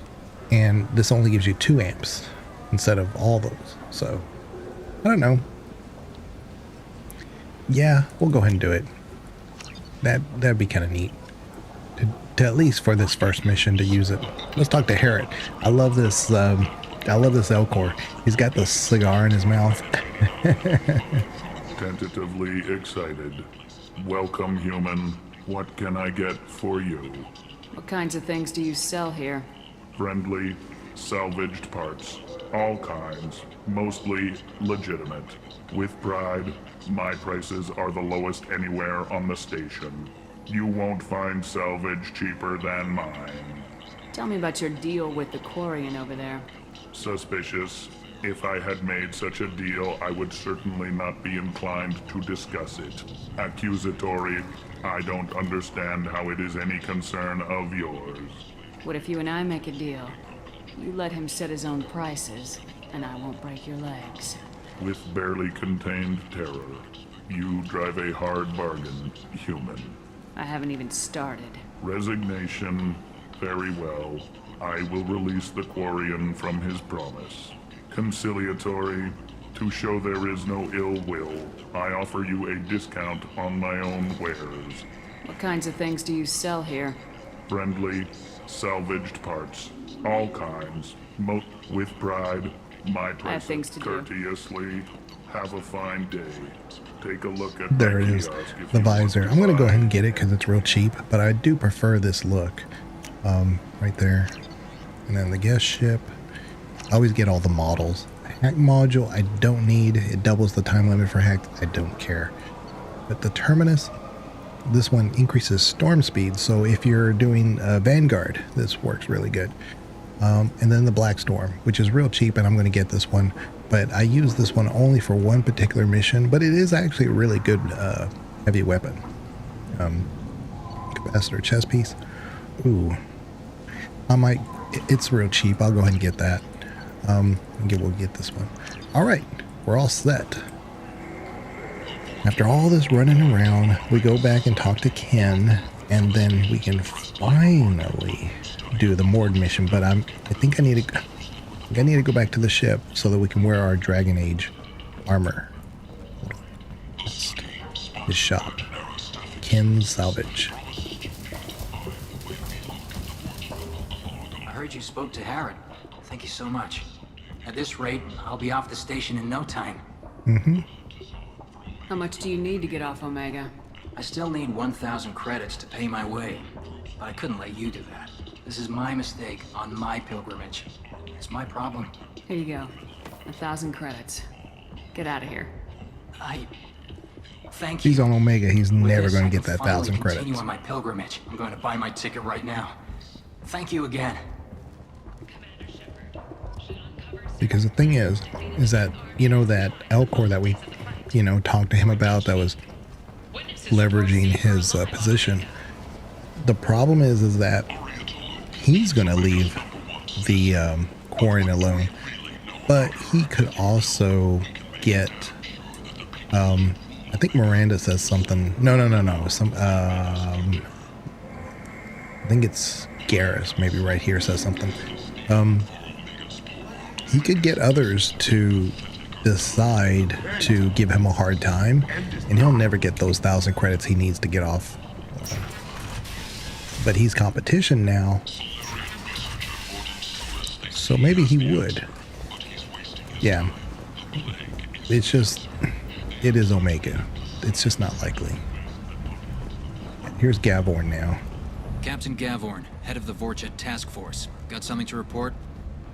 There's an awful lot of Vorcha here. What are they planning? Vorcha? Plan? They're a pestilence, nothing more. If they started planning, we'd all be in big trouble. What's your job here exactly? Keep the Vorcha in line. Keep them out of Aria's sight. That's about it. I'll just be going. Keep moving. So I'm gonna... Yeah, I have to go to the ship to change our Subcommittee Chairman Burns thanked Biotics everywhere for our their armor. patience and understanding, and Unfortunately, help for those forgotten by the system until now. this won't take me 2 seconds. Let me go up to the cabin. Commander, you've received a new message new at message. the private terminal. I mean, it's my best interest to go ahead and distribute all those things that we got. Go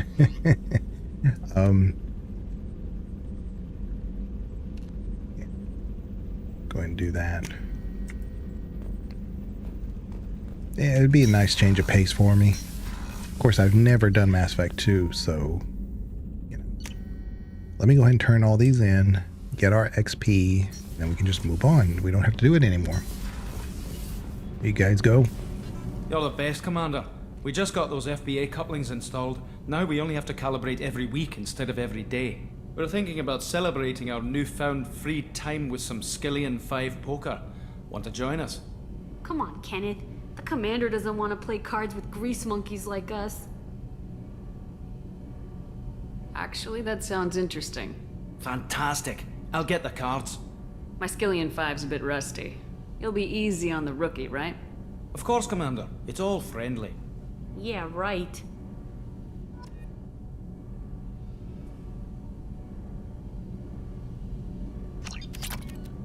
Be gentle on the rookie. I can't believe we fell for that. It's so worth losing to see you taken down a notch. Beat me at my own game. You're all right, Shepard. And what's great about that it's very lore consistent. Because, you know, Shep is Shep. So. And he even says, beat me my own game. So, Shep finds ways to win. Commander, those provisions you provided were perfect. I owe you. I've already thrown together some of my calamari gumbo. Here, try a bite.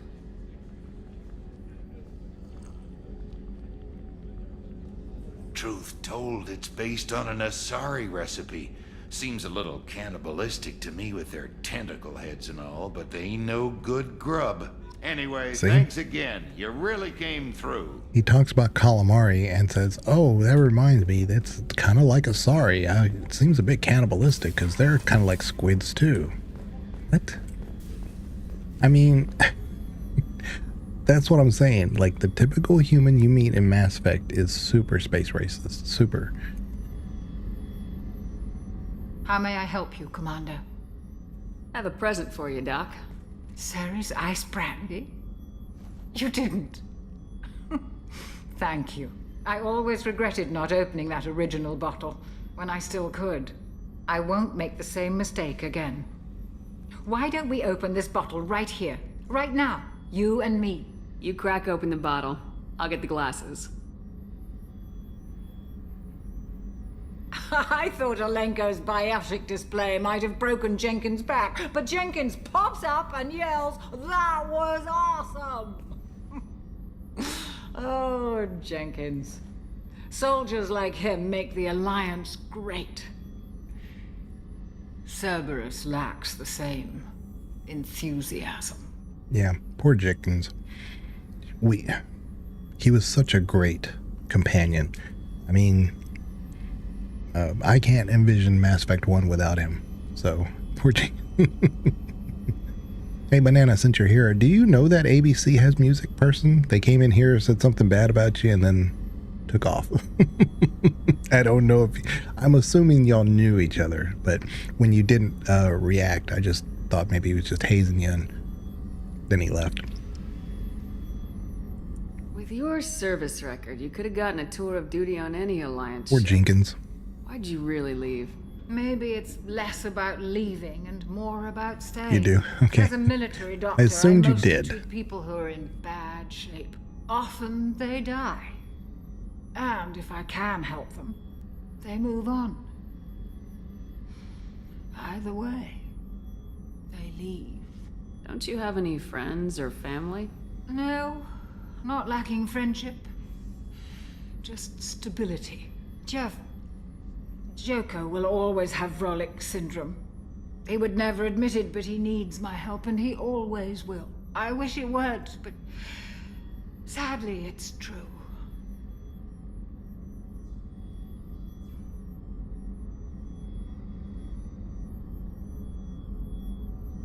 Treating Joker gives you a kind of stability.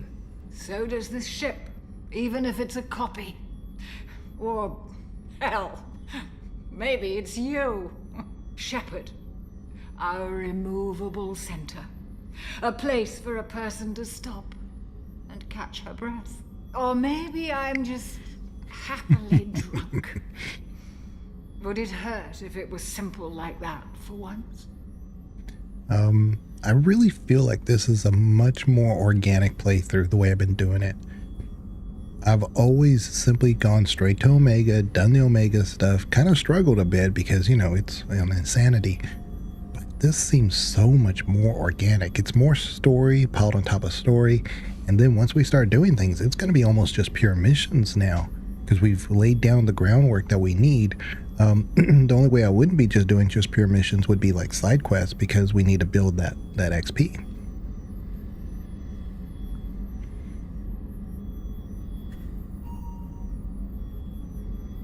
Here's to simply being happily drunk. I'll drink to that. That seems like a renegade one. Here's just to being drunk. Here's a toast. I actually do have a beer here, but I just haven't felt like I want to open it. It's a Ziegenbach. Brewed in Texas. Made by the Carbach Brewery, which I believe is in Houston. I do like it, though. It's a Bach. I like dark beers. I think I have a natural allergy to most beers. Things that aren't like oat based. I think that's what they are, maybe, or maybe barley. Maybe it's a wheat allergy for all I know.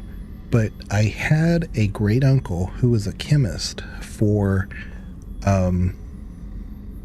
Bush. It was Anheuser-Busch, I think.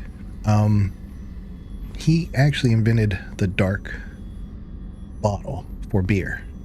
Now, inventing dark bottles is not new, right? But he found out that putting it, because they had a problem with keeping things fresh.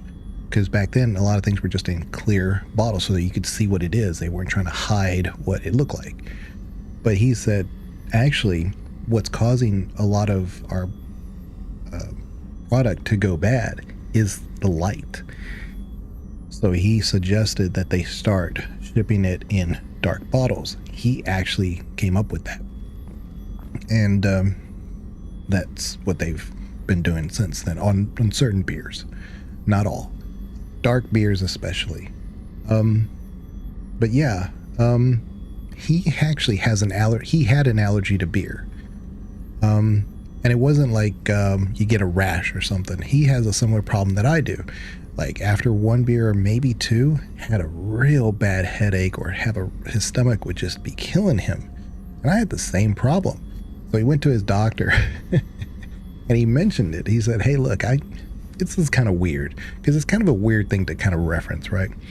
I don't drink, not because I don't really want to. I have in the past, and maybe I, can do like liquor and stuff, but I can't drink beer. It always gives me a headache. And his doctor's like, was it after like 1 beer or 10 beers or a natural question? And he says, no, I can't even finish half a beer and I start feeling bad. And he suggested that wasn't actually an allergy. And my uncle is like super smart, right? He was a chemist, and his brother, my other uncle, was also a chemist, but he was like referenced tons of times long after he retired as a consultant for chemical companies, pharmaceutical companies. They were always had him. And the way he lived, you would swear he lived in poverty because he had a nice house. He never went there. He was always living in places where he grew up, which they grew up very poor. And he would often go back there and he'd hang out with, distant family members, live with them for a long time, just hang out. I mean, that was what he wanted. He was a really interesting character. When you talk about people who aren't very outgoing and people that are very inner, a lot of my family is like that. He was definitely an example of that. They're very comfortable with being by themselves. I am too. But he was very intelligent, and he also was a big consultant as a chemist. And I bring all this up because as far as the allergy goes with the beer, one thing I notice is that dark beers don't do that for me, though.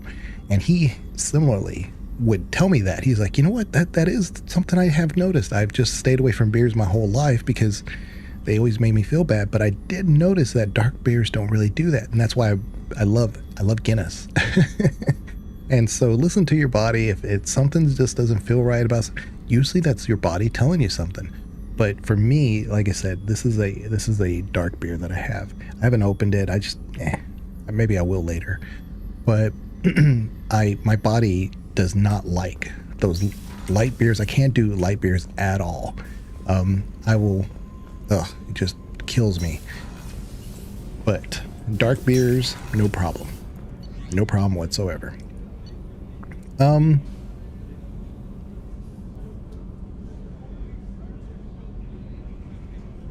That's all we have to do, isn't it? Hold on. Go to my journal.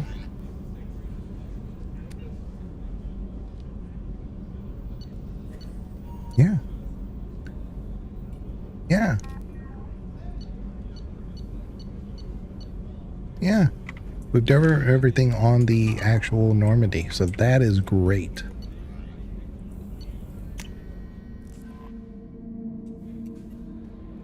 Check out our... Well, we did have one. She said we did. Glad I didn't sign up. This is from that guy that we saw outside of the recruiting station. Hey, Aria gave me this address. I think I met you at Afterlife on Omega. You stopped me from joining up with those mercs who were trying to take out Archangel. Man, I was so pissed off at you. I got blind drunk that night, and it was a few days later. I mean, we haven't even spent a day on that. It was a few days later before I got it together enough to check the news vids and saw that almost all those mercs got killed by Archangel. I don't know who you are or if you got out of there alive yourself, but thanks. I felt really stupid when I heard about the body count and how I could have been part of it. I'll make the most of what you did for me. John Whitson. And that's one of those, like, that should not have been a message until after we did the Archangel quest. But it doesn't matter, it's fine. We know where we're going with that. So let's go get Morden. Let's finally get into the game. And thank y'all for being patient and dealing with me. Oh, I'm treating this like Mass Effect 1. Go to the boarding area. I have to go back to the star map and actually select Omega, even though we never technically left.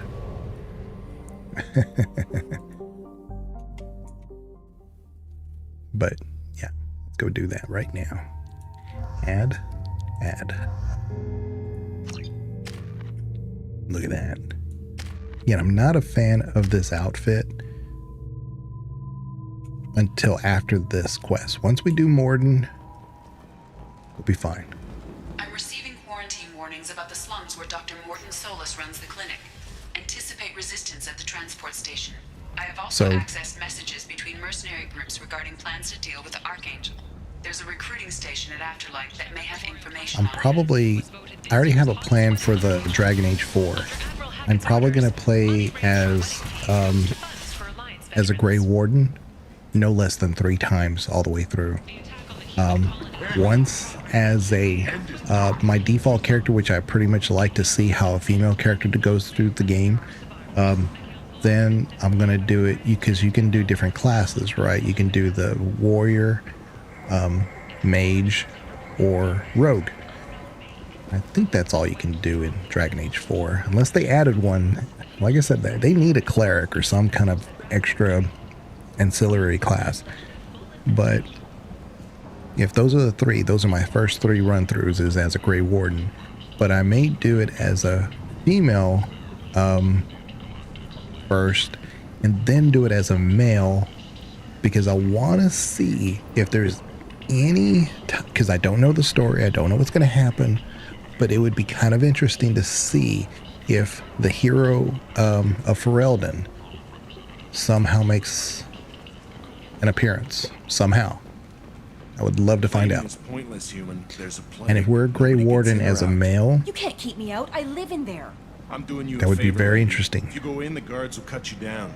You can't do this. Everything I own is in that apartment. Because you can't bring in old saves, and they discontinued the keep. So that whole, like I mentioned before, the online presence that you have in Dragon Age 4 will not be there. So even if they wanted to do a tie-in to the keep, which is where you kept the Dragon Age 1, 2, and 3 playthroughs at, they couldn't because there's no online connections there. But my hero of Ferelden, to me, the canon playthrough is a human male.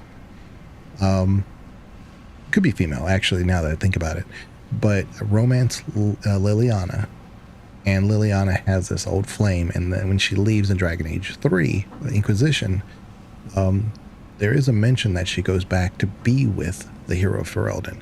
Now, mind you, this is several years, not like a ton of years after, but this is several years later, and Grey Wardens don't live that long. Maybe Liliana is more than she appears, and maybe the hero of Ferelden takes on more of a presence, magical presence somehow. I don't know. I'm fascinated to find out.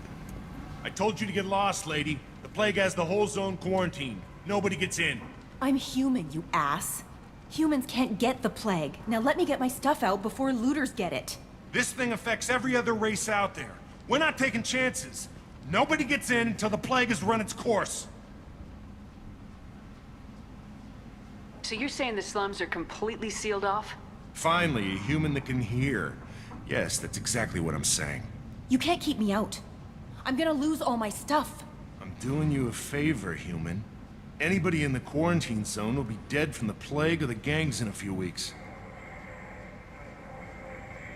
Oh, and I was talking to Banana in his stream earlier on Twitch. Yeah, anybody who has a problem with Scout Harding having an Adam's apple, please enlighten me why you think that is a issue of why you should not play the game. Enlighten me. I am medically ignorant. I have no background in medicine whatsoever, so I encourage you to please give me your 2 cents. Tell me what you think, and tell me about why that is such an impactful issue for you, and how it hurts you and your ability to play the game. I really want to know that. I didn't think Omega had any kind of law enforcement. Who gave the order to quarantine the slums? Fresh off the transport, huh? Arya Tilok calls the shots around here. She's got her little blue hands on every business in this district. And a plague is bad for business. She hired us to keep anyone from entering or leaving the quarantine zone. There's a Solarian named Morden Solis in the slums. I've got to get in there to find him. The doctor? Yeah, crazy bastard opened a clinic in the district a few months ago. The Blue Suns weren't too happy when he moved in. I hear Morden's trying to deal with the plague. I wish him luck, but the area is still locked down. Our orders are to wait until either the plague or the Blue Suns kill everyone, then go in and clean up. I mentioned this before, but you kind of notice how the camera moves in and out and pans to the left and to the right. You don't see that hardly at all in Andromeda. It's like a fixed camera, and it's just like, at times really you kind of, maybe you should have moved the camera around so I wasn't so fixated on the NPC that I'm talking to, with their eyes just not blinking, staring straight ahead, not even at me. Maybe you should have moved the camera around. Listen, you're stuck here till this quarantine's over. That could take weeks. What you really need is to get this problem solved right now. That's what I do. Solve problems. Let me in and I'll get this district straightened out. You think you can fix this? Why not? Quarantine is more to keep infected people in anyway. I'll radio ahead, tell them you're coming in. Wait, you're stopping me, but not them? You son of a bitch. You don't have a grenade launcher, lady. Get lost. We're all human. The plague won't affect us. Let's do it.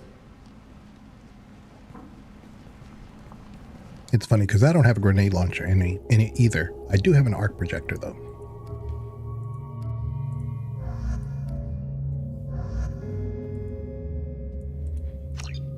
Which is great for this area, by the way. Okay.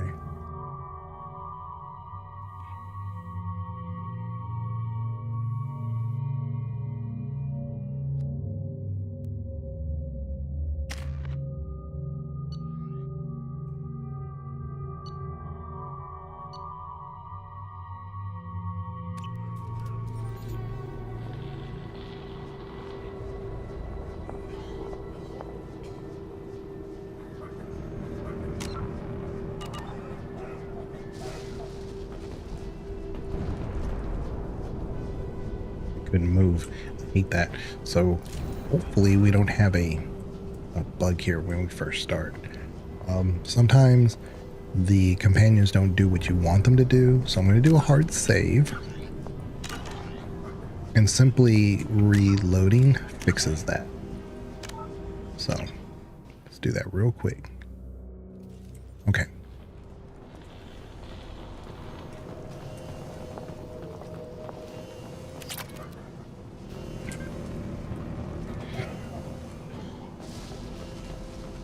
Greetings and salad dressings. Hello, Clinton. How are you doing? Welcome on in to a Mass Effect 2 Insanity stream. Insanity for now. We'll see. We've been laying down a lot of the foundation that we need in order to make a nice story playthrough. We'll see. We'll see. It's not really, when it comes to the Insanity playthroughs, it's not until we do the mission where we meet Ash that it becomes rough. Like, borderline impossible rough. But we're coming in with a few levels underneath us this time because we did Mass Effect 1.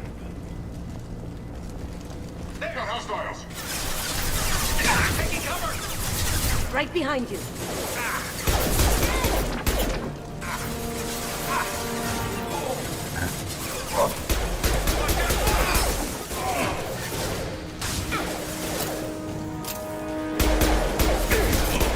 On it. Here we go.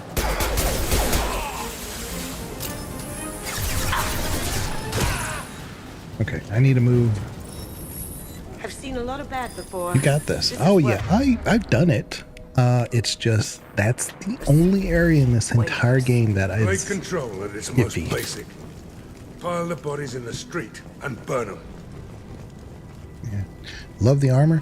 Really, it's funny because I just got done saying I never buy this armor and I never use it. But because we're doing Insanity and this is really our first real quest, it doesn't hurt to use it, you know? But it really is limiting because normally you have the head amplifier, the chest amplifier, the arm amplifier, and the leg amplifier. But we don't have any of those items at the moment. So the easiest way to get those amps is just to, you know, use this. So we got the arc projector and we got this guy. So anyway, oh, come on.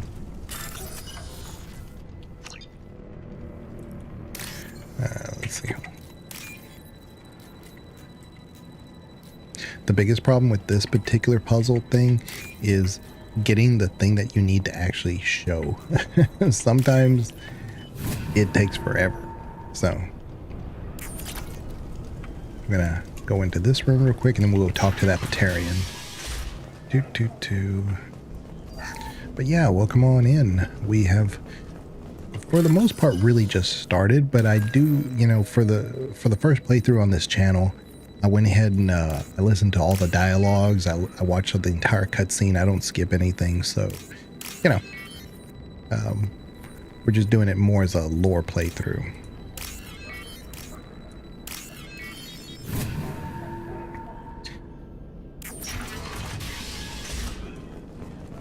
Tried to claw his way out. Can't say I wouldn't do the same. This right here, these play logs are really pointless. It would be one thing if you listen to the entire thing. It does give you some context about lore, but it'd be one thing if it just rewarded you with XP, but it doesn't even do that.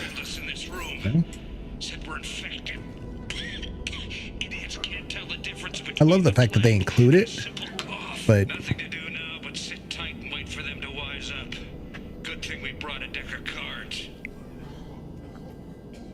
yeah. Nobody's even come by to check on us. Never thought the Blue Suns would turn their backs on me. This group used to stand for something. When I get out of here, I'm gonna make them pay.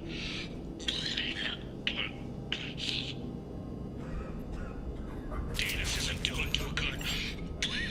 I think he really does have the plague. Gotta get out of here before he infects me too.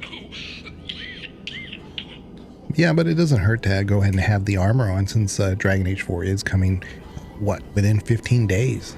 Today is the 18th, comes out on the 31st. So 14 days, right? Yeah, 14 days. Davis died last night. He's still talking to me. And if that's something you want to see, I will be playing it on this channel when it's released. It'll be 11 a.m. my time. So I'm in Central Time. So right now it's almost 11 o'clock. So what I plan on doing is, because you can't pre-download it, I plan on downloading it when it comes out, vetting to make sure that it works, making sure OBS plays nice with it, and then I'll fire up the stream. So if you're a Dragon Age fan, be looking to set, I need to post a stream date so that way people can like sign up ahead of time to get notifications for it. Human. Should have guessed. Bad enough you infect us with this plague. Now you lack the decency to even wait until I die before you come to steal my possessions. Is there anything I can do for you? Get away from me, human. Your kind has done too much already. Your plague did this to me. Your faint pity is the final insult. Humans didn't create this plague. Lies drip from your mouth like the blood from my sores. The proof is there for all to see. Your species is the only one that does not succumb to the virus.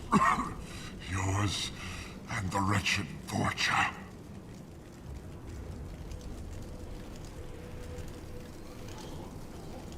I need to find Morden Solus. Humans looking for the human sympathizer. I hope the Vorcha burn Morden and his clinic to the ground.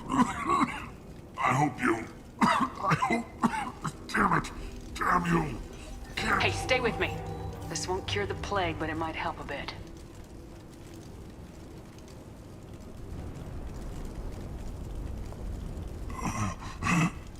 Oh, you helped me. Why? It's what I do. I don't know if I can find a cure for this plague, but I'm gonna try. Your words sound sincere. Maybe it's the fever. But as you said, what have I to lose? What do you wish to know? Why are you so convinced humans are behind this outbreak? The plague is too potent to be a naturally occurring virus. Airborne transmission across numerous species, near perfect mortality rate. It had to be created in a lab. And since humans are the only species not affected, there is only one logical conclusion. Aren't the Vorcha immune to the plague? What if they spread the virus so they could take over the district? Vorcha are immune to disease. A human-created plague wouldn't affect them. But if the Vorcha created the plague, why wouldn't it affect humans? Besides, the Vorcha aren't smart enough to make a virus like this. They're scavengers. Sorry, human. You may not want to believe it, but all the evidence points to your species.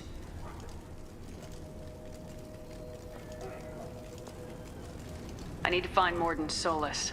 He has a clinic on the far side of the district. He's taking in refugees, offering to help those infected with the plague. I was afraid to go to him before. He is dangerous, but perhaps he can help. What makes Morden worse than dying from the plague? The Blue Suns tried to press him for protection money.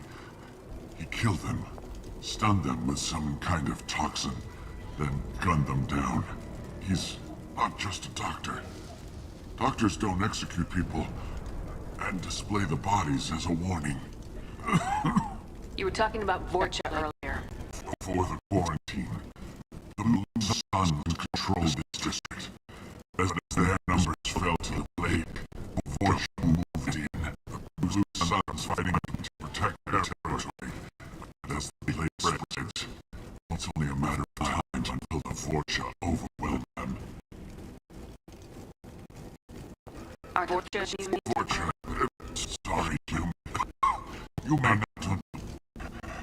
And since humans are the only species, I was afraid to go to him before. When I find Morden, I'll tell him about you. As he has a cure, make sure someone gets you too. Thank you. My time is running short. But at least you've given me a flicker of hope to brighten the darkness of my final house. I don't want to die. Whatever Morden is, I will risk it if he can reach me. I should go. Goodbye, human. Okay. All right. So now we kind of get into the combat again. There's a couple of places we can go into that have, well, not always loot, but at least lore.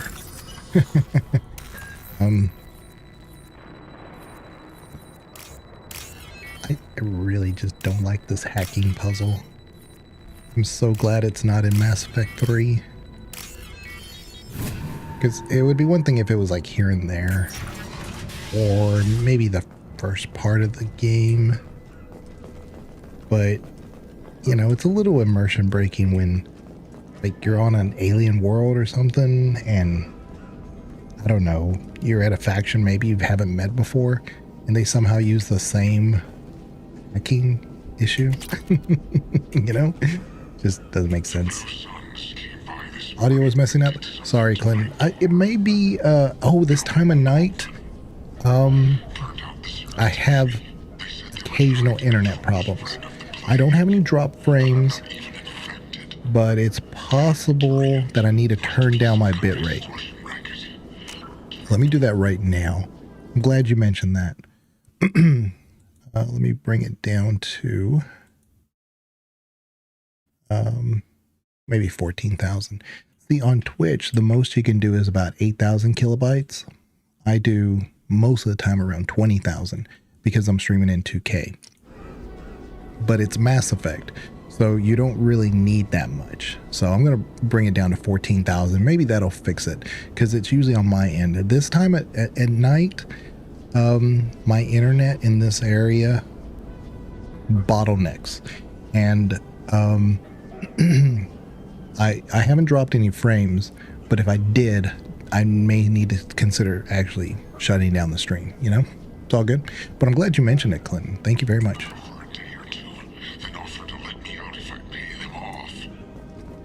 Okay.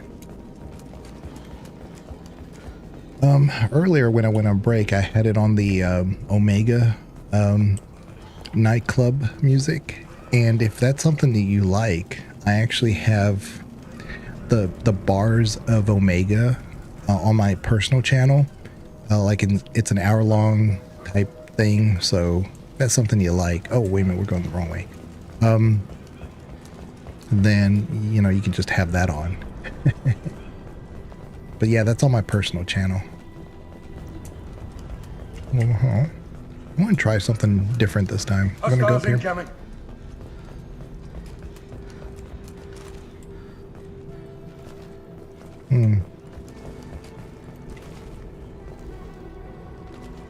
Take cover!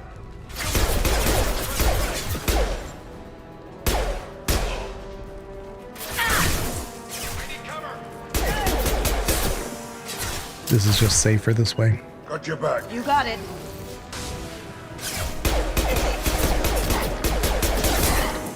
Cloaking. You got it. Come on. Look out! After you. Gotcha. Okay. Lead the way.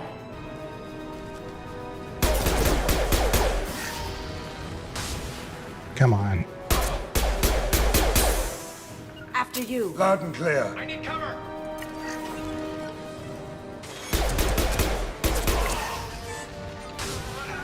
It's just the safest way to do this. Gotcha. Lead Okay. the way. There's always early on a myriad of ways to make sure that you're not one shot by the situation. Right behind you. On my way. I see them. Got your back. Right behind you. So weird when you're not playing as an infiltrator. I can't really lock in on them from this far away. Here we go. We should be good. I think that's all of them. Yeah. Okay. There we go.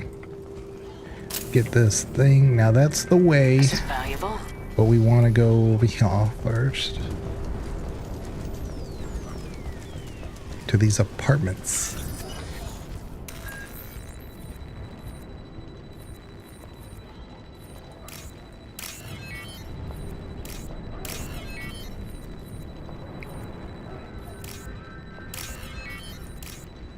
There we go.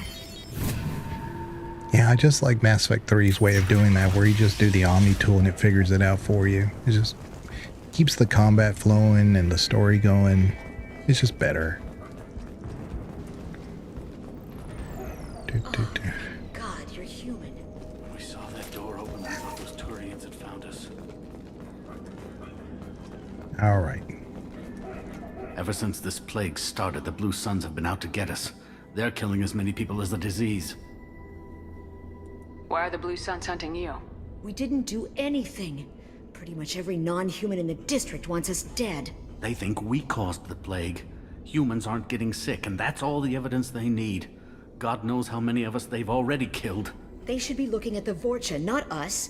Ever since the plague hit, they've been taking over Blue Sun's territory. You said the Vorcha moved in just after the plague hit? Right after the district was quarantined. Vorcha are immune to diseases, so they're not getting sick. Not sure where they came from. Never saw many Vorcha around before. Sure seemed like they were ready for this. Only nobody thinks the Vorcha are smart enough to create a virus like this. The Blue Suns need someone else to blame. Like us. You said the Vorcha were taking over Blue Sun's territory? Trying to. The Blue Suns don't go down easy. The plague softened them up, but they still have enough firepower to hold some of their turf. The Turians are getting pushed back. The deeper you go into the district, the more Vorcha you'll see. Unless they see you first. What else can you tell me about the plague? When did it start? The first cases cropped up about 2 weeks ago. Nobody paid much attention until it started to spread. Usually takes about a week to kill you, but it spreads fast. 3 days after the first outbreak, there were over 50 known cases. That's when everyone noticed humans weren't getting sick. Then the quarantine came down and everything went to hell. Yeah, I wonder if there's any association why it, because he said it happened only about 2 weeks ago. You would think this is closer to like a month-long problem. I don't know why it's specific to 2 weeks ago. Any idea how the victims contracted it? Not sure. Probably airborne. Even after the Blue Suns started sealing victims up inside their own apartments, the plague kept spreading. Now they just gun victims down and burn the bodies in the streets. Doesn't seem to be helping, though. People are dying by the dozens. Tell me more about the Blue Suns.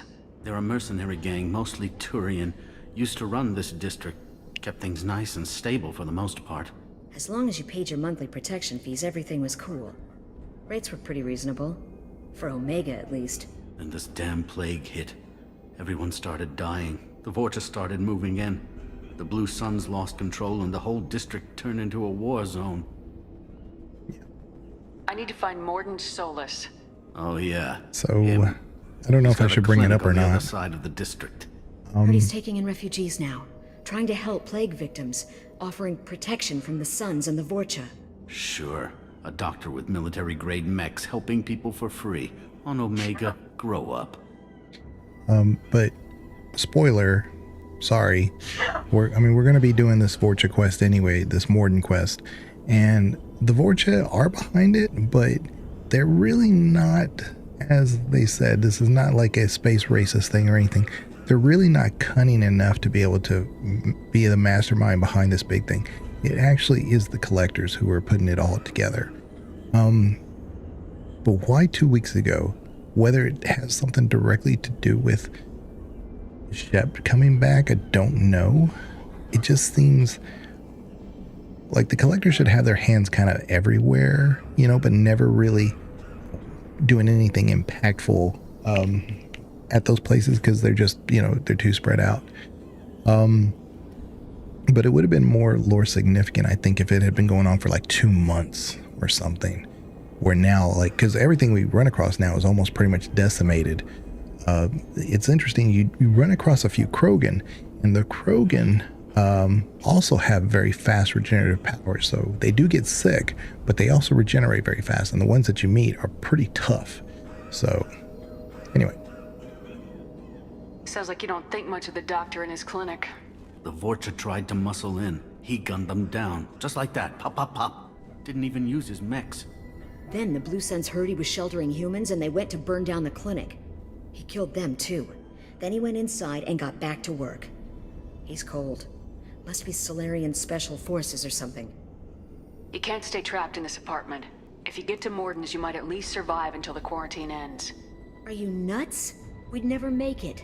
The streets are crawling with Blue Suns and Vorcha. We don't even have pistols. Besides, I'm not risking my life on a rumor that some Solarian might offer me sanctuary. I know you're scared, but your only hope is to get to Morden's clinic. I'm gonna be under fire from the Blue Suns and the Vorcha, so I can't take you with me. But I promise you this. I'll do what I can to leave a safe path for you to follow me. It's risky, but I think it's your only chance. Okay, you're right. We'll never make it if we stay here. We have to try. We'll wait here for a while and give you time to clear the way. Then we'll head for Morden's clinic, if we're lucky. Maybe we'll meet you there.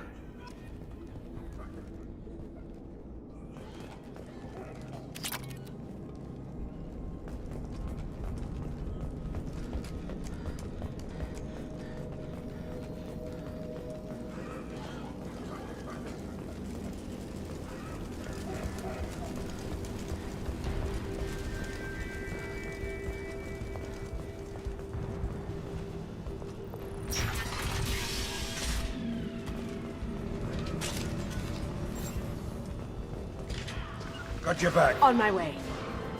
Taking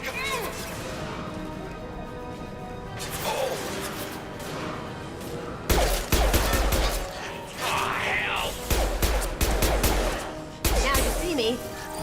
Ha! Eat it.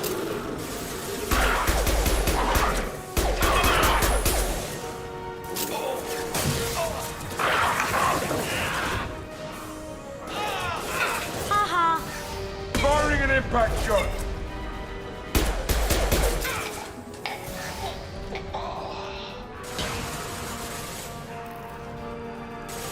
Lead the way. Lead the way.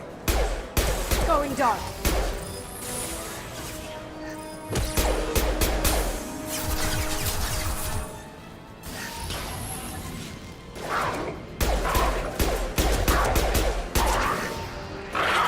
Haha. Gotcha. Sure thing.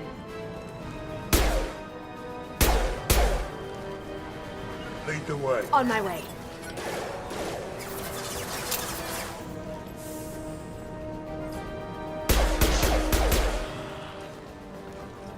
Here we go. Got your back.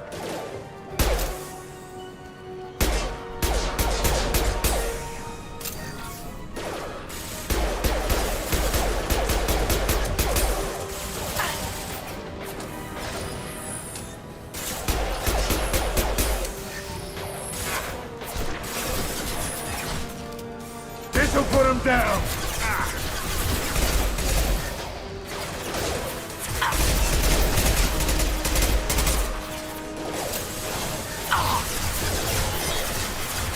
Cloaking.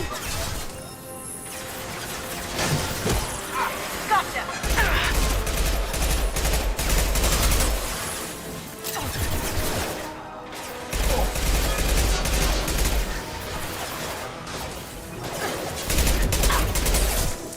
On my way. Gotcha. Going silent. Down you go.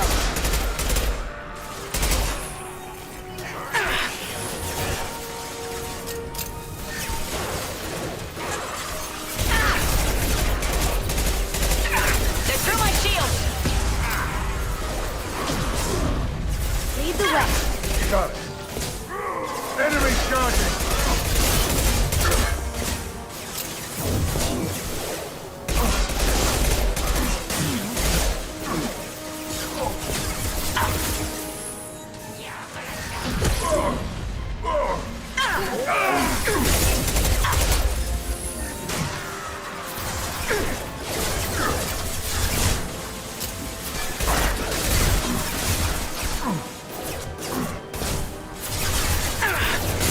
Can't hide from me. Firing concussive shot.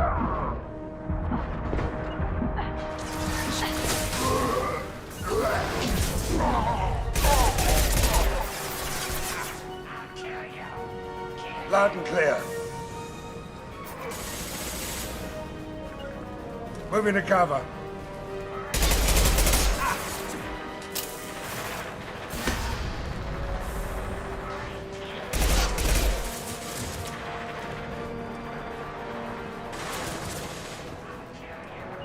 Here we go.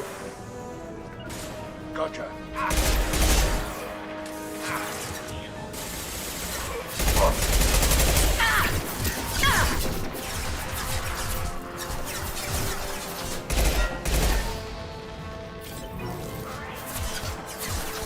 Yeah, there's some weird things going on with these Vorcha because, yeah, they do regenerate, but they're like moving around, and then of course I can't get Zaid to stay where I'm telling him to go. I need him to move down there so that they move out of position. See? I told him to stay down there. Taking cover. Loud and clear.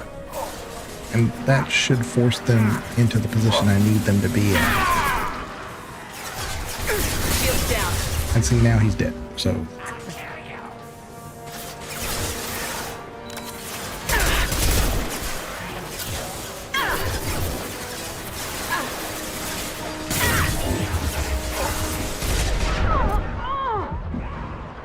don't want to die because then we'll have to do this all over again.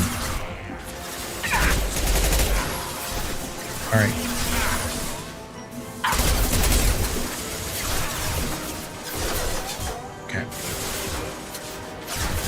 Firing an impact shot. Yeah, there's another Krogan. Not gonna cut it. Alright. You got it. Alright. Lead the way. You got it. Right behind you. There's always two. Oh, I'm out.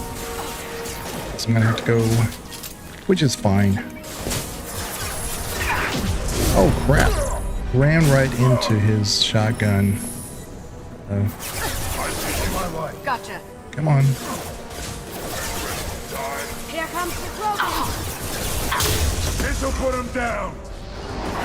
Got it. Gotcha. Come on, let's get this guy. Gotcha. Okay. Ooh. Alright. So let's, You got it. yeah, and I need to move my guys down that way so we can force these frickin' Vorcha to get into position. Oh, come on. Here we go. So just like that, Kasumi dies. Firing an impact shot. There we go. Got your back. Fine.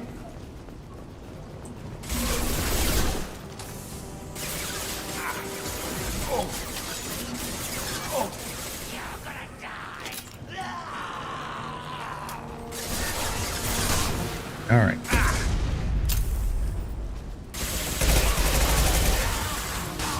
Fine. Vorcha land. The Blue Suns got pushed back way more Maybe than I it's time thought. to heal. The Vorcha might be close to ending this war. I mean, as long as I'm not dying or dead or just close to death, then I don't tend to. The Unity or the med pack thing, I probably you're probably right. I probably should be doing that more, but I just don't.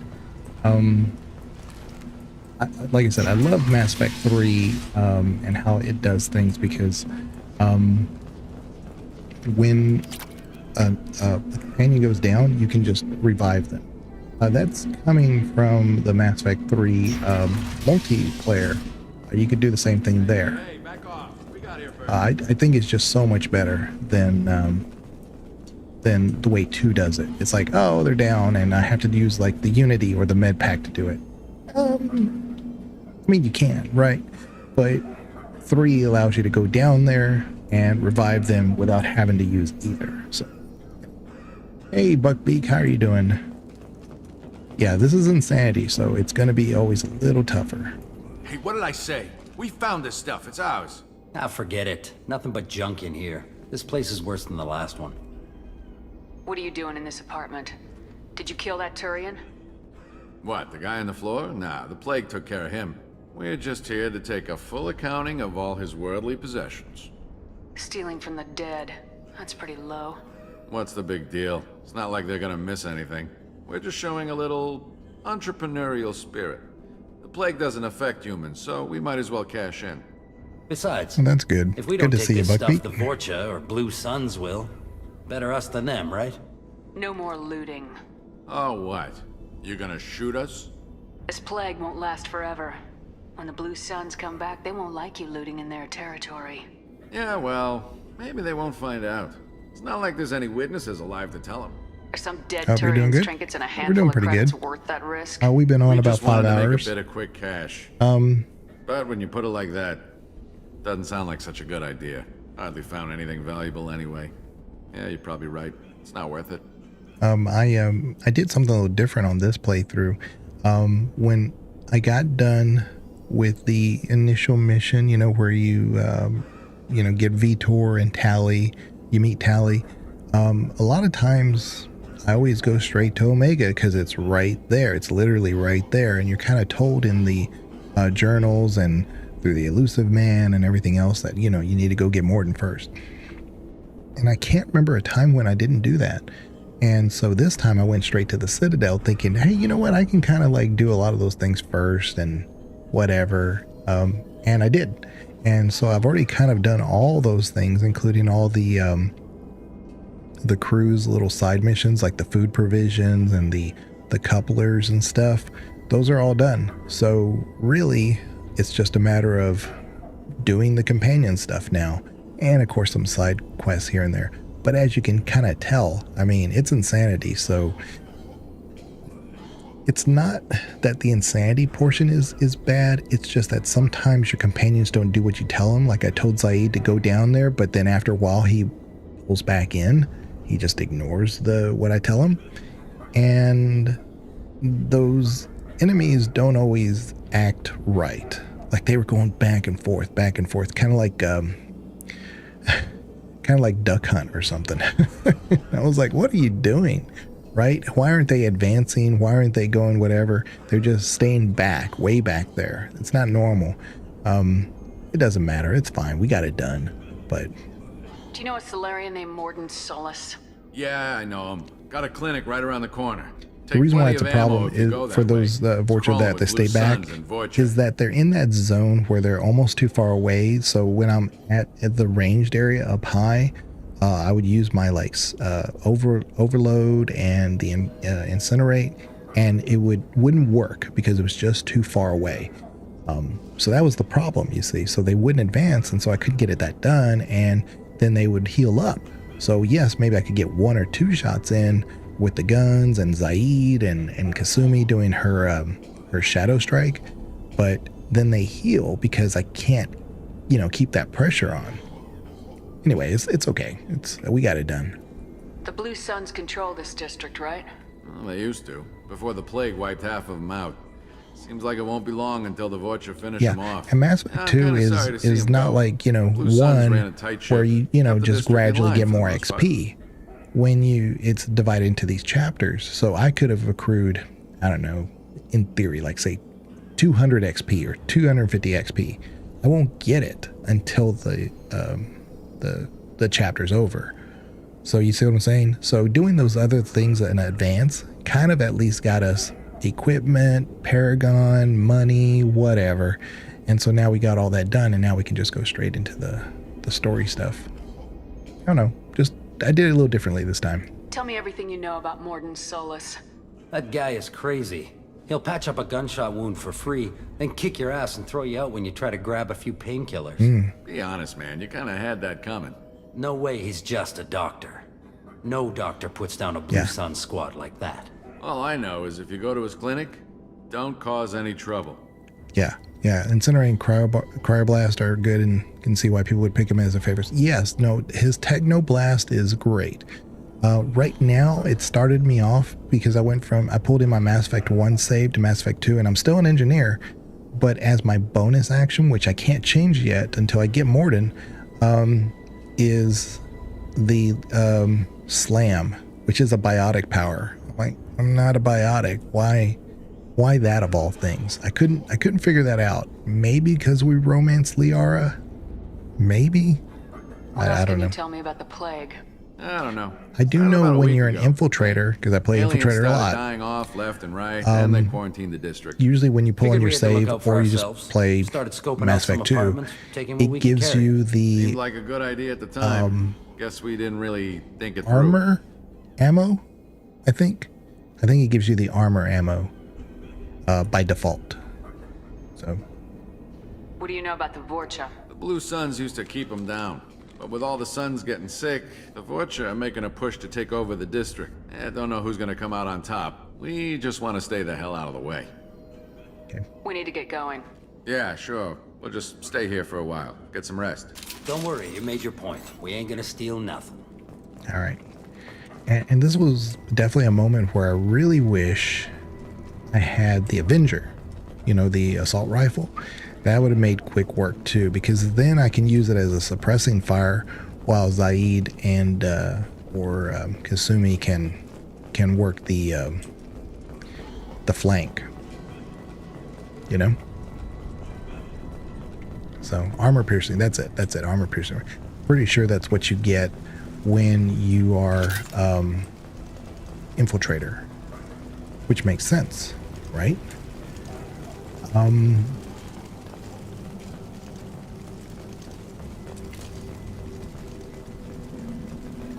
But why I have Slam, don't know. And it's not helping me at all. I used it when the second Krogan came. We got his shields down. I used it because if nothing else, it's a good CC. But, didn't really do any damage to him. No funny business once you're in the clinic, unless you want to deal with those mechs.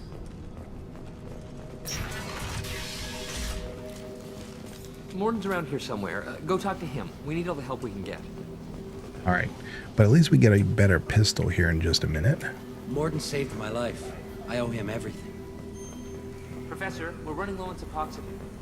Use melanorin. Plenty on hand. Almost as good. Causes cramping in vegetarians. Supplement with butemerol. Malnarine. Got it. Senesine is the catalyst. Bonds, genetic markers. There we go. Why not have Lacour?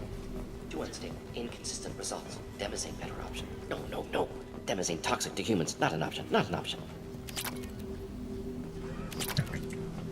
Get all the loot first. There we go. And I could have used my arc projector early on. I didn't for some reason. I don't know. I always save that. It's just kind of like the med packs. I save it for no reason. What class are you now? I'm still an engineer. Professor Morden Solus?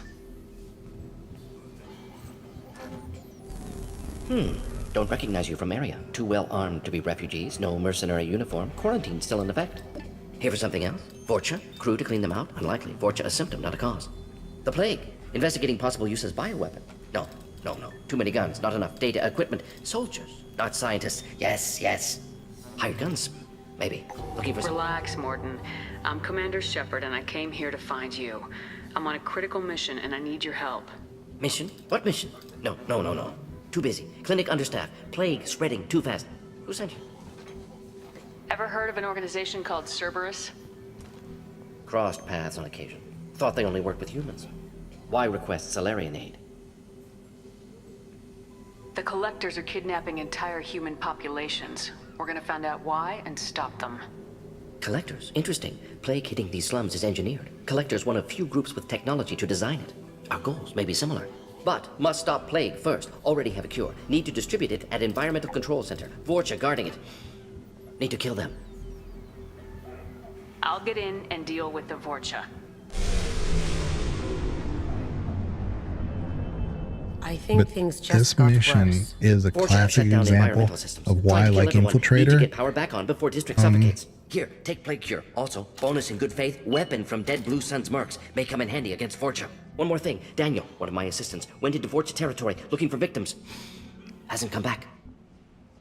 yeah. So you have a lot of enemies that you face, and you actually have an advantage. Like you'll have the high ground where you can look down on them, but you have the pistol, which is not super accurate, and an SMG is even less accurate, and we don't have access to the AR. I really need the sniper rifle for this particular mission, but we don't have access to it. So I really love having the Infiltrator for many, many reasons, but this beginning mission is one of the examples why. If I see him, I'll do what I can to help. Thank you. Told him not to go. But he's smart. Bright future. I hope. I found a Batarian plague victim near the entrance to the neighborhood. Can you send someone to help him? Risky. Blue Sun's Vorcha still battling. District not secure. See what I can do. Have you had any trouble at the clinic? Nothing major. Blue Suns came for humans, made threats, killed them before things escalated. For a doctor, you're awfully calm about taking out a group of mercs. Wasn't always a doctor. Some work with Salarian Special Tasks Group. Can handle myself. Advantage of being Salarian. Turians, Krogan, Vorcha, all obvious threats. Never see me coming. Any idea where I can find Daniel? No. Heard infected Batarians trapped behind Vorcha lines. Daniel went to help. Warned him not to go. Too dangerous. Patients here need Yeah, you're interested to see how the Infiltrator does in this mission? Can't leave the clinic. It does Have to very look after well. the patients. Because you usually have access to, I think, Overload, the ammo piercing, and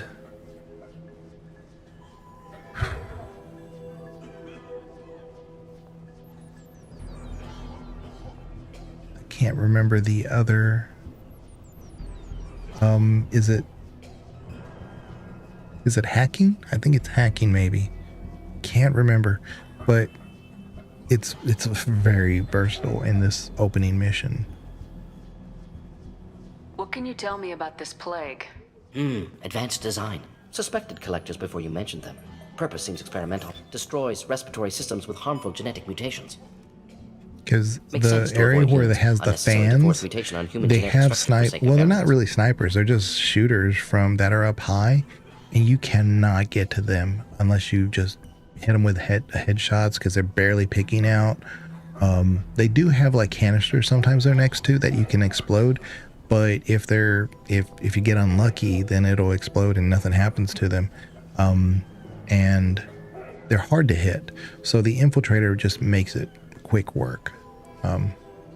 Unnecessary mutations? What are you talking about? Possible goal of virus, testing viable mutation levels in various species. Love how Horrific, Morden's not your typical but feasible doctor, for and he would collectors. take out lives in order to Humans protect don't those in have clinic. diverse Yeah, genetic background, yeah. Wider range than I mean, other there's sapient there's races. not Makes sense as control group. there's not much to dislike about Morden. Let's head for On the our environmental tier plant. list that we did, that's what he ranks as an S tier. So there we go. We have the hand cannon now. I think we're good. Let's make sure we equip that, because it's definitely a much better weapon than the pistol that we're using. Yeah, especially for Kasumi. So we're gonna do a hard save right here. I wonder. See, I've had this extra point, and I will probably get that level. It says experience the next level is 260. We've probably already done it, but we don't get access to it until the quest is over. So that's why. I'm half tempted to go ahead and give him the disruptor ammo too, because it would really help here, especially against the Krogan. But it's really mainly useful against synthetics. So maybe we'll hold it, because I really want to use it for this to help his health. Okay. Yeah, let's continue. On our way here, we saw humans looting the apartments of the dead. It's hard to disagree with that ranking. Yeah. Man. This clinic is a sanctuary. If you're looking for trouble, go somewhere else. Like I said, this mission is actually not too difficult. But when you're playing on Insanity, nothing's easy. So... Company up ahead. Cloaking! This'll put him down! I'm gonna go through my SMG stuff first, because I don't have a place to reload. I mean, there we go. See, how are they sniping me when they are using assault rifles? Weird. Now you see me. Like every time I stick my head out, they get me.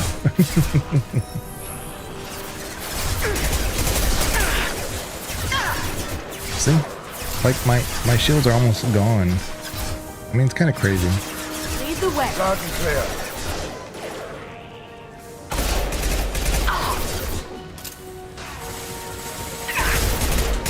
And they have just enough health to get their health back by the time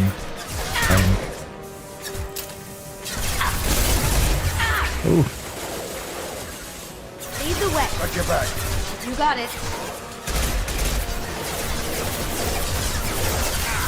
See? I got them, and their health just came all the way right back. See? Got him. Okay, good. Good job. Good job, Kasumi. So here comes probably the Krogan. Right behind you. On my way. Go ahead and get rid of him. There he is. Kasumi, please don't get in my way. Cloaking.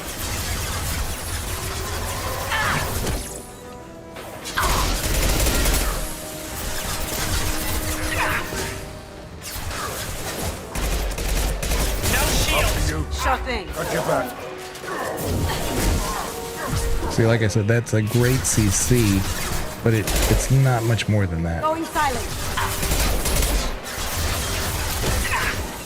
Okay. Alright, we're getting there. This is definitely better than the fight we had just before here. Come on. But it's like rinse and repeat. We're doing the same thing over and over, and they just keep...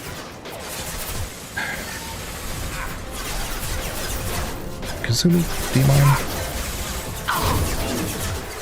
See? Now you see me. Y'all get out of my way, please. Got it. There we go.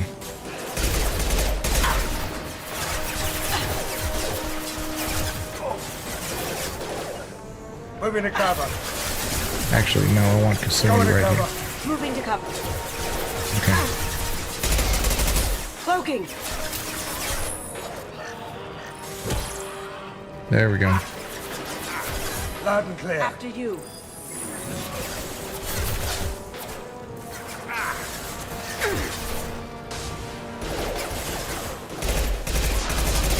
Visible.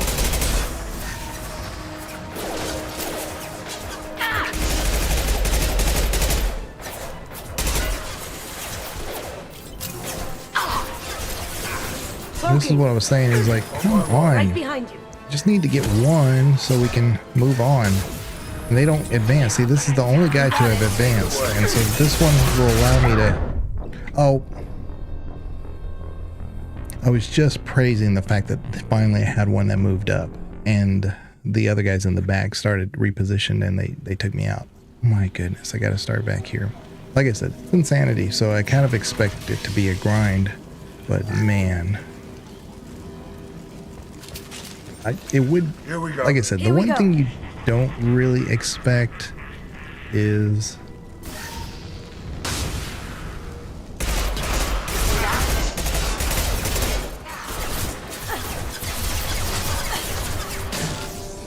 going dark. yeah. See, that works. See, because I was able to get his shields down and then Kasumi took him out. That works. But when they're so far away like this, I mean, it's like, what am I supposed to do? I need them to move up. Cloaking.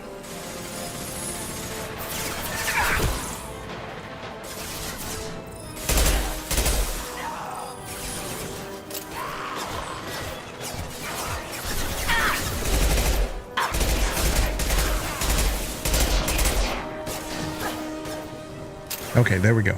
See, now the... Heads up! Charging! we have the Krogan here. We don't want him to move to the left side, where I don't know where he went to.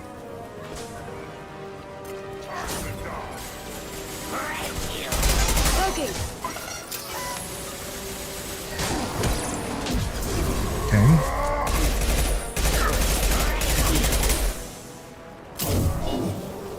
See, I missed. Man, like I said, I don't need biotic crap. Taking position. Okay, need y'all to get over here. Lead the way.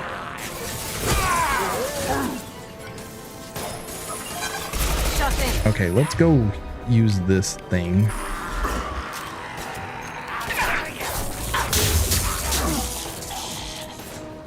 My shields are down. Gotcha. Oh. So frustrating. Like I said, I do want them to move up, but because they don't do it timely, I'm chasing them, and by the time I do that, it's a problem. So maybe we'll do this. How about we start off with this so that we can clear the room a bit. Yeah. Eyes up front. You know? I still need them to move up though. I need them to get closer because this won't work if they're that far away.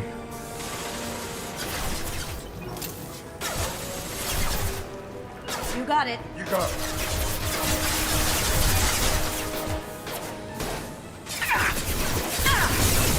Now you see me.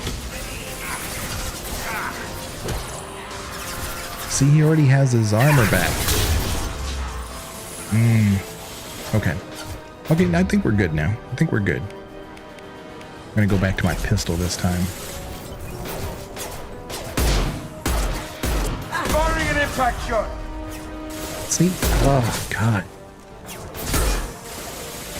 Oof. Eat that! Here comes Krogan. Poking. Here we go. You'll bleed.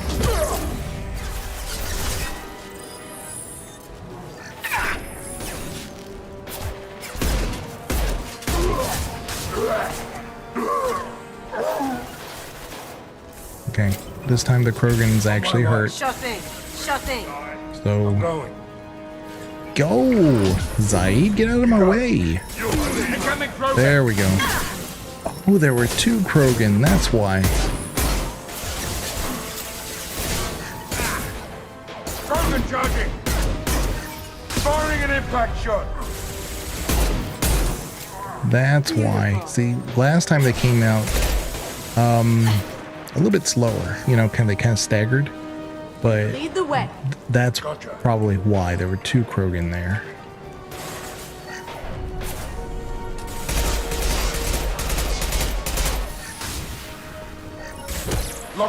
Okay. I gotta get rid of this guy's shields.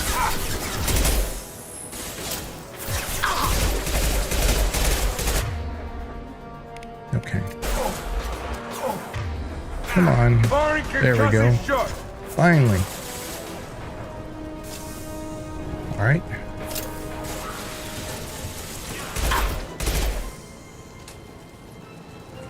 Alright.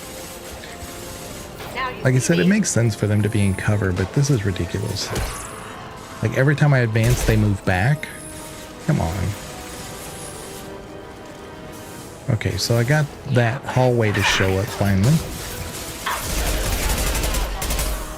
That's good. Now you see me. You got it. Nice. You got it. You got it. Alright, we should have... No, we don't have any bullets. Oh, come on. Kill that Krogan. Yeah, well, you know. Charge. On my way. Gotcha. There's all these... There we go, finally. We have ammo now. Alright. Alright, let's, Great. I didn't realize they were all dead. Alright. I'm definitely gonna use this if I need to. Going silent. Come on, Zaid. Are you serious? See, this guy with an AR is somehow making mincemeat out of me. Heads up.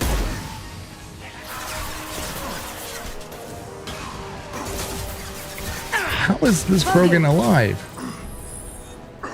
I heard him die. Yeah, that little sound he make, that's usually like when they die. Okay, finally. Okay. Here we go. This is not the hardest area for this fight, but it isn't easy when the enemies act like this a bit. So again, if I had a sniper, like I could probably 2-shot these guys, because then I could like zero in on their heads and get those headshots. Because I do have that armor headpiece that gives you extra bonus for headshots. You got it. See, like, who's left?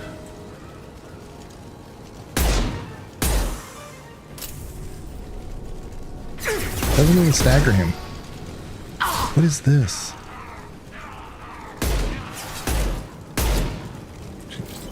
Okay. Alright, well, we're finally done with this area. Let's make sure we save. Yeah, well, like I said, at this early stage, you don't have much health, you don't have very many powers, and the powers I do have are not great. It's strictly Incinerate and Overload, which the Overload is fine, but it only kind of helps reduce their shields. Hold up here. There's mine.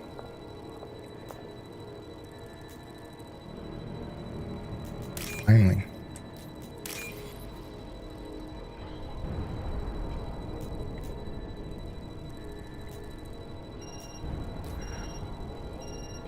Come on. They didn't even give me the... It's over there on the far end. There. That's why I really hate these puzzles, because they didn't even give me the thing to scroll to select it. So, why would I lose money for... You didn't even give me the scrolling option. Like I said, I just prefer the Omni tool. Just make it an Omni tool thing and let's move on. But no, yeah. Some people love those puzzles for the Mass Effect 2. I hate them. Okay, here we go again. Like, I know what to look for. I mean, I've been doing this particular puzzle for years now. But when they don't actually give me the solution, kind of hard to do it in time. You know? Alright.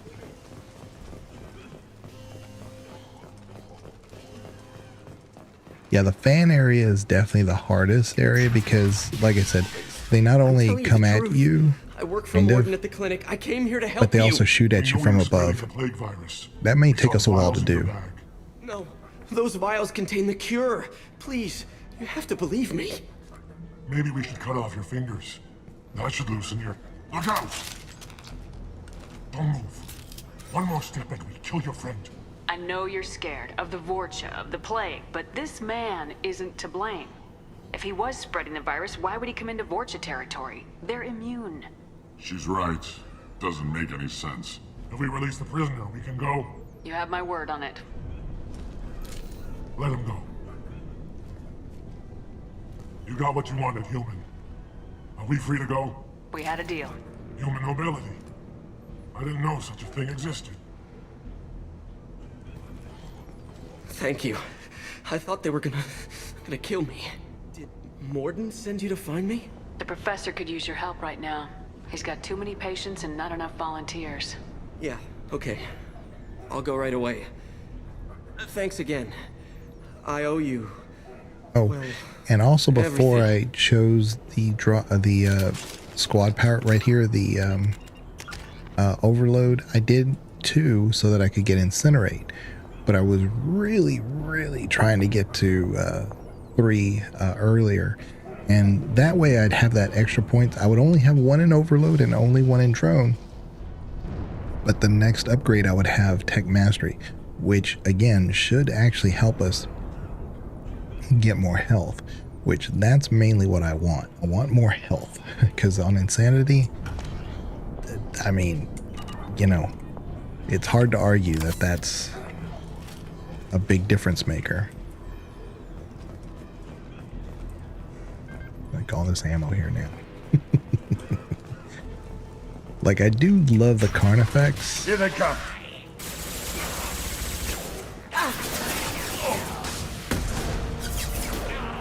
But the biggest issue with the Carnifex is Hell yeah. it shoots fairly slow. Going dark. Yeah. And there's not a ton of it, you know, it doesn't hold a lot of ammo. So I know you're alive. Come on. Why aren't they shooting at him? After you. Here we go. Like I swear. Yeah, Mass Effect 3 is Lead just the way. superior Lead in the way. so many ways. As far as the combat goes, strictly from a combat point of view, Mass Effect 3 is the game. And when they did the Legendary Edition, I was really hoping that they were going to, right here, this is what I was talking about, like, if you could, this is not the hardest part of this mission, but this one's not easy. Oh, come on, Kasumi. But because they regenerate, this makes this very difficult.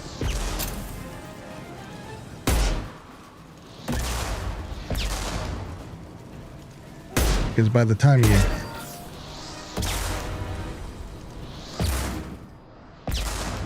Right between the eyes. There we go. So that one I don't have to worry about him. Oh, see, he regenerated somehow. There's another guy there. So, but that's supposed to take off his shielding.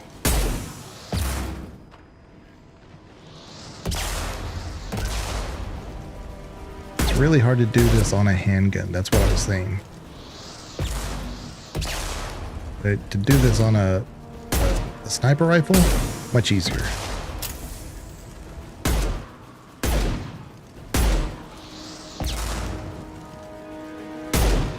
Like, are we gonna do this all day? Come on. Hopefully, maybe that did it. Like on normal mode or whatever, he would have been dead a long time ago.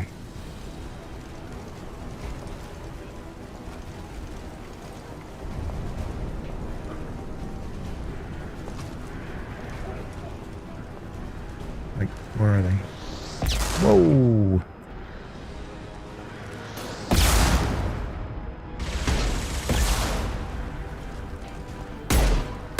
Eyes up.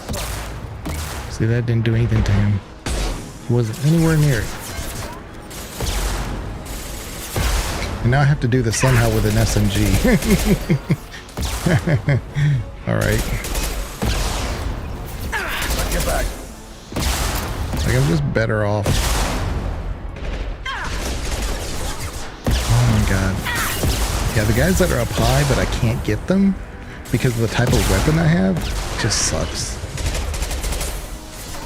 And my guys are no better of a shot than I am, apparently. Like, if I maybe get Kasumi to get this guy, you can't do that. I mean, I need you to.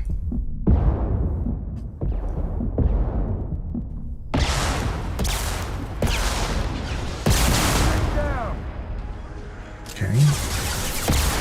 I need to get one of them so I can manage everything down below. How is he shooting through the wall? Okay. Come on. God, this sucks.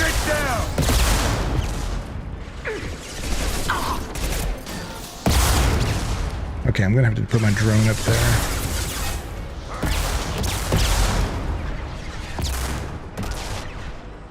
Come on.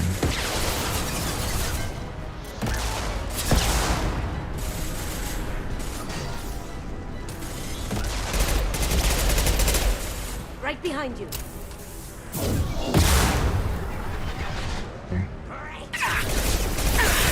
Who is shooting at me? What? Where are they coming from?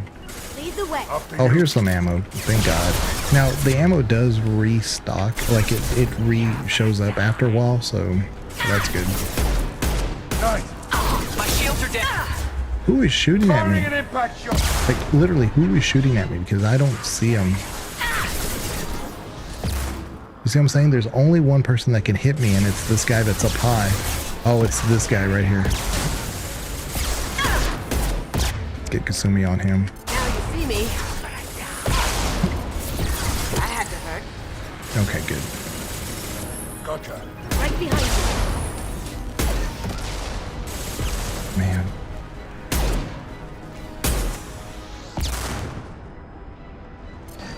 Look right. Come on. He's not even firing at us because he's bugged out. How many shots does it take to get a Vorcha? Come on.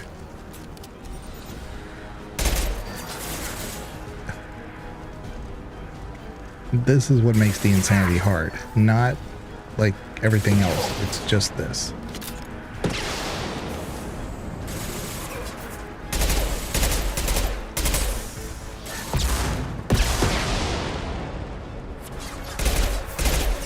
Yeah, he was all bugged out, so I couldn't hit him, and he wasn't attacking.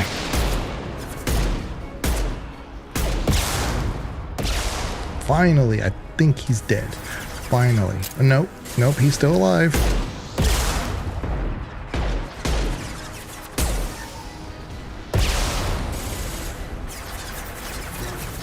Sit down!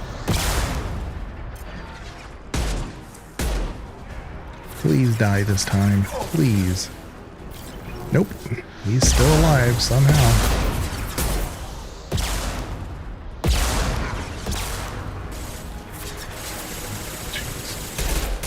But I can't do anything with the guys down below because this is what I was talking about. But you have these same guys that are in the fan area. And that's why if you're an infiltrator, it makes this so much easier. Like, infinitely easier.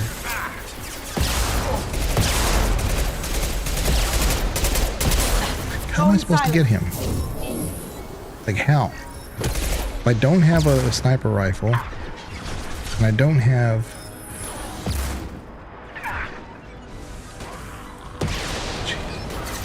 Sucks so much.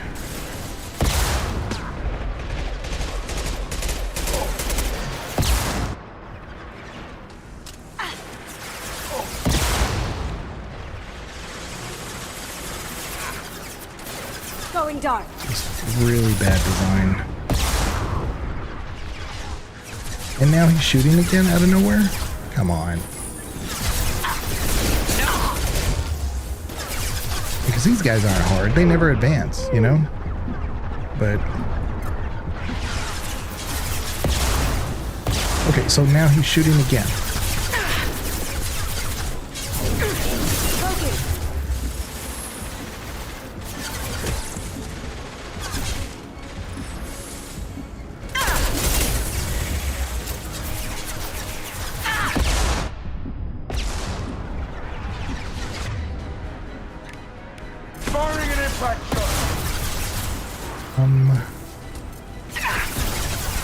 The nice thing about the drone is it does remove their shields pretty good. So if we do this, there, that knocks them out completely. But how they're on fire and regenerate health, I don't know.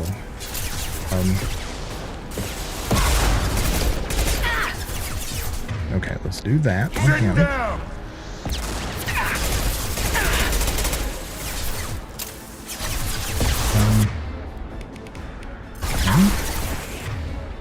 I said to do Shadow Strike on this one, but she never did it. So and now this guy's got his armor back. Okay, and let's do that. Okay. Okay. I'm assuming we still have not dealt with the guy up above. That's up high. Nope. He's still shooting at us from up there. There's nothing we can do about it. Like, at all. Can't do that right now. Yeah, see, she can't reach him, so there's nothing we can do. Oh, finally! So we finally had a nice little quirk where it killed him. Yeah, like I said, this one's, again, not that hard. It's just they bug out pretty easily on this area. The next section, the fan one, that's miserable. Because it's more of those guys that are up high that I can't reach. I mean, it'd be one thing like if I had singularity, that would be great. Because then I could argue like, okay, so now it kind of moves them out of position or maybe even drops them from up high. But the slam doesn't do that. You saw what I was trying to do, slam up there, and nothing happened.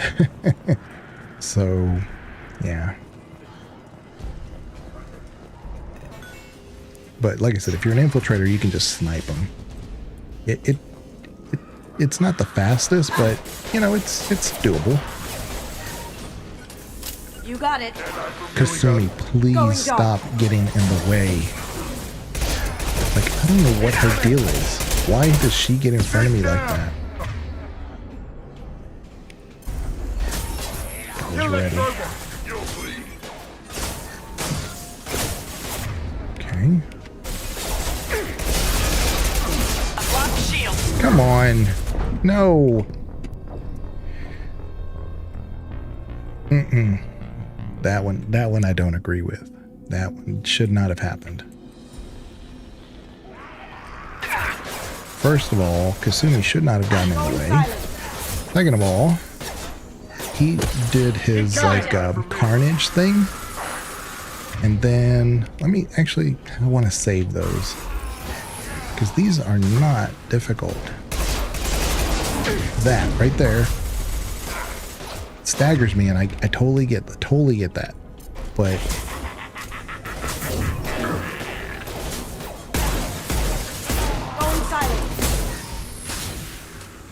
but yeah, that right there, that's what should have happened actually. Okay, and suddenly I have to reload. There we go. Yeah. Right behind you. A little bit better. Like I said, when he does the carnage thing, it's kind of like his concussion blast, very similar. I get that it should stagger you, totally. But I did handle those other Vorcha. So nobody should have been really shooting at me. That's why I didn't agree with that death.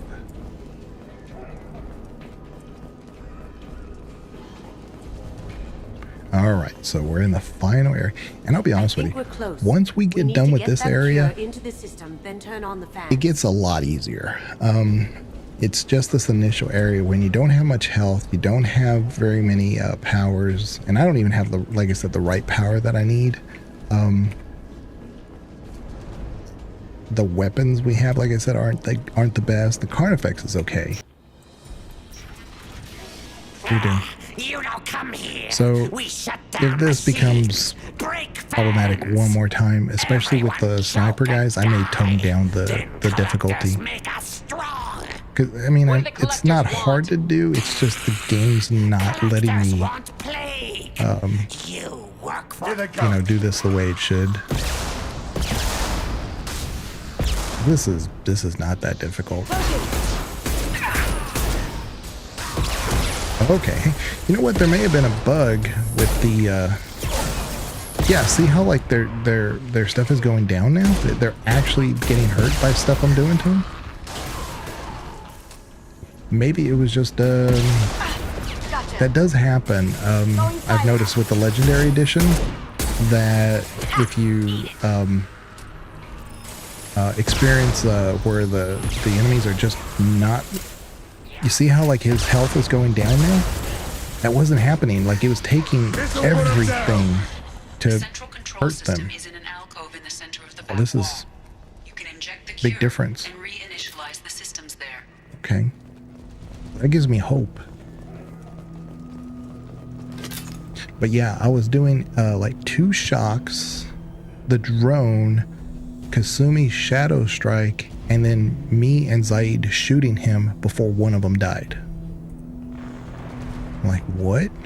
The cure's in place. Turn the fans on and we should be good.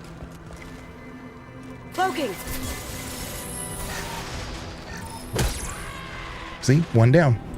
I have located the fan controls. There are 2. I still don't like the fact that these guys are up here doing this crap.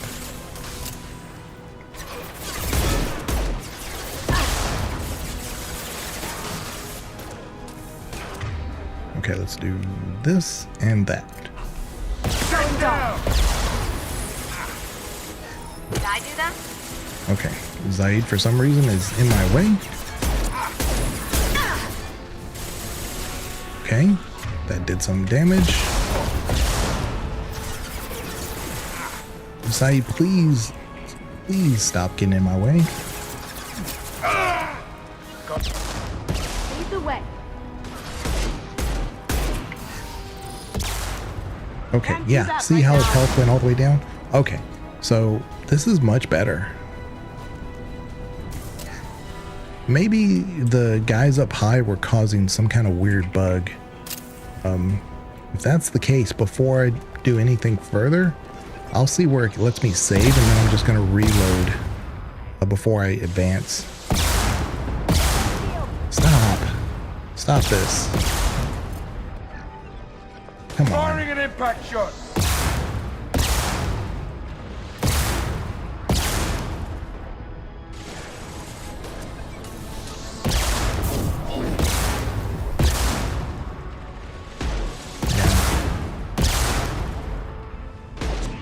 Sit down.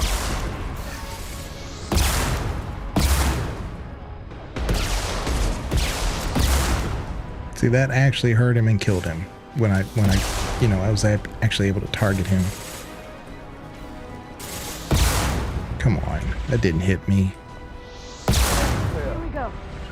Lead the way. You got it.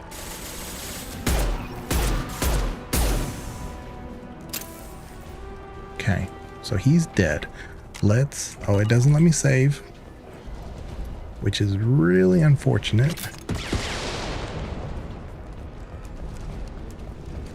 I come back up here, get some more clips.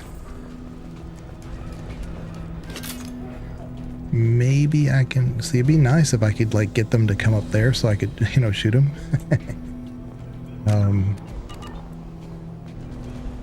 Yeah. Okay, Zaid, are you... Yeah, you do have your... Okay. Let's do it again. Hopefully it won't bug on me. Let's start over here. And you know what? We can actually train them to come up a bit too.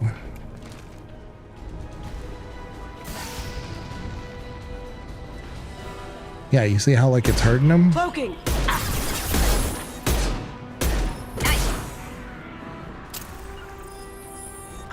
Gotcha. Naturally, the one that is not a pyro is in front.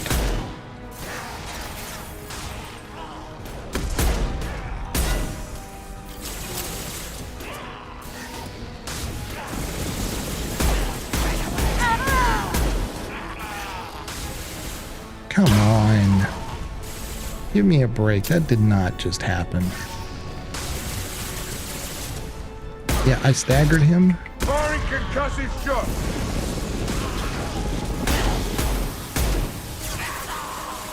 You got it. But then he blew up while he was staggered, but he was still shooting at Kasumi somehow. That's what I was complaining about. I was like, she was right here, and he was like, but he was still shooting at her. It wasn't these other guys, because they all have flamethrowers, and they were too far away. That sucks. Hate using med packs when I don't need to. Okay, so let's do this. Do that. This time, Kasumi, please don't. Lead the way. Taking cover. As good a place as any. Okay, good. Yeah, I wish I could save right here, though. This would make...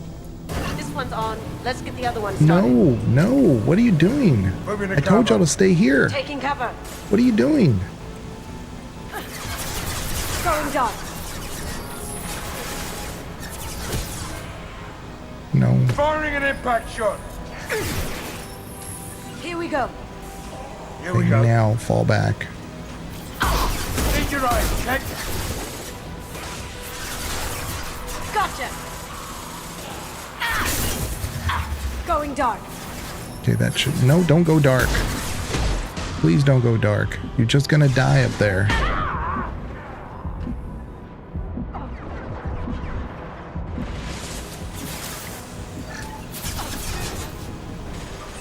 Okay. This'll put him down. Why isn't that hurting him? Yeah, it's a direct strike on him, but the fire's not hurting him. There we go. Nice. Why are you going silent? There's nothing to hit. Like, how are they snipers from that far away with an AR? That just blows my mind. No! Guys, fall back. Let them come to us. They're trying to advance. Let them. Cloaking.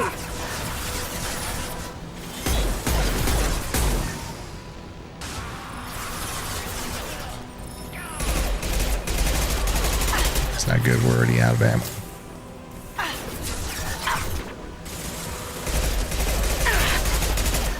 Like, how? I'm in cover, and the next guy who's shooting at me is like 5 pillars away. How on earth is he hitting me?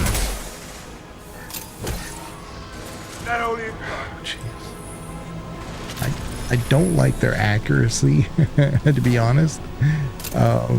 When there is really no... So I do know that the nether wave... See, here's the Krogan. Here he comes. Going dark. Loud and clear. Gotcha. Enemy charging. Sure thing. Got your back. Where is he?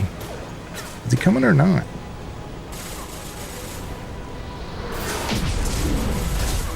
On my way. You got it.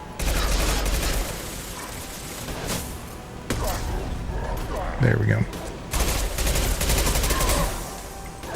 Incoming Krogan.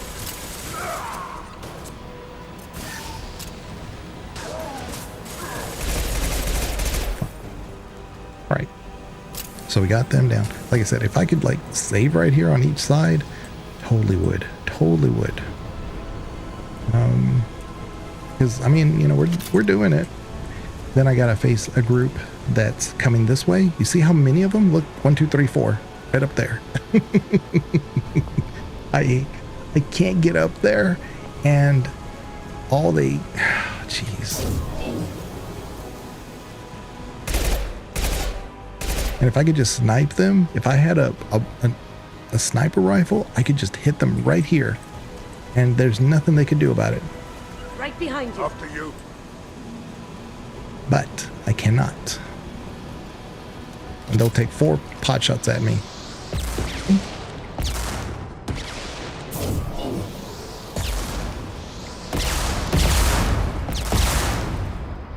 My goodness. And my things don't work this far. Okay, so let's go this way. See, they can't hit me, but yet they hit me. I'm in cover. I'm over here.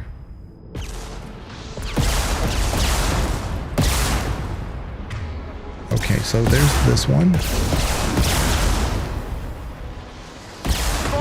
And I can't snipe them like this. Not with a...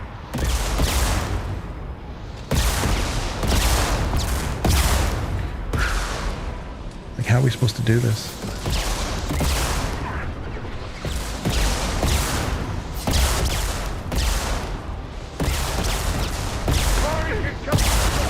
If I can get, like, oh, come on. Don't do that. Okay, so here's a few that are coming. Let's run. Boom. We might be able to at least clear that hallway. If we can clear the hallway, then the guys up top disappear. I'd said this before. If you can just get to the fan, you're good. Come on. Like I said, so on Infiltrator, this is much easier.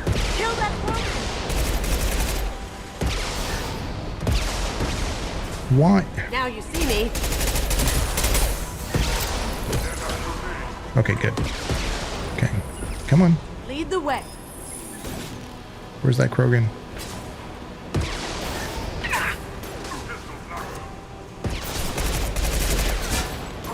How is this shotgun getting me from that far away? Zaid? I think Zaid's dead. But he's probably going to get hit by a bunch of...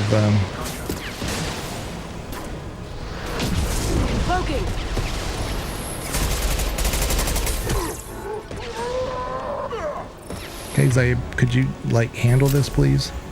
Sit down! How? Enemy charging! Watch it! So he's running in circles. Okay, that makes sense. There. Okay. Alright. And like I said, as long as they don't somehow magically respawn, we might be able to clear this hallway without having to deal with those guys up top. But you see how, like, deadly they are. If you had to pick which class would you like the least?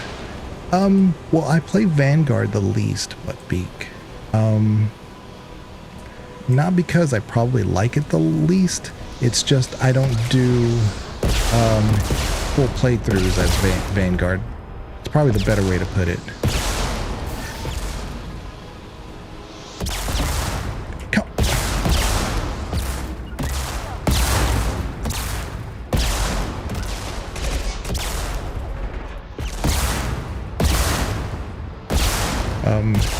Because Vanguards don't really come into their own until you get to Mass Effect 3.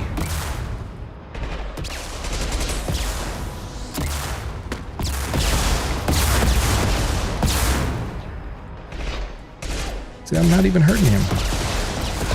Okay. All right. Forget that. Let's come down here. Come with me, guys. I hear somebody. They better not be. Okay. Because if we stay down here, they can't hit us. All right. Okay, Zaid, I need this to hit. Okay, good. All right. Now you see me. Okay. All right, there we go. There better not be a rogue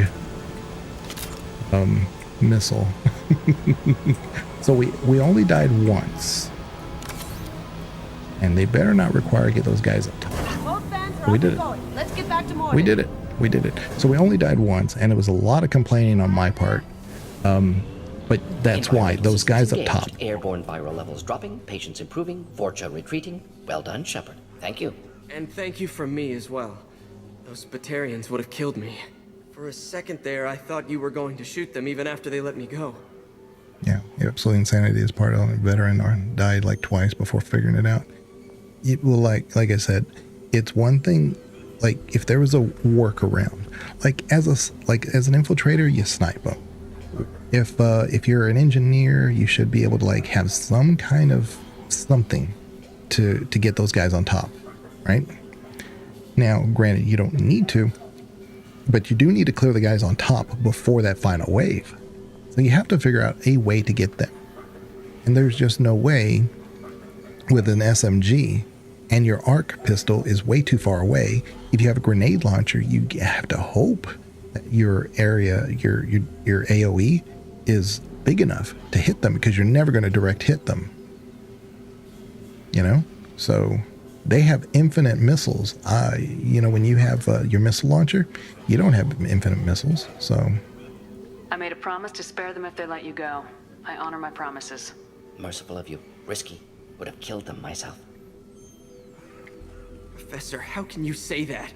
You're a doctor. Oh, thank you, Bugbeat. You believe in helping people. Like I said, knowing how to do it and Sometimes doing it are two different things. Sometimes execute And then when the game dangerous doesn't Either way help you, helps. because the check first on time your I did it when I died, Lots of work to do. it was seriously Think about bugging what I out. said. I couldn't believe how tanky they were. Good kid. They were Bit probably naive. 3 You'll times learn. Letting tankier them than take they over were the supposed to clinic. be. Should be able to handle it now that Vorcha are gone. Yeah, because when it reloaded, suddenly they were taking damage. Like I saw their health bar go down. I'm like, wow, that was not happening. I would get rid of their shields or half of their shields, and then Kasumi or something would have to do another hit, and then that would get rid of their shields, and then I'd have to do pyro, which would take them sometimes to like half. Yeah, they were bugged. We've cured the plague. Are you ready to help stop the collectors? Yes. Unexpected to be working with Cerberus. Many surprises. But I Just have need to noticed finish up that with here in the clinic. Legendary Won't that take it long. will Meet bug you at your out ship. on Insanity like forward that to from it. time to time. And it's probably just best to reload. But when you're in the middle of a fight like that, you can't just do that. So, We're heading out. See you in the Normandy. and that's why I've said before in the past, I've done no death runs on Mass Effect 1. I could probably do one for Mass Effect 3, but Mass Effect 2 is so difficult because it's just not fair at any point. You don't have the right weapons, you don't have enough powers, they don't level you up until after the chapter's over. So even if you just need that one extra level to kind of get you by, right? You can't do it. I will say though, the planet where you have the protection that Morden figures out the tech for to protect you from the collectors with the swarm. If you're Vanguard, that's a lot easier, that fight, because the husks that come at you are the real problem. Because you can avoid the Batarian collector version. They basically shoot at you, and you can take cover and stuff. And the Praetorians are difficult for sure, but it's the husks, because they come at you from one angle, then another angle, and then they don't even come all at one time. They kind of stagger. So if you're a Vanguard, you can really take them out at one time. And so that's a good time to be a Vanguard. is that particular battle. Horizon, that's it, Horizon. I always forget the name of it. Just like I forget Ilium. I always forget it, the Ilium, the sorry planet. But yeah, on Horizon, if you're a Vanguard, it makes that fight a little bit easier. Not easy, but it makes it easier because you knock out the Hus. So, see, like I said, it gave us 1,000 XP. It's very possible we earned that most of that XP before that final fight. But the way Mass Effect 2 is designed is that if you know what to do and you have all the stuff there, you still don't have the level you need to get that extra XP or that extra unlock. Plus, like I said, we have I would have killed for Singularity in that situation when they were all grouped together. Those missile guys up top.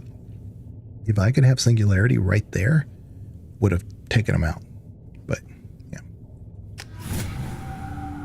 that's what I'm saying. There's workarounds, but you don't have them in some classes. It's an honor to have you on board. Yes, very exciting. Cerberus working with aliens. That's gonna be annoying, especially if they outnumber. That's my point. Yeah. Not so on Horizon, that is a problem because, like I said, you have the collectors that come at you, but they themselves are doable because there's so much cover. But that's the problem. You're in cover, and it's sticky covering, and now a husk is attacking you, and now if you don't have anything like if you don't hit override, overcharge, or whatever it's called, whatever, what I have, the shock, if you don't have that, and because it can affect other people in that immediate area, or like say incinerate, if you don't use that immediately and press the right thing, I mean, they just stagger you, then the next one staggers you, then the next one staggers you, and then you're dead. It's the Hus that are the problem on that particular battle. You're very well informed. Solarian government well connected. Espionage. And me and Banana have top level clearance once. Retired now. Still hear things. Complained about that fight more than any other fight in Mass Effect 2. Anti-alien reputation listed as problematic. Because I've done it on veteran, no problem. I've done it on obviously normal and whatever, no problem. Once you get to insanity, it is exponentially hard. Yeah, I can't even describe it because, like I said, it's so difficult. You just don't. By the time you get to Horizon, you haven't. Even if you've done all the side quests, all the companion things up to that point, if you've gone to the Citadel, you still just don't have enough XP for what they throw at you at that point. And that is where I think it's just not balanced. It's one thing to play on insanity. It's another thing to deal with what they actually throw at you. It's just, you just don't have enough at that point to deal with it. So, I mean, I've done it, but I don't like doing it. So it's not fun at that point. Yeah, overload, that's right. So, like I said, if they could tone it down a bit on that particular fight, or give you more things to do before you get to that point, or basically let you amp up your levels. So, for instance, I took Mass Effect 1 at full level. I think it was at 50 or something. I don't remember what I was at. No, I was at 55. I think 60 might be the max. Don't remember. But regardless of what it was, I started this game at level 4. Come on. Start me at level 10. At least level 10. Because by the time I get to Horizon, I'll probably be at level 16, and I can handle that. But, yeah. No, that fight is a little too overpowered compared to the levels that you can obtain by the time you get there. Yeah. Don't kid yourself, Professor. Humans still come first in the elusive man's eyes, but this mission is too big for them to handle alone. The collectors are abducting and if I remember right, on the fringes of terminus space. Before Legendary, that's how it did it. If you were at max level for Mass Effect 1, I do believe they put you almost at max level. I get the hiccups. Max level in Mass Effect 2. I could be wrong. Except that every man, woman, and child is gone. But I was pretty sure you could. Maybe? No, spread's too slow. You don't have to sit there and guess. We collected samples from one of the colonies. I'd like you to analyze them and figure out how the collectors did this. Yes, of course. Analyze the samples. Going to need a lab. There is a fully equipped lab on the combat deck, Professor Solis. If you find anything lacking, please place a requisition order. Who's that? Pilot? No. Synthesized voice. Simulated emotional inflections. Could it be? No. Maybe. Have to ask. Is that an AI? Mission where you have to go get the IFF, personally think is the toughest. Not only do you have to deal with the Huss, but deal with the flaming ones and the signs. Yeah, it's the way I deal with that one is that you focus on the flaming ones. You want to look for them because then you can make them blow up and they cause an AOE. So the problem is if they get too close to you, that's where the problem is. But if you can say, oh, there he is, and like, let's say you have cryo, which I'm an engineer, so I should be able to unlock that. If I get cryo, and then I do, which it could slow them down at first, but if I do 2 of them, it'll freeze them. And then if I do the incinerate, it'll blow them up, and they already blow up on their own. So it causes like a techno blast. And like I said, it's a nice workaround. But like I said, it's nice to have those workarounds depending on your class. But that fight right there, the one on Omega, when their sniper missile launchers up high that you can't even hit, come on. It's not, yeah. The ship is equipped with an artificial intelligence. An AI on board, non-human crew members. Cerberus more desperate than I thought. The collectors have taken tens of thousands of colonists. We'll do whatever we have to do to find and stop them. Yes, of course. Can't risk being captured like colonists need to identify, neutralize technology, need samples. Which way to the lab? Follow me, Professor. Yeah, I mean, I got nothing to prove. If, I have the screenshots and everything else that says I've done Insanity all the way through, but, because they erased my profile and I had to reload everything all over again on a very different profile that I have now. I just have to do it on this one. But yeah, I mean, if I needed to, I could always log into that other one. And even though I can't access those games because they completely messed up my stuff, it still shows my achievements on it, so I have the receipts. So, but now I get to do what I've been dying to do since the very beginning. Let's see here. Back. No, it's this one.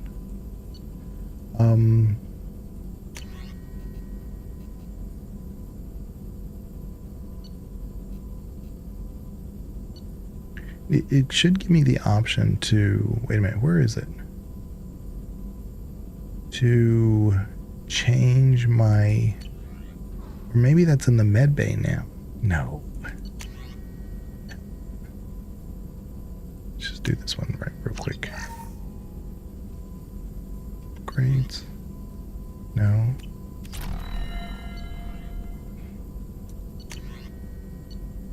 I don't care about assault rifle. I can't use it, but we'll unlock it. Yeah, there's a thing at the bottom that's supposed to let me change my thing. Maybe I have to talk to Morden first. Shepard, how can I help? Have you got a minute to talk? Of course. Plague on Omega dealt with. Plenty of time to analyze collector intelligence. That's annoying as well, especially early on like that. Setup. I mean, what are you supposed to do? With the budget. The advanced training, if that's what you're talking about, it should be in there. Yeah, it should be there. Yeah. Is your assistant Daniel settling in all right? Quite well. Safe and secure. Neighborhood mostly quiet with Plague gone. Left him the security mechs just in case. Can't be too careful. Also tired of mechs. Noisy. Never used them in STG. It must have been frustrating working on Omega with such a limited facility. No, loved it. Limited facility presents challenge. Save I'll greatest look number for of it again here in a using minute. limited resources. Security threats, gangs, mercenary groups, add But you additional probably won't hear me complain Quite about enjoyable. the combat stretched much abilities to longer. limit. Couldn't have At asked least for until more. we get to Also, Horizon. enjoy saving people, Because of course. it will get Helping easier. the helpless, Because I'll greater have good, all better that too. powers, Nice. better weapons, Retirement after more STG health. work complete. And you don't deal with a bunch of snipers like that ever again. Yeah, I don't think there's a single mission that you have to deal with that where you have missile launchers constantly, 4 or 6 of them at a time shooting at you. Tell me more about the Solarian Special Tasks Group. Respected organization. Clandestine handles difficult assignments with limited oversight. When you Recon, get analysis, occasional wet work, identify problems, have run. neutralization options ready There's should a need couple, arise. but Model you for can Council target Spectres them. based on Special Tasks Group. It's Very not the similar. same. Yeah, they're up high, but you can target them. And plus, not only that, you can kind of defer that a little bit, so that way you're a little bit better leveled for it, you know? Similar in what way? Solarians lack numbers, brute strength, military prowess, have to rely upon stealth, intelligence. Agents trusted, given wide operative freedom. Spectres similar, given goal, told to accomplish. Better funded, of course. Didn't have to buy our own weapons. You said you were in the Special Tasks Group. What kind of research were you doing? Not simply research. Several recon missions. Covert, high risk, served under a young captain named Kirahi. Studied Krogan genophage, took water, tissue samples from Krogan colonies. I worked with an STG captain named Kirahi. His team helped me destroy Saren's cloning facility on Burmire. Heard he was part of that. Jury-rigged explosive. Always got job done with limited resources. Good captain. Bit of a cloaca, though. Loved his speeches. Hold the line. Personally prefer to get job done and go home. Probably military bravado, jargon, chest pounding. No offense. Nice talking with you, Morden. Should get back to work. Need to study. So much data. Here if you need me. Okay, he should have given me the... Shepard, how can I help? There we go. Is the lab working well for you? Quite satisfactory. Found a few surveillance bugs. Destroyed most of them. Returned expensive one to Miranda. Nothing unexpected. Just need more samples. More collector data, tissue samples, anything you can get, I can use. Find new tech. Are there any medical concerns I should be aware of on the team? Cerberus personnel in excellent condition. No squad concerns to report. Always some matters, but nothing affecting immediate mission. Yeah, and it's weird that I'm saying that that's actually the harder of the two missions between that one and Garrus, because you get inundated by like Krogan and Vorcha and guys with armor and stuff, but they're not coming at you from an advantage. You can put yourself in a disadvantage, but oftentimes if you kind of like know where they're coming from and stuff, you can bottleneck them and they're right there. Whereas that battle, they're a little bit too far away, and that's why I didn't want to use my arc projector, because I used it that one time when they were kind of bunched together, but it didn't even work. But that's also when it was bugged. But it's a risk, right? If you use it and they're all together and it doesn't go off, you have to wait for it to charge, and then it projects. So yeah. Any ideas on other ways to prepare for the collectors? Ideas, yes. Expensive, but in the Garrus mission, they are closer to you. So, it's one of those Morden's Omni tool. It gives them more tech damage. Yep. So anyway, let's see if it lets me do it now. Where is it?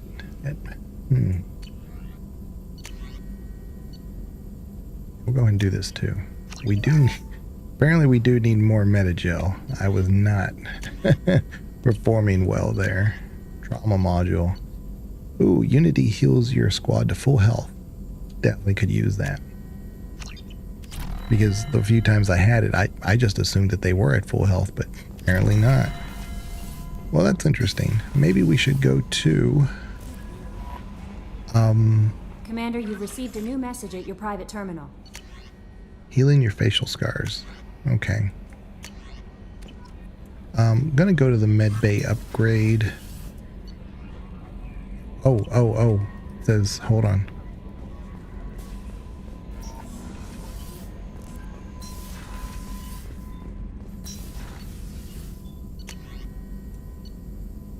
No, I don't see it. Med bay to upgrade. Yeah, I mean, I don't need it, but I wonder if it's actually there to retrain your powers. Because the advanced, you got to remember that the advanced training doesn't occur until you actually have a loyalty mission done. You know, you can't access their powers until then. But I don't need the extra ones. I just need to retrain a power. I wonder if it's here. It's not. It must be Mass Effect 3 I'm thinking of. No, it's in that section. Yeah.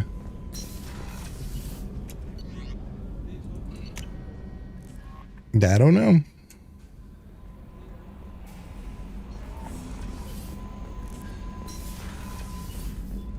Because I don't need slam. I don't want slam. I don't even know why they offered that to me. I'm gonna save. I need to do my upgrade real quick. We're gonna do combat drone and then cryo blast. There we go. Yeah. So now I'm able to do the cryo blast to do more of like a CC. Because it doesn't really do any damage, but then you couple that with incinerate, it should be a tech explosion. So I'm gonna do my freeze as number 1 and then incinerate, and then 3 is gonna be my overload. Yeah, that should work. That's probably why it ain't showing up yet.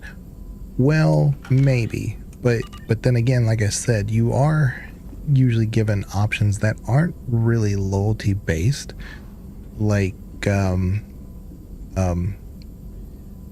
for instance, I think you get access to, what is it called, the shockwave, when you do the Jack loyalty mission. And in the Samara one, you get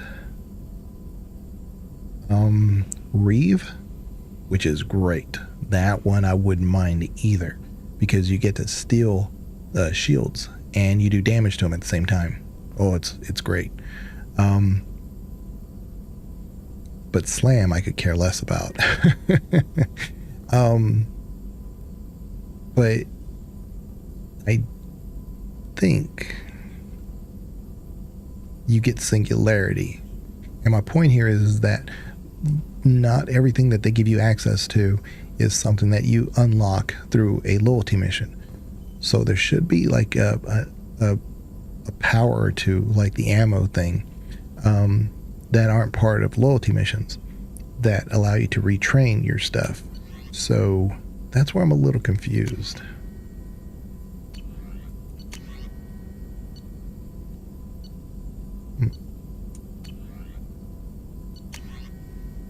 Oh, I don't know.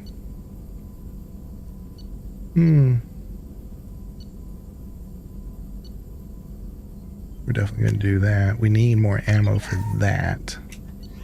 That is for sure. Yeah.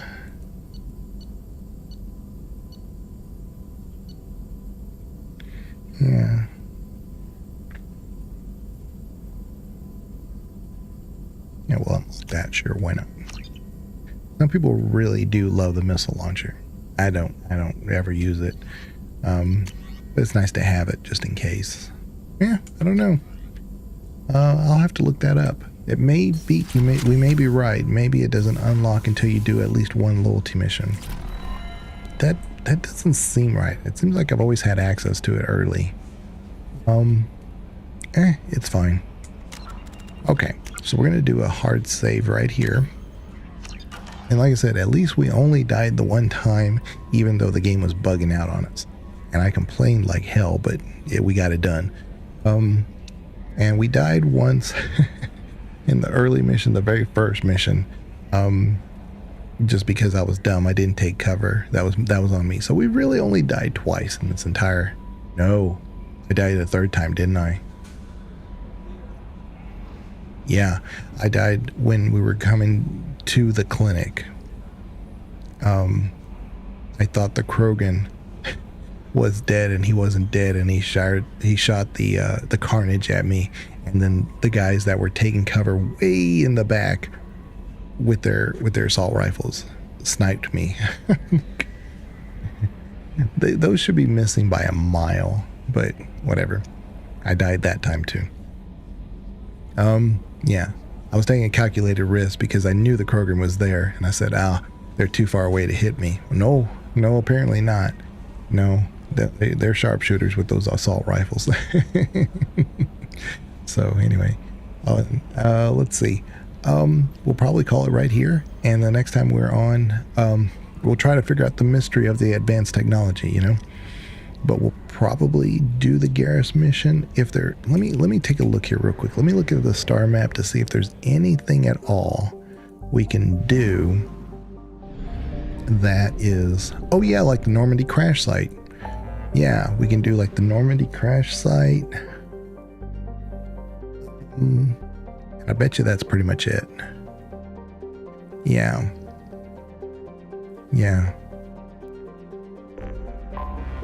Yeah, we'll do the Normandy crash site. And you see there's a couple other systems around. You can see them over here.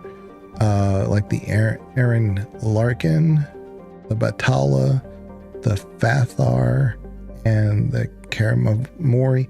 Sometimes they have like a planet that you can land on that gives you a real quick, you know, a mission. There's never anything too difficult. And that might give us, you know, some extra XP. So that way when we do the Garrus mission, it'll be much faster, you know, because I'm really only interested in, because I, you know, obviously we know what we're doing. We don't want to struggle through it. And that is one where at the very end, before the gunship shows up, they just come at you in wave after wave after wave. Oh, and there's also the one area where you're supposed to close the doors. The first two are real easy, obviously. The first one, you just close it. And the second one, you have to get over those barriers, which you can get stuck on those because of the sticky cover system. But yeah, I mean, that's not too difficult. You can get through that. But the third one, man, it's an open area. The Varen come at you they stagger though. One comes at you right away, then another one shows up, and then if you leave the door open long enough, another one comes through, and it's those Varen that show up. And like I said, the enemies are much tankier in Insanity, so you're dealing with them at the same time. And apparently they can snipe you even though that they have like shotguns. I'm like, did you remember that Krogan that was shooting at me from the stairs?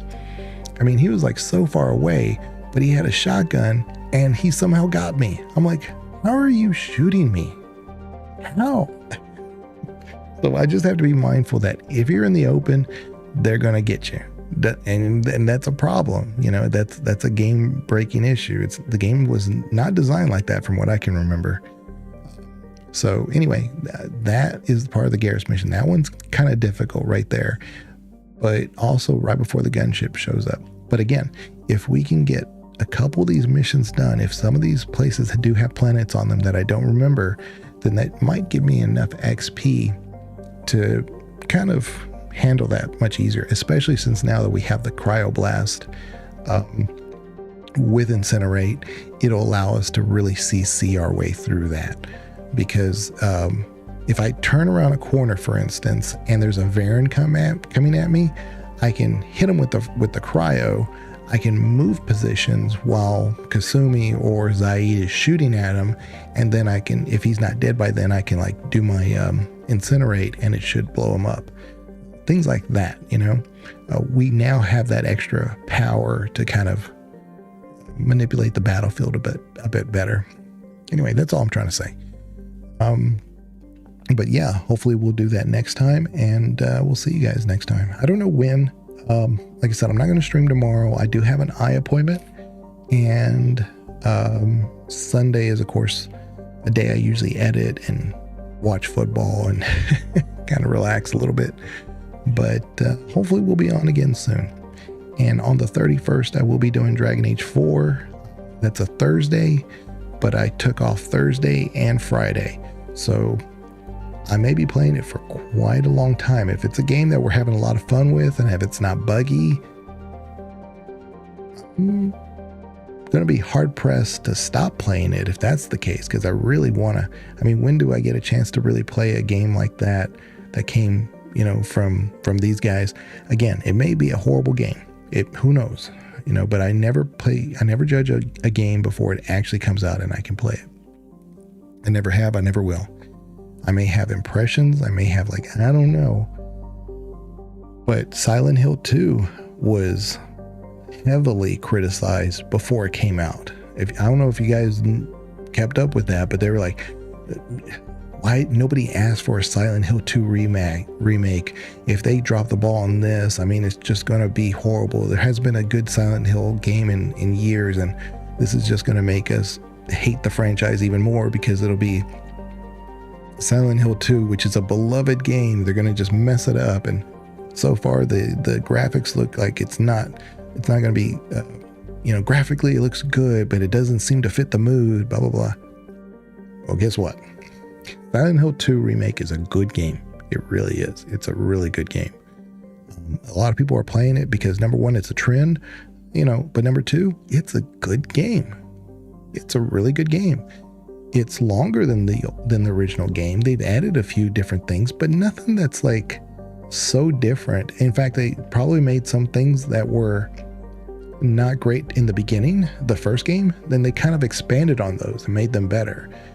The one critical thing I had about it was that it's the same enemies over and over again, but the good news is that the enemies really aren't the focus of the game like it would be, like say in like Dead Space or Resident Evil or something. So the enemies aren't the central point of the game. It's the story. So the enemies just serve a purpose. So there's just almost too many of them if I'm being critical of it.